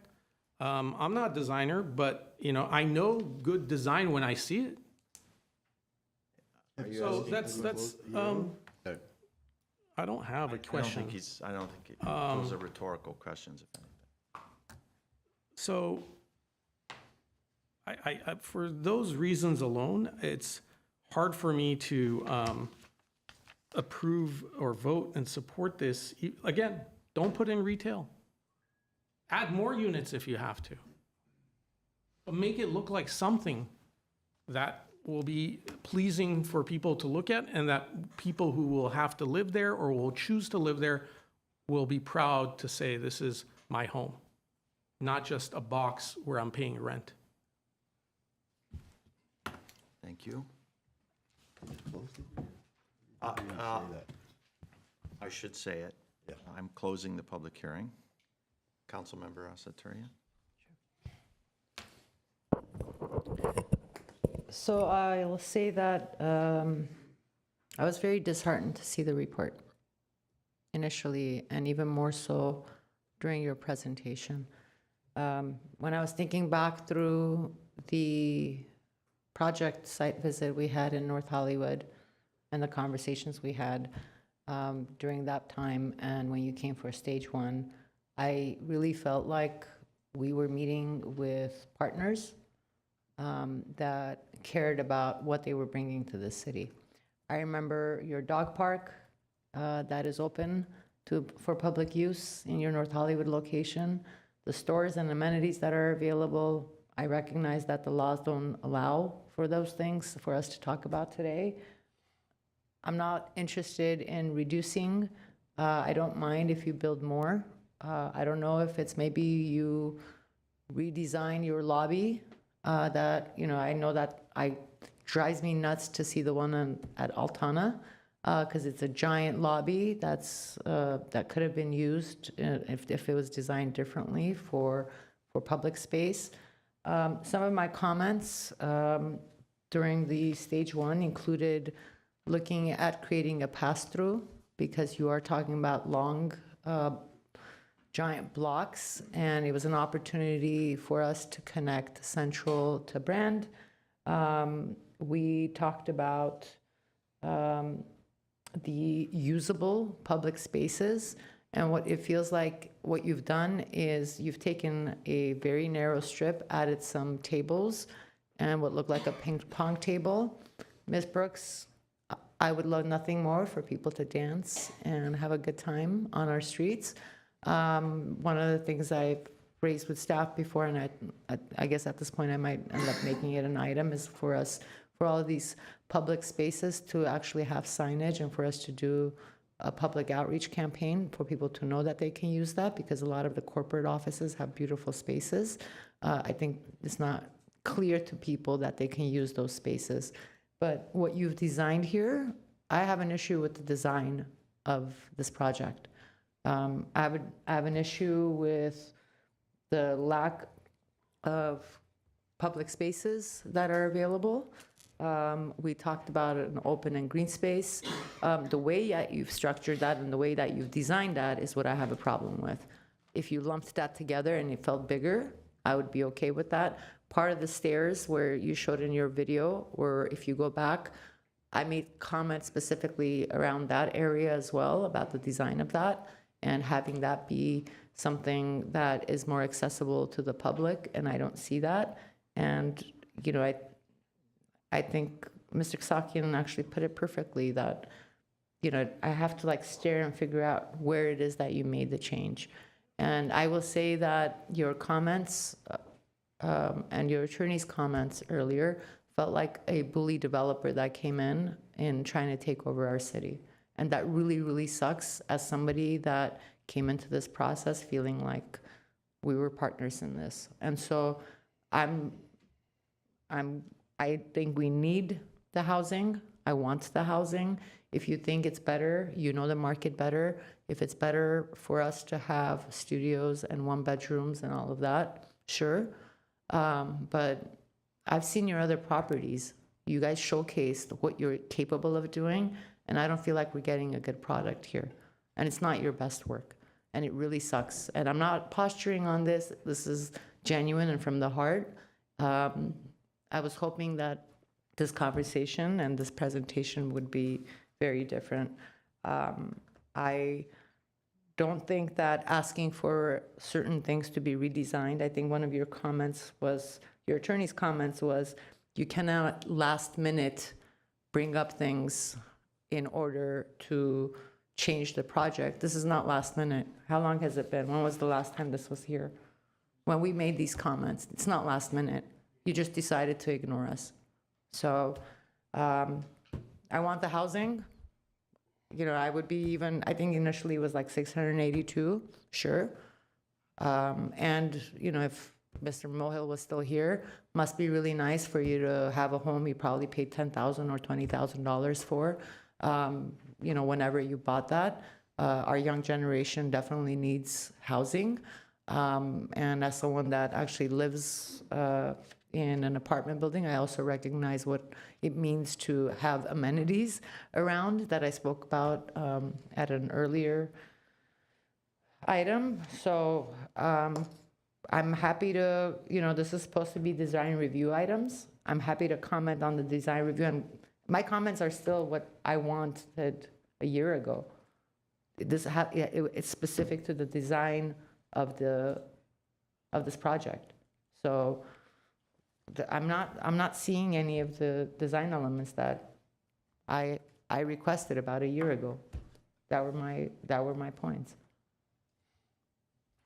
Mr. Mayor, members of the council, would you like me to address the issue of objective design standards and in relation to the design review? And I'll go ahead and do that, and I may ask Ms. Yvette Nukian to come and join, since we've been working as a team, to look through these standards, which under the Housing Accountability Act are pretty extensive and can be pretty weedy to understand. But to the extent that any conditions are imposed that are relative to the design approval, they have to be based on objective written standards that existed at the time the preliminary application was made. When that application came in, it was deemed complete for providing the information that was required, and then it was deemed consistent. So what we're looking at is a project that was deemed consistent with the applicable plan standards and other similar provisions. And so any additional conditions that might be imposed on the project that are relative to design would similarly have to be based on objective standards that are within our objective written standards. And I've been referencing a technical advisory opinion on the applicability of the Housing Accountability Act that references all of those legal standards. And it says that that the Housing Accountability Act limits the application of conditions that lower the density of a residential project. And this is not just a residential project, it's also affordable housing project. So that layer has to be taken into consideration in terms of the what's protected. Oh, So If can't if lower I the- may, before Yes. you, because I want to take it one by one. Absolutely. So I brought up the lobby and whatever other spaces that they have. I'm not asking for them to lower their density, right? I'm not asking for them to reduce their, I don't care if you, I don't know what that inside space can be to accommodate, as an example, to give it more outdoor usable space. I'm not asking for lower density.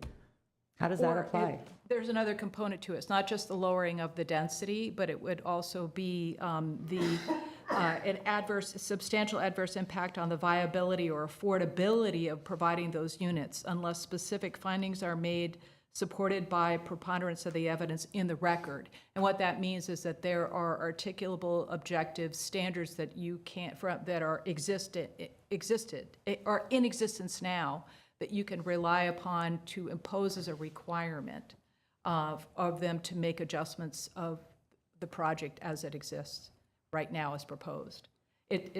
I know, it sounds very unreasonable, but we're dealing with very strict regulations that have been specifically drafted to prevent the imposition or the use of virtually any discretion when it comes to the approval of approval of projects, or the disapproval of projects for that matter, on a basis that's not guided by the restrictions that are set forth in the Housing Accountability Act. So I have a question on that. Yeah. We're supposed to be commenting on the design of this project, correct? Okay. You're basically telling me I can't comment on the designer of this project. Yes. So why is it in front of us? Because we do need to approve the project under the Housing Accountability Act, or Why doesn't- deny it, but the finding, and the next portion of what I was going to describe, if that's acceptable to the council, would be the basis for doing a denial. Let's do it quick if we can. I mean, Sure. I think I summed it up pretty clearly, maybe a little bit crassly. You're giving us a little bit more details. There's not a damn thing we can do at this point. That's what I'm saying. Correct me if I'm wrong with some more finer There is, but legal. it's severely limited, and in order to deny the project, you would need to find specific adverse impact on the public health or safety unless the project is disapproved, so, or conditioned to lower the density, and that such, such impacts are not mitigable, and there's no feasible method to satisfactorily mitigate or avoid the adverse impacts. So those are two of the bases of denial, but there are more because it's an affordable housing project. And those include that we have adopted a compliant general plan and housing element, which we have, but we've already exceeded our RENA numbers. And on that base, if we've exceeded the RENA numbers, which we haven't, in compliance with the RENA numbers, we're still playing catch-up, that could be a basis for a denial. Another condition would be that that the project has an impact, but the mitigation that is being imposed would render the project unaffordable or infeasible. So that would be another basis. And then the final one is that there's no feasible way to comply with federal or state laws without rendering the development unaffordable or financially infeasible. There are no federal or state laws that we've identified that would impact the development of the project. So that's not really applicable under these circumstances. And lastly, it's inconsistent with both the general plan and the zoning ordinance at the preliminary application stage. That's not the case here either. So because those findings for denial don't appear to be able to be made, that's where there's a lack of discretion in terms of being able to deny the project. The consequences of a denial where there are not findings that could be made of a specific adverse impact are that, of course, there could be a challenge by any number of what's called a broad standing requirement. So it wouldn't just be the developer entity that could challenge the disapproval. It could be and would be the Attorney General on behalf of the Housing and Community Development Department. It could be a project advocate, it could be a local resident, or a pro-housing organization could sue us. could do it. So there's a broad standing requirement for a challenge. And if there's failure to comply with a court-ordered reconsideration, a compelling compliance, then there are pretty draconian financial penalties that could attach as well, up to $10,000 per unit. And if the court determines that the disapproval was made in bad faith, that would multiply by 5, so $50,000 per unit. Let me ask a question. So there used to be a time when there was material boards brought here, councils would pore over what type of material was being used, That's right? Yes. And there's a reason for that, right? We want quality products that are going to last, things that are not going to fall off the side of a building, potentially, on residents. So is that no longer something that council can weigh in on as to the type of materials? Again, the question is, perhaps I should have asked you this in private, but let everyone in the public hear, including the people who are applying. What prevents a developer from using the lowest cost materials for a housing project right now, anywhere in California and specifically in Glendale?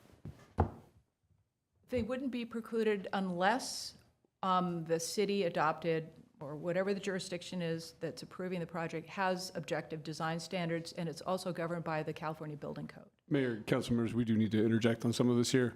We've heard this statement several times about not having objective design standards. We do.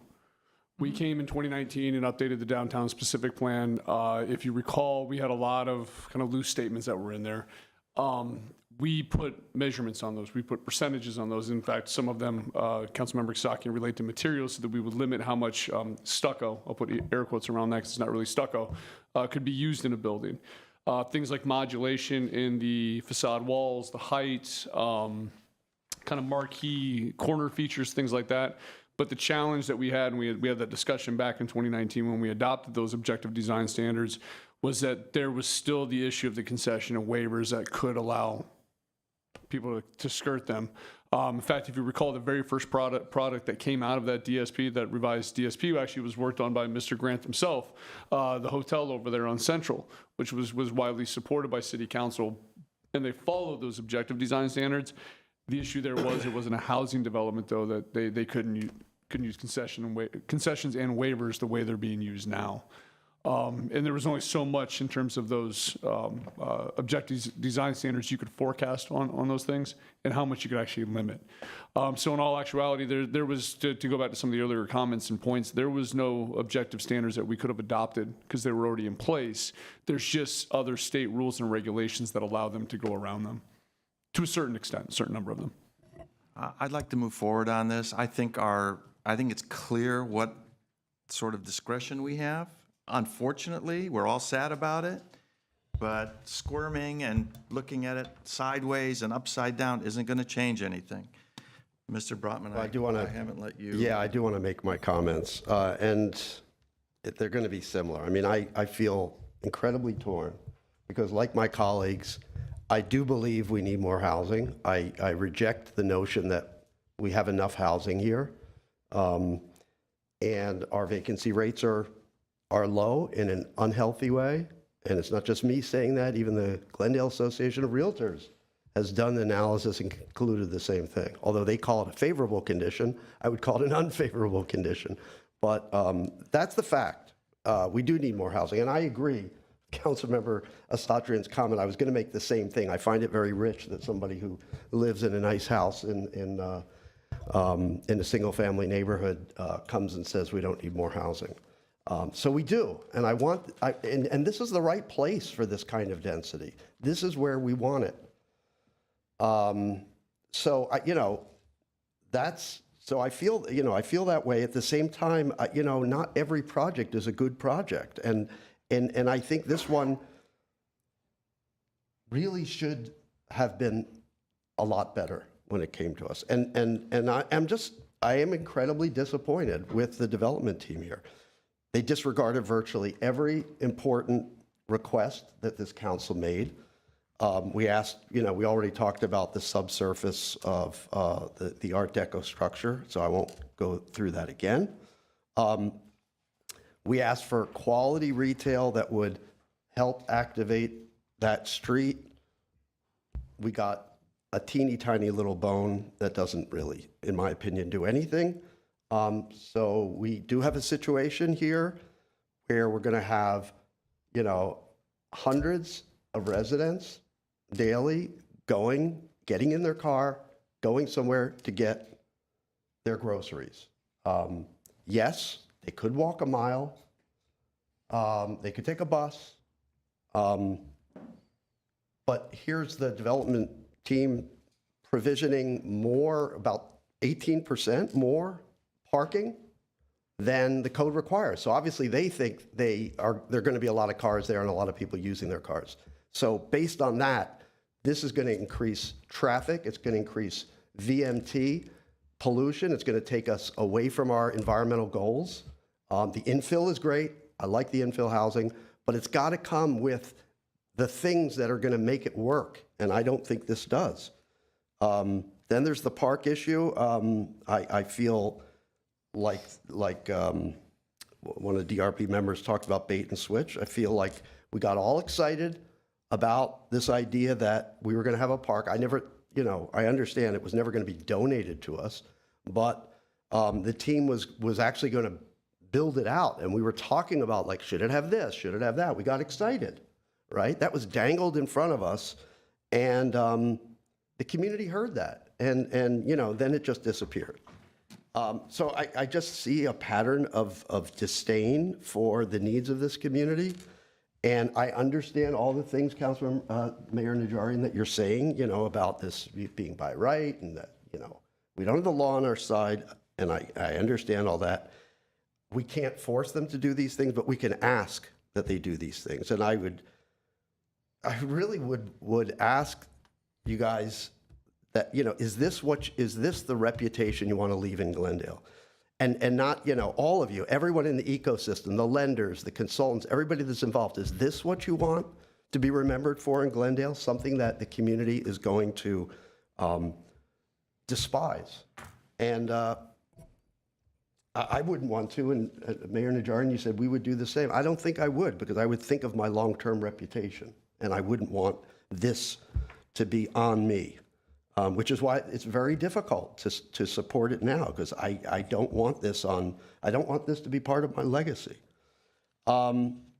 Anyway, of all the things, to me, the one thing that matters the most, and I guess we're all a little bit different here, but it is the retail. And if we could get a decent-sized grocery store or bodega or something, I would accept that.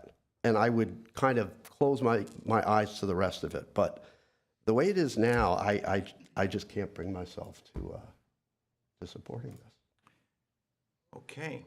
Thank you, colleagues. We are at the point where it's time to either make a motion to approve or motion to deny. I would caution my colleagues that a motion to deny would lead us down a very troublesome path of litigation and 5 times punitive damages should a court see it in such a manner. So, and if I just may, one little thing is just, I would hope that we don't end up there, because I want this project built. I would hope that the team can go back and maybe make some changes that will make this a partnership and make this something that we can all be proud of, as opposed to something that's being forced down our throat, whether now or through litigation. That would be my ask. I would agree with that. I don't want us to go down that path of litigation. I want something built on that site. I just don't know if what you've, now I know that what is in front of me is not what I want built. And I want to give credit to the Design Review Board.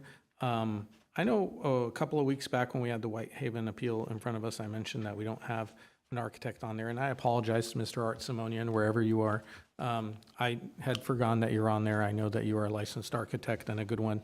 And his comments, but I know he's also one of the most senior members. I don't know how much time he has left to serve us.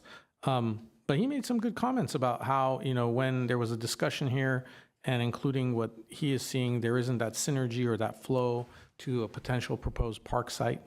And I think that is a serious missed opportunity.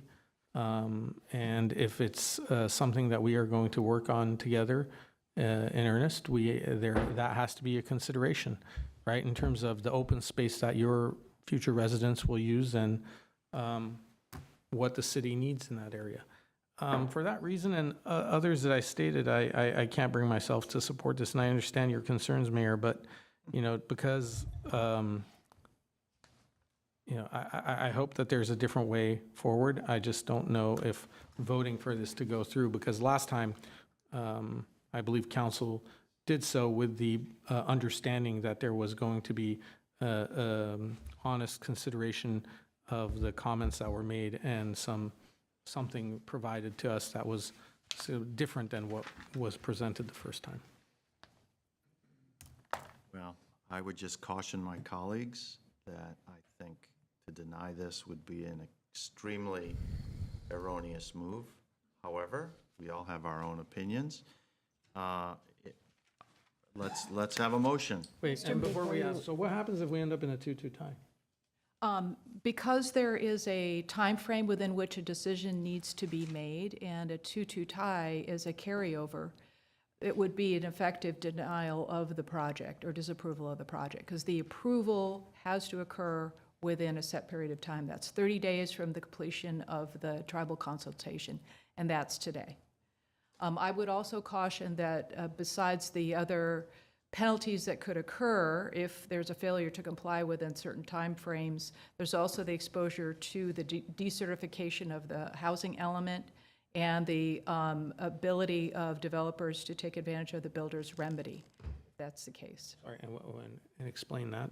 Decertification of the housing element. So as our sixth cycle housing element was certified a couple of years ago at this point in time, and looking at a vet for a certain date, what that results in is a non-compliant housing element, and the consequence of that is that builders can come forward ignoring our zoning code standards and propose development to the density that they choose. So this occurred in the city of La Cañada, Flint Ridge, where they were unsuccessful, and then that matter ultimately settled because of also the requirement to post a bond if there's an appeal taken, and that would be was in the millions of dollars to account for the expenses to the developer because of the delay incurred in the denial of the project. So it is a very onerous landscape of penalties and punishments that were set forth in the statutes that are were adopted by the state that unfortunately we're faced with having to implement at dire consequence. It's not a reality I like reflecting to the council, and I don't think there's any city attorney in the state of California that enjoys having to provide this information. Okay. Okay, is there a motion? So is the park now officially a separate item? The compliance with the development impact fee and the options that were laid out before would need to occur before the certificate of occupancy. So as indicated before, they could pay the required development impact fee, or as the developer team had indicated, their likely option is to process a subdivision map for residential purposes. Using that vehicle, they can dedicate the land under what's called the Quimby Act, dedicate the land in the equivalent amount of the value of what they would have otherwise paid. Or they can consider another option, and that there's discretion of the council to consider a donation of the property, but all of that would need to occur before certificate of occupancy. So they could not occupy that property without complying with one of those options. So that is out there. I would also note, if there's any inclination on behalf of the council to consider the approval of the project, that the DRB conditions that are listed there, we have been interacting concerning whether or not they constitute objective standards. And we have concurred that they do not, so they could not be imposed. However, there are two general conditions on the last page of the approval motion. One is a compliance with the Public Resources Code standard with respect to the height of the building, which is a statutory requirement. If it exceeds 85 feet, there's a prevailing wage payment requirement that kicks in. And the other is what I was just referencing in terms of the payment of the development impact fee or Quimby Act. So, but the other conditions that are included here, the development team and the legal team do not view those as being objective standards based on existing written regulations and therefore would not be applicable. Okay, so we're being warned that we could make one of the most tragic missteps in the history of this city by having our housing element withdrawn, leaving our city open to any sort of development without any regard to zoning. Am I misstating that in any way? That would be for housing. For housing, okay. Well, I want to have a motion, and I strongly urge someone to make a motion approving the application. And that would be without the imposition Without of the the conditions. DRB conditions. I don't know how DRB even got that far in doing that stuff. Okay. Is there a motion? Okay, one way or the other, then someone make a motion know, to deny it. look, Let's do it. I don't relish doing this, especially with the consequences that our attorney feels that we may be subject to, but in good conscience, I hope this development team understands what they have presented to us is leaving me little choice, because I wanted to have a high-density housing project on this site. I'll make the motion to deny the project. Is there a second? I'll second it. Washing your hands, Pontius Pilate. This is the biggest mistake that this city council is making in the last decade or more. So we have a motion, we have a second. Let's take a roll call.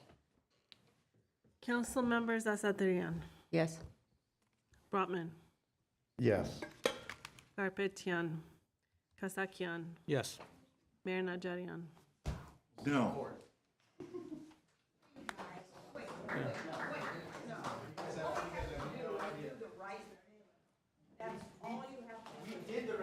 You guys. This is incredibly. This is an incredibly. Let them sue us. Huge. You know, Does it matter? It's not a personal thing.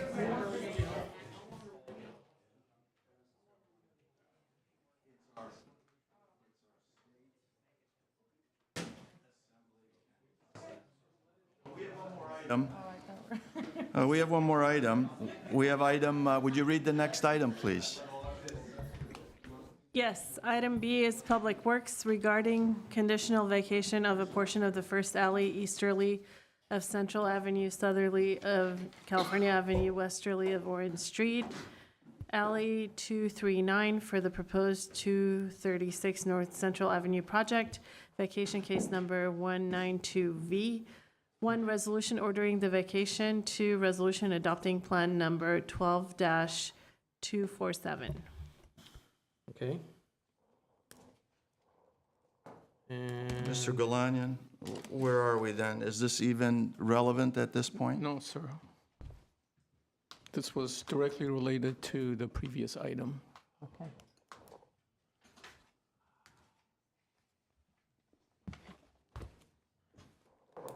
Okay. There's a resolution. So this then will be taken off calendar? Applicant had, Mr. Mayor, the applicant had requested this vacation. Yes, so the request, is an applicant's request for the vacation. But is Set it by relevant at resolution. this point? It is, Oh, there's a applicant's, So would the To approve applicant it or like to deny be it. Right. heard on Can that? Just take a vote. I'm sorry, would you come forward? Yeah, go ahead and take an action on it.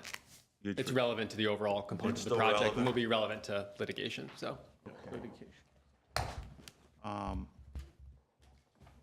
All right. So- Well, where are we now? You guys still mad at them? If you're mad at them, say, we don't want to vacate it. No, listen, I mean, This this isn't about. You just said, look how they're acting. Well, yeah, well, You're I mean, saying listen, you're that mad is, at them.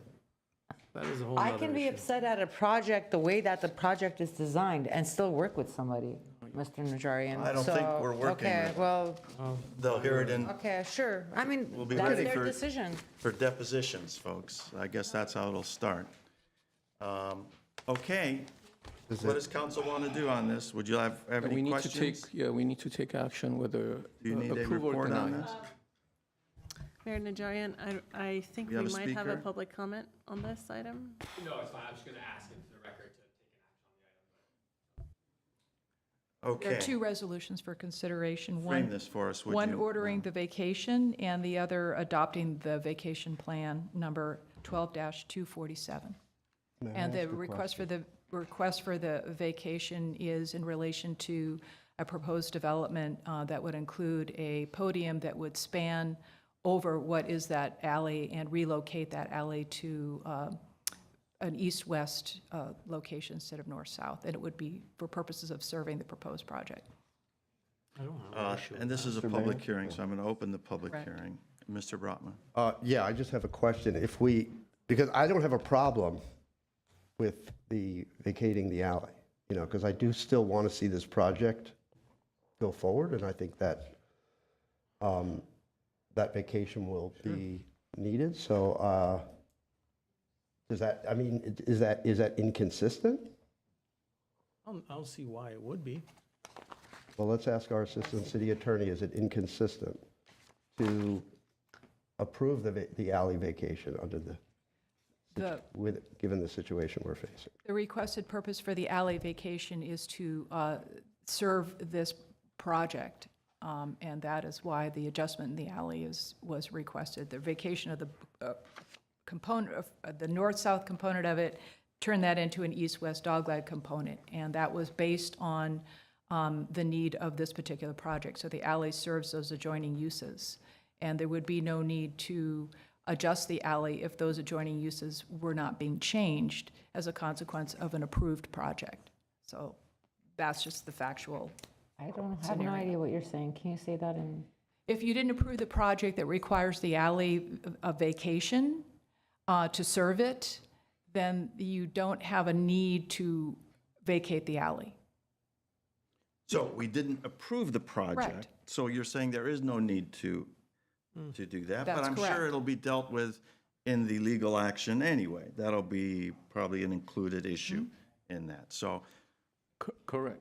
so Mayor Najarian, it's you are kind of correct. irrelevant at this point. And if you approve it, that means that we, as the city, will lose the public use of that alley, essentially. Okay, so we For no purpose. Or no? For now. So we deny it. Well, traffic uses it. It's a north-south interconnection that is listed on our circulation element, and it is used by the public in its existing condition. Good evening, Mayor Najarian, members of the City Council. That alley also has utilities inside of it, so if you vacate it now, it won't have those Access utilities to being it. used. Exactly. Then we won't vacate it because we may need access to those utilities. That's all you needed to say. Okay. Since we're being bold, is there a motion then to deny? Mayor Najarian, we do We have, have 3 cards and one caller. on the easement. Okay, let's hear it. We have Beth Brooks, Alan Durham, and Jeremy Grant.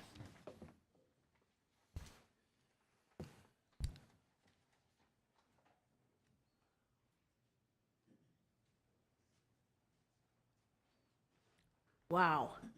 This was the most, I'm so impressed with what you did, but it was such a mistake. The mayor was right. I mean, you know, if the housing element isn't, you know, in place anymore, it's not even just the litigation and the builder's remedy, you can have like hawks. They can come down here to Glendale. It's not even about this project. What she basically said was, you did the right thing about this project, but you opened up the Pandora's box, and that's worse than this project. That's the problem. But I will tell you what this shows. This shows, and I know you get down on me when I attack Mr. Calvert, but I am telling you that you are not getting the proper information you need from the planning department.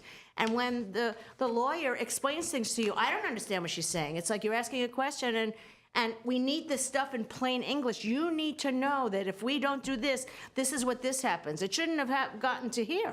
You know what I mean?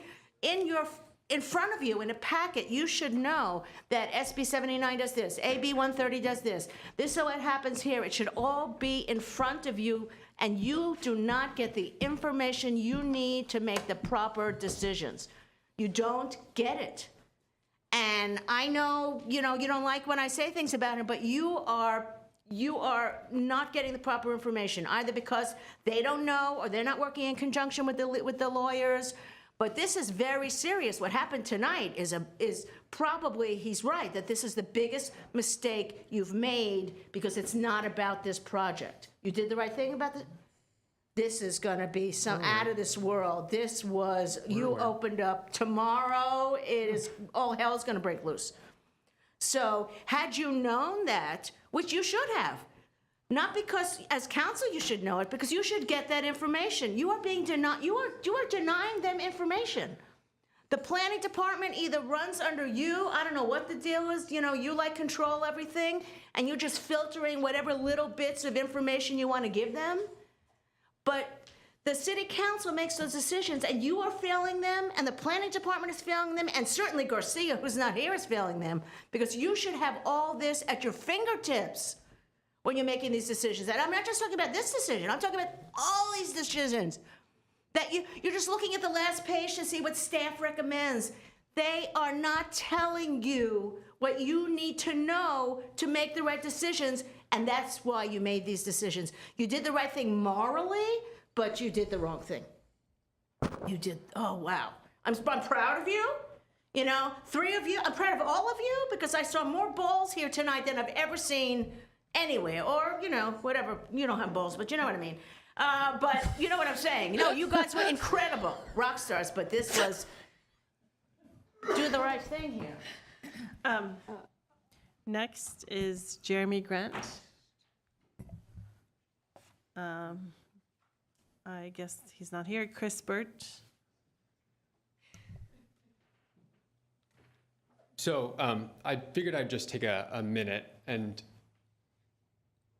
I have to confess, right, this is a pretty extreme example, and I think inevitably if we do sue, which seems to be highly likely, this is the test case for an HA violation. I think if you look at HCD letters of technical assistance that have been written to cities wherein they identify violations that are obvious and involvement from the Attorney General's office, this fits that very squarely. And I point to the fact that, the cities complain about losing local control over their zoning, and the law requires application of objective standards to alleviate situations just as this, where we have some decision makers who want more retail, some who don't care whether there's retail, some who want these design changes, some who want other design changes. It puts developers in an impossible situation, right? So the city has written objective standards which the development does satisfy. That's the crux here. And the limited finding for denial is that the project would result in specific adverse impacts. There are none. This council did not even attempt to make that finding. This is a slam dunk. So I reiterate that to you only because there may be a circumstance to reconsider this project in the future. I will reach out to HCD tomorrow. We have had success where they've reached out to cities that have made inappropriate denials, and then those cities have reconsidered their actions after the fact, understanding the gravity. So I hope you let that gravity sit in, because this is a significant decision. Thank you. We have a caller, Francesca Smith. You're on air. You have 3 minutes. Hi, thanks very much. My name is Francesca Smith. I believe I spoke before on this item. Thank you for taking my call. I'm grateful for being able to speak on this project. I do have a background in real estate development, not proud to say it. The problem with this is this developer has not demonstrated any good faith. This developer has been playing a shell game, it's the best way I can describe it, where the city will not benefit, only the developer would benefit. This vacation of the alley is another example, not even understanding the implications for the relocation of the utilities. In this case, there's no reason for the city to give up the alley. I thought it was super impressive of their highly paid lawyer to talk about how terrible we are and how they're going to sue. They haven't really demonstrated good faith. It was described pretty well in my letter that I hope you all read. And this project, it's not for Glendale. The fact that we have to give up an alley and we're getting nothing for it except a bunch of very cheap apartment units, I'm all for housing. I'm not for housing here like this. I appreciate all of your time, and I absolutely appreciated your last vote. Thank you very much. Good night. Thank you, and that is all. Okay, so what is needed on this, Mayor? I think if nothing is happening, we don't need to vote on it, correct? I guess we'll, Ordering the vacation. But if there's no willingness to do the vacation, because as was stated by Public Works, as soon as we do a vacation, we lose access to important utility infrastructure, correct? Okay. so I'll move to deny the vacation. All right, I'll Two second. resolutions So what's the proper form of the motion? would be to deny To deny both of the resolutions. both resolutions? Okay. Okay. That's a motion. Need a second. I'll second. Second. Roll call, please. Council members Asadrian, Yes. Brotman, Yes. Karpetian, Kasakian, Yes. Mayor Najarian. No. Okay, what's next? We do have an 11 o'clock cut time. Next are discussion of council member future agenda requests. I'm happy to hold mine. Okay, that? A is Councilmember Asaturian's, and she has I'll read. indicated she would be willing to push it back. I can move mine as well, and given how our council meetings right now are running, and we have certain portions that aren't actual city business taking up a lot of time, I know today was an exception. Is it possible to bring this portion back in the afternoons when it's just really a discussion among us to figure out whether we're going to put things on the agenda or not? What prevents us from doing that? It would have to be a special meeting. Sure, I get that, but. We'll look into that. Yeah, I think I Well, need to just think investigate that whether this we at the can end of do the that evening, because I'm on a willing to kick council my. agenda. It would have to be as a special meeting, but I'd need to verify looking at the rules that were just adopted and changed with respect to the Okay, process. we'll look into that and make sure we try and find time for these earlier. I'm fine moving mine as well. Mr. Brotman? I was going to say, my item, I hope will be very quick. It is timely, because Which one is that? this is the Zone Zero. Really, all I'm looking for is that, Well, let's read it. Let's read Okay. that in, which is Item C. 13C. Item C is request from council member Brotman to agendize discussion of Zone Zero.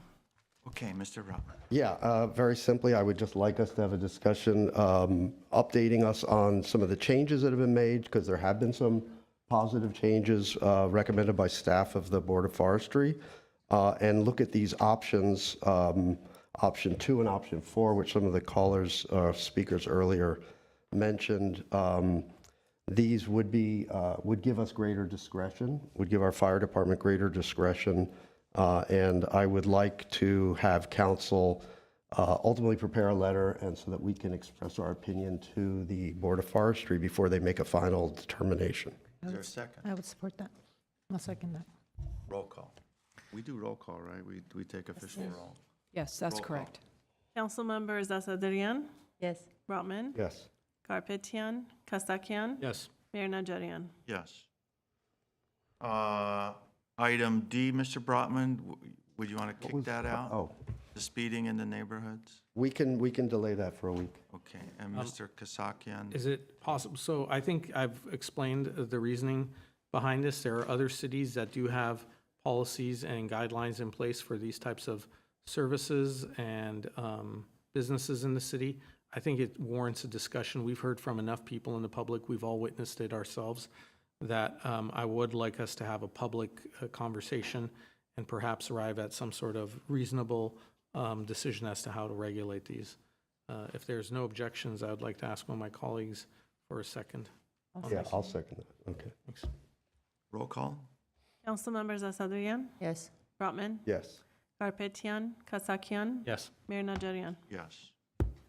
Okay, the balance of item 13 is going to be continued. So A, B, Do we have, A, B, oral D. communication?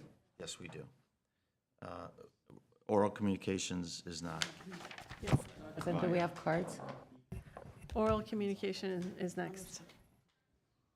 Second period of oral communications. Discussion is limited to items not a part of this agenda. Each speaker is allowed 5 minutes. Council may question or respond to the speaker, but there will be no debate or decision. The city manager may refer the matter to the appropriate department for investigation and report. We do have 2 cards on this item, and we have a number of callers.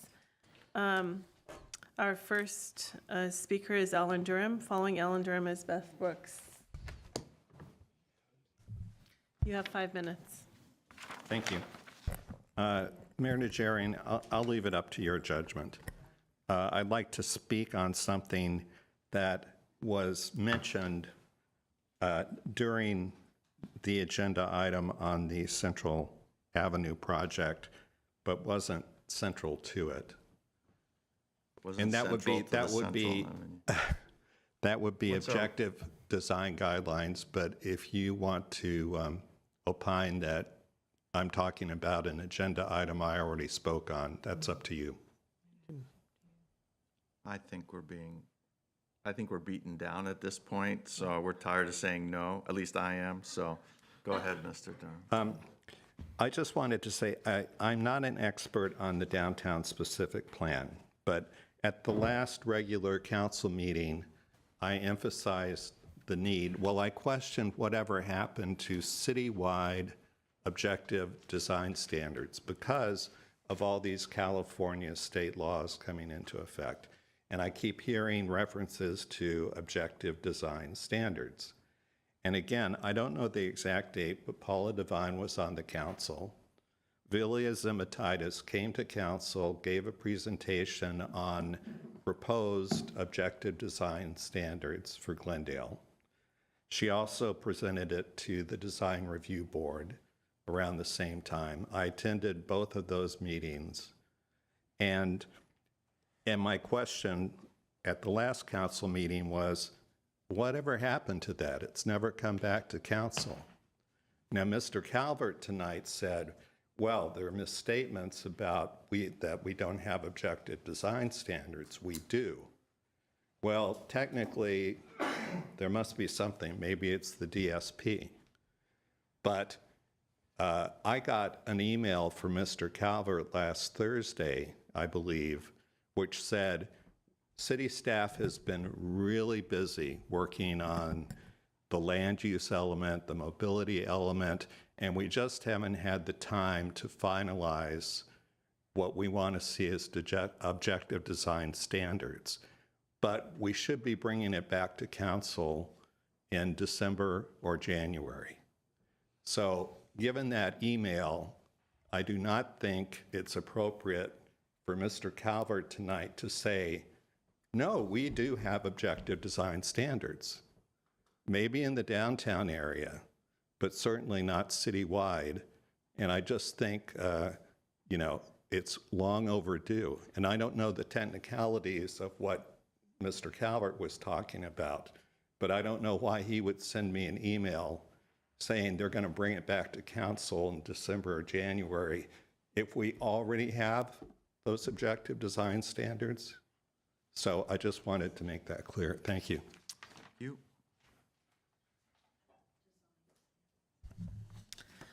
Our next speaker is Beth Brooks.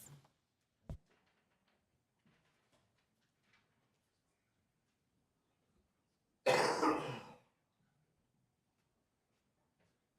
going to say the same thing that Alan did, because with the Glendale Garden Home plan at the Design Review Board, Cassandra Pruitt thought that there weren't objective design standards. The guy who I love, the guy with the bow tie, I just love him, he said we didn't have objective design standards to stop that particular project from being 6 stories abutted right next to a single-family home, because they said we can't force the developer to do like a gradient to make it, so that we couldn't force them because we didn't have those as objective design standards. So again, I'm saying, and then you hear Mr. Calvert saying you do have them, then you get the email, you don't have them. I am telling you, you have to clean up house. You have to get the information you need to make the right decisions, and you are not getting them. And the planning department is going to be the most important department for this city going forward, because it's all about the state, the housing density laws coming down.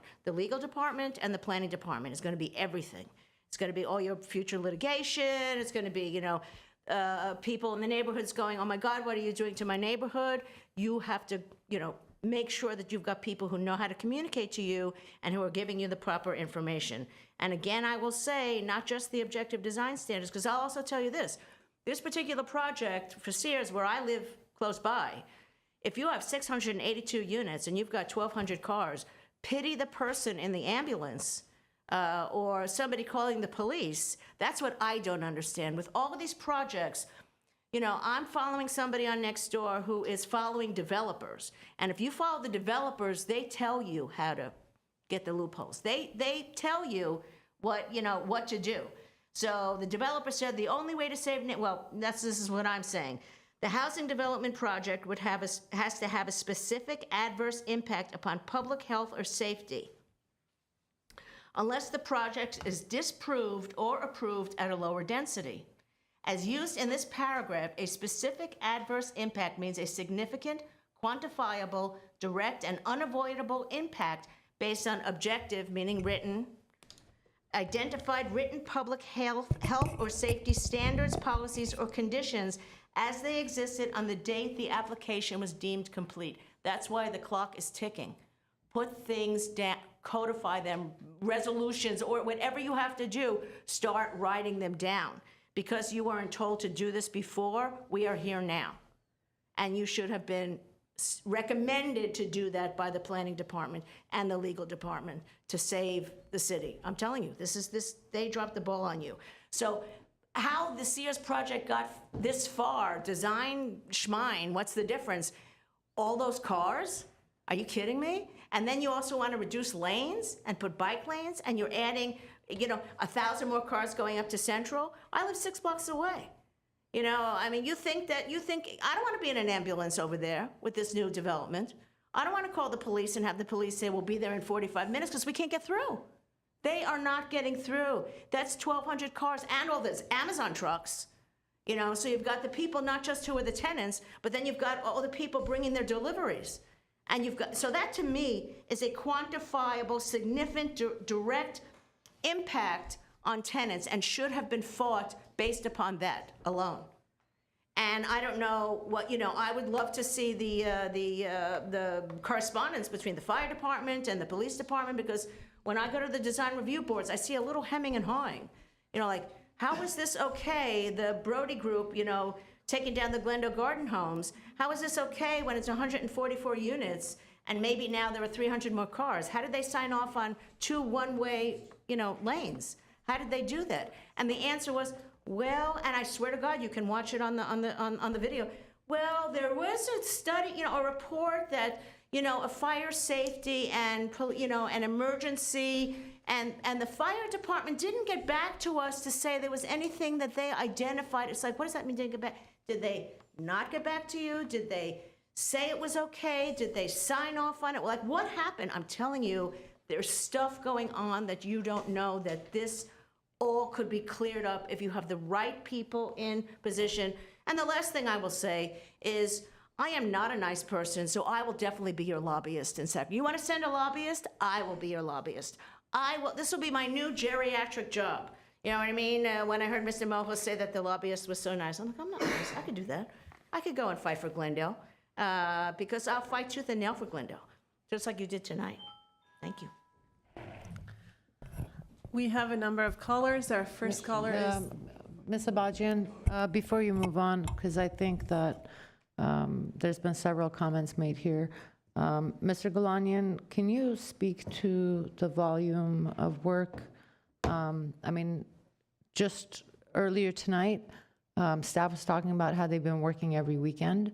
The amount of things that both this community and the city council put on CDD and CDD staff is enormous and endless. I, for one, was waiting for those design review guidelines, many other things that we have for streamlining processes and permits.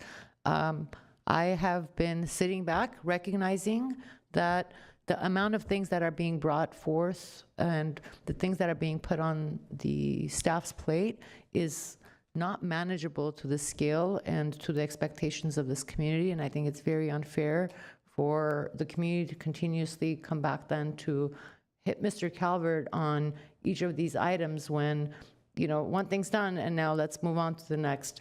So earlier today, we talked about mobility plan and we talked about the general plan where you yourselves heard the amount of work that each of the staff have been putting in. And now it's, well, okay, we were proud of that, but what's going on with this one? There's only a certain number of people working in these departments. So, Mr. Galanian, if you can please talk about how you guys prioritize, what the workload looks like, because I really do think that this is unfair. Councilmember Sartran, thank you for that question. You've already covered some of them, not just in CDD, primarily in Community Development Department.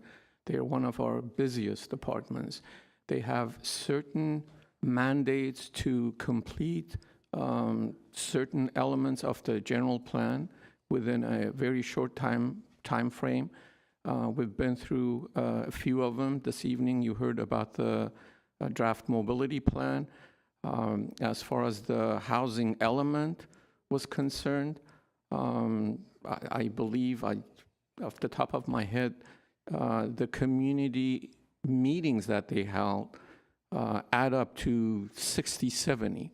So not only these items need to be drafted as far as long-range planning are concerned, and we only have 2 planners in that section that handle long-range planning, plus the extended community outreach that is requested and is asked of staff.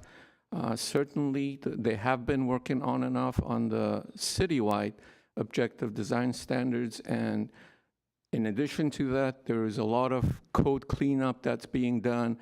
In addition to that, there's a lot of routine materials that need to be covered. In addition to that, there was a request, a push, a direction from council to reduce the turnaround time when it came to plan check process. The planning staff has done an extraordinary amount of work, and you have seen the numbers have improved. Again, in addition to all of this, as you see, almost every Tuesday evening, we get requests that is not part of the established work plan.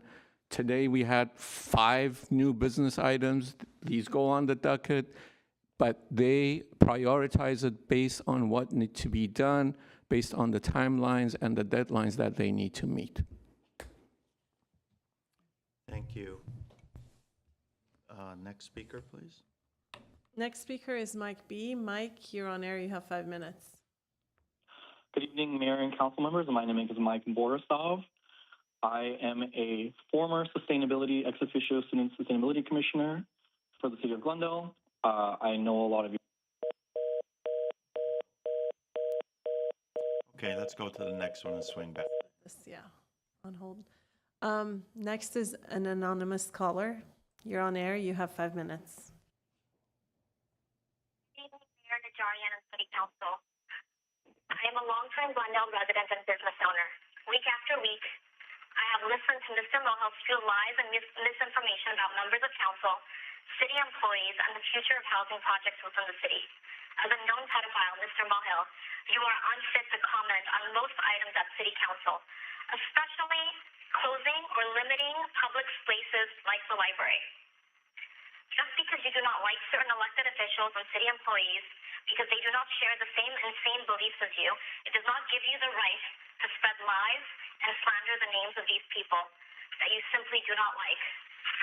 Mr. Galanian, as the head of the city, I would expect you to have more control over these meetings and disallow folks like Mr. Mohill and Mrs. Brooks from monopolizing time during the council meeting to spread lies. I would urge everyone to spend a little time researching and actually understanding what these projects are, especially the housing projects, and not listen to these moronic comments coming from these two. Thank you. Our next caller is Ejmin Hagopian. Ejmin, you're on air. You have 5 minutes. Fellow council members, my name is Ejmin Hakobian. I wanted to thank you for your courage today on the vote that you took. I know there's going to be ramification for the city, but we should start from some point. And today was you demonstrated that you are trying your best to stand against these high residential buildings. We are all for affordable housing developments, but what these developers are pursuing, it's beyond the norms of housing development. They want to maximize their profit, and they don't care about our city, and they should not be. Their project should not be approved. My suggestion would be it's clearly the new housing laws are beyond the powers of the city attorney, and I do not believe they are capable of putting a fight against these developers. I would encourage that you work with the other cities, create a league, and create a work with the law group that would give you some sort of control over these developments. Thank you, and thank you for your courage. Thank you. Our next caller is Alex Balakian. You're on air. You have 5 minutes. Thank you. Good evening, council members and residents of Glendale. I am Alex Balakian, and I'm commenting about the Civic Auditorium. I say that the City Council should agendize removing its current request for proposals for management of the Civic Auditorium. It should conduct appropriate outreach that the local neighbors deserve, and it should reissue a new request for proposals that is built upon the feedback of residents in order to find the best local business to operate it using a completely transparent process. Now, I sent all members of council documents earlier today that support all of the statements that I am about to make. The Eden on Brand received 18 months of closed-door discussions to negotiate an exclusive management agreement, despite not being a good candidate to manage the Civic Auditorium. Why was it not a good candidate? Eden on Brand had a labor judgment against it in 2021 for more than $50,000 in unpaid wages to 3 of their kitchen staff.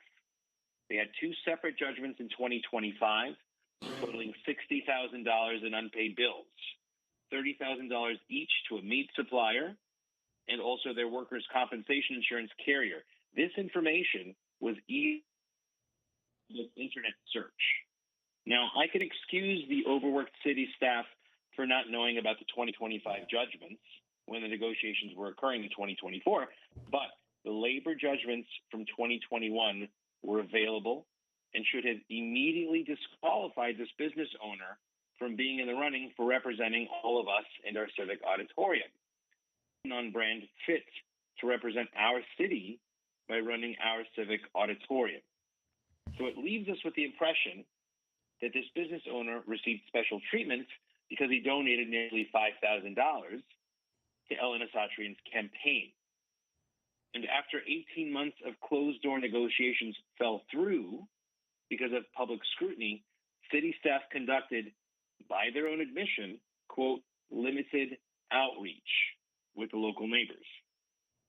18 months were given to a campaign donor, and fewer than 6 weeks were given to neighboring homes. This is not acceptable, and this is why people are very upset with you all. This city council has an outreach problem.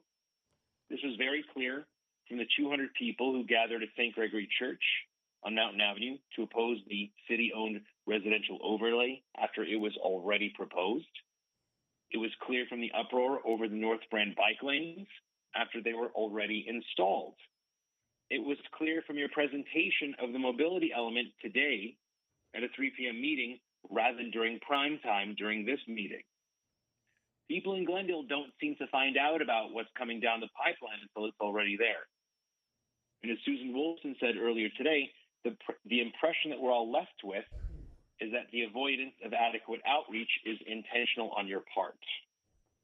We just heard Councilwoman Asatrian give lip service to our city staff being overworked. If you do an inadequate job in the first place, you'll have more work to do to revise it. Those of us who run our own businesses follow a good piece of advice. Measure twice, but cut once. When you do your research adequately and do your outreach effectively the first time, you'll only have to do it once.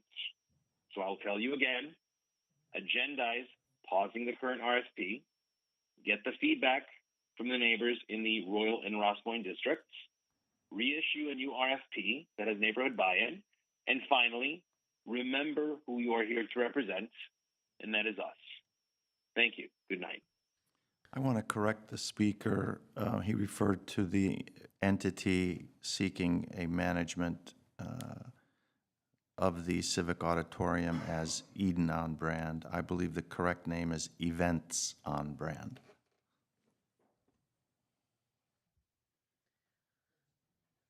It's called what? Events, Events by Eden. Sorry. Events by Eden.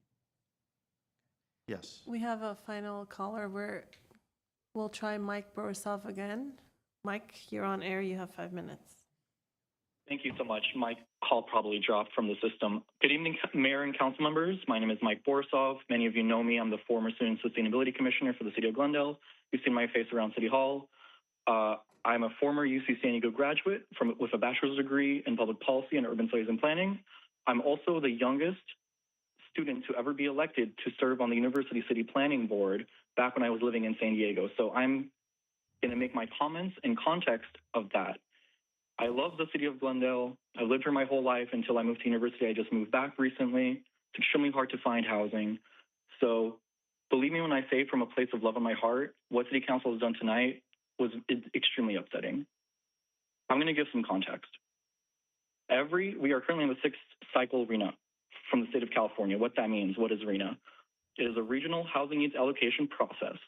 That means there are a certain amount of units that the city must permit by law by the end of a certain date. This is dictated by the modern literature of how you get decreased market rate housing. You do it by building more, by increasing supply. So what does that mean? The 6th cycle began in 2021. It ends in 2029. It's almost 2026, end of 2025. We are 50% through our cycle. Can any of you guess what percentage our completion rate is for our units for RHNA? 13%. 13%. We have only completed 1,340 units of housing since 2021. We have a total, mandated by law, 13,425 units to be built. If the former project that you all voted on was passed tonight, we would have only bumped that up to 20% completion, meaning we still had thousands and thousands of units to build. Why do I say this? This is extremely disappointing. The city would have gotten 67 free affordable units without any taxpayer dollars. You guys want to decrease carbon emissions, increase walkability, make a place more livable, make Glendale more livable. Great, that's how we get it through density. We get it through downtown development. That did not happen tonight. There are still 12,000 units you have to build within 4 years. I don't know how we're going to reach that as a city. I would love to live in Glendale. I can't. Even if a full-time, well-paying job, I can't even afford rent with a roommate. I have to live with my parents right now. As much as I love Assemblymember Nick Schultz, he was wrong about something today. Glendale does not produce a lot of housing. Per HCD's California Department of Housing and Community Development, Glendale is the lowest housing producer in the county adjusted for population. We are lower than Los Angeles, Monrovia, West Hollywood, Pasadena, Burbank, Santa Clarita, even Whittier. We produce 102 units of housing per 10,000 people. Now, I don't know how we're going to reach our arena numbers, but if I was the governor, right, if I was Governor Newsom, if I was the Attorney General, State Attorney General Rob Bonta, and I don't know who Glendale is, I don't know who city council is, I don't know who the people are, but I look at the data, at the numbers, what do you think they're going to do? Oh, Glendale is NIMBY. Oh, they don't want to build. Time to sanction. I don't want to see that for Glendale. For all the gripes and complaints and woes about local city control, which I largely disagree with by policy, the reality is now Glendale's open to builder's remedy down the line if the state chooses to sue or the developer chooses to sue. So all the people that were complaining about SB 79, AB 130, dense projects, 611 North Brand, what have you, it's over because now developers can come and build whatever they want in the coming years if Glendale does not change course. It is deeply upsetting to see the city drag its feet. Our current average day from permitting to certificate of occupancy for multifamily housing is over 1,000 days. This is not my personal opinion. This is fact from the state. It's raw numbers. It does not look good for us, guys. And Artie, Dan, Ellen, I know you guys say we need more housing. I agree with you. But what you did tonight was extremely upsetting. This was capitulation to NIMBY, to the NIMBY group, to the wealthy single-family homeowners, to people who want to keep Glendale in the 1950s. What happened today was insane to me because the same rhetoric was used to almost stop the Americana, almost stop the 1970s development of office jobs in downtown Glendale, to keep Armenians and Koreans out when we were moving in. I mean, NIMBYism is a disease. It just gets worse and worse. And so while I agree that the project wasn't the best designed project from AC Martin on the planet, I don't disagree with that, but we do need more housing and we need it fast. And this is a great project that would have provided a lot of housing just south of the Metro BRT, walkable to the Galleria, to a lot of food places, and tonight it was denied. By the way, before he hangs up, let me just say, if Mr. Osfab, if you're listening, just send me whatever data you're referencing in terms of Glendale being the worst in terms of the housing that we're building, because I would argue against that. I don't believe that is the case, especially not in the past. And you know, I doubt if using those standards, our neighboring cities are building more than we are. It's hard for me to believe, but I always invite the opportunity to be proven wrong about things. I'm not too proud to not admit my mistakes or errors as I have before. So share those statistics. I'm happy to look at it, but I'm glad that you agree that that project was not up to the standards that we need for residents. Thank you. Thank you, Councilmember. It doesn't mean it had to be denied, but thank you. Good night. Is there anything else? I believe, just as a parting thought, that the RENA numbers do not require the production of housing. Zoning, yeah. It's the identification, availability of housing production. Okay, I think that's it. Is there a motion to adjourn? Motion to adjourn. We're adjourned. Thanks.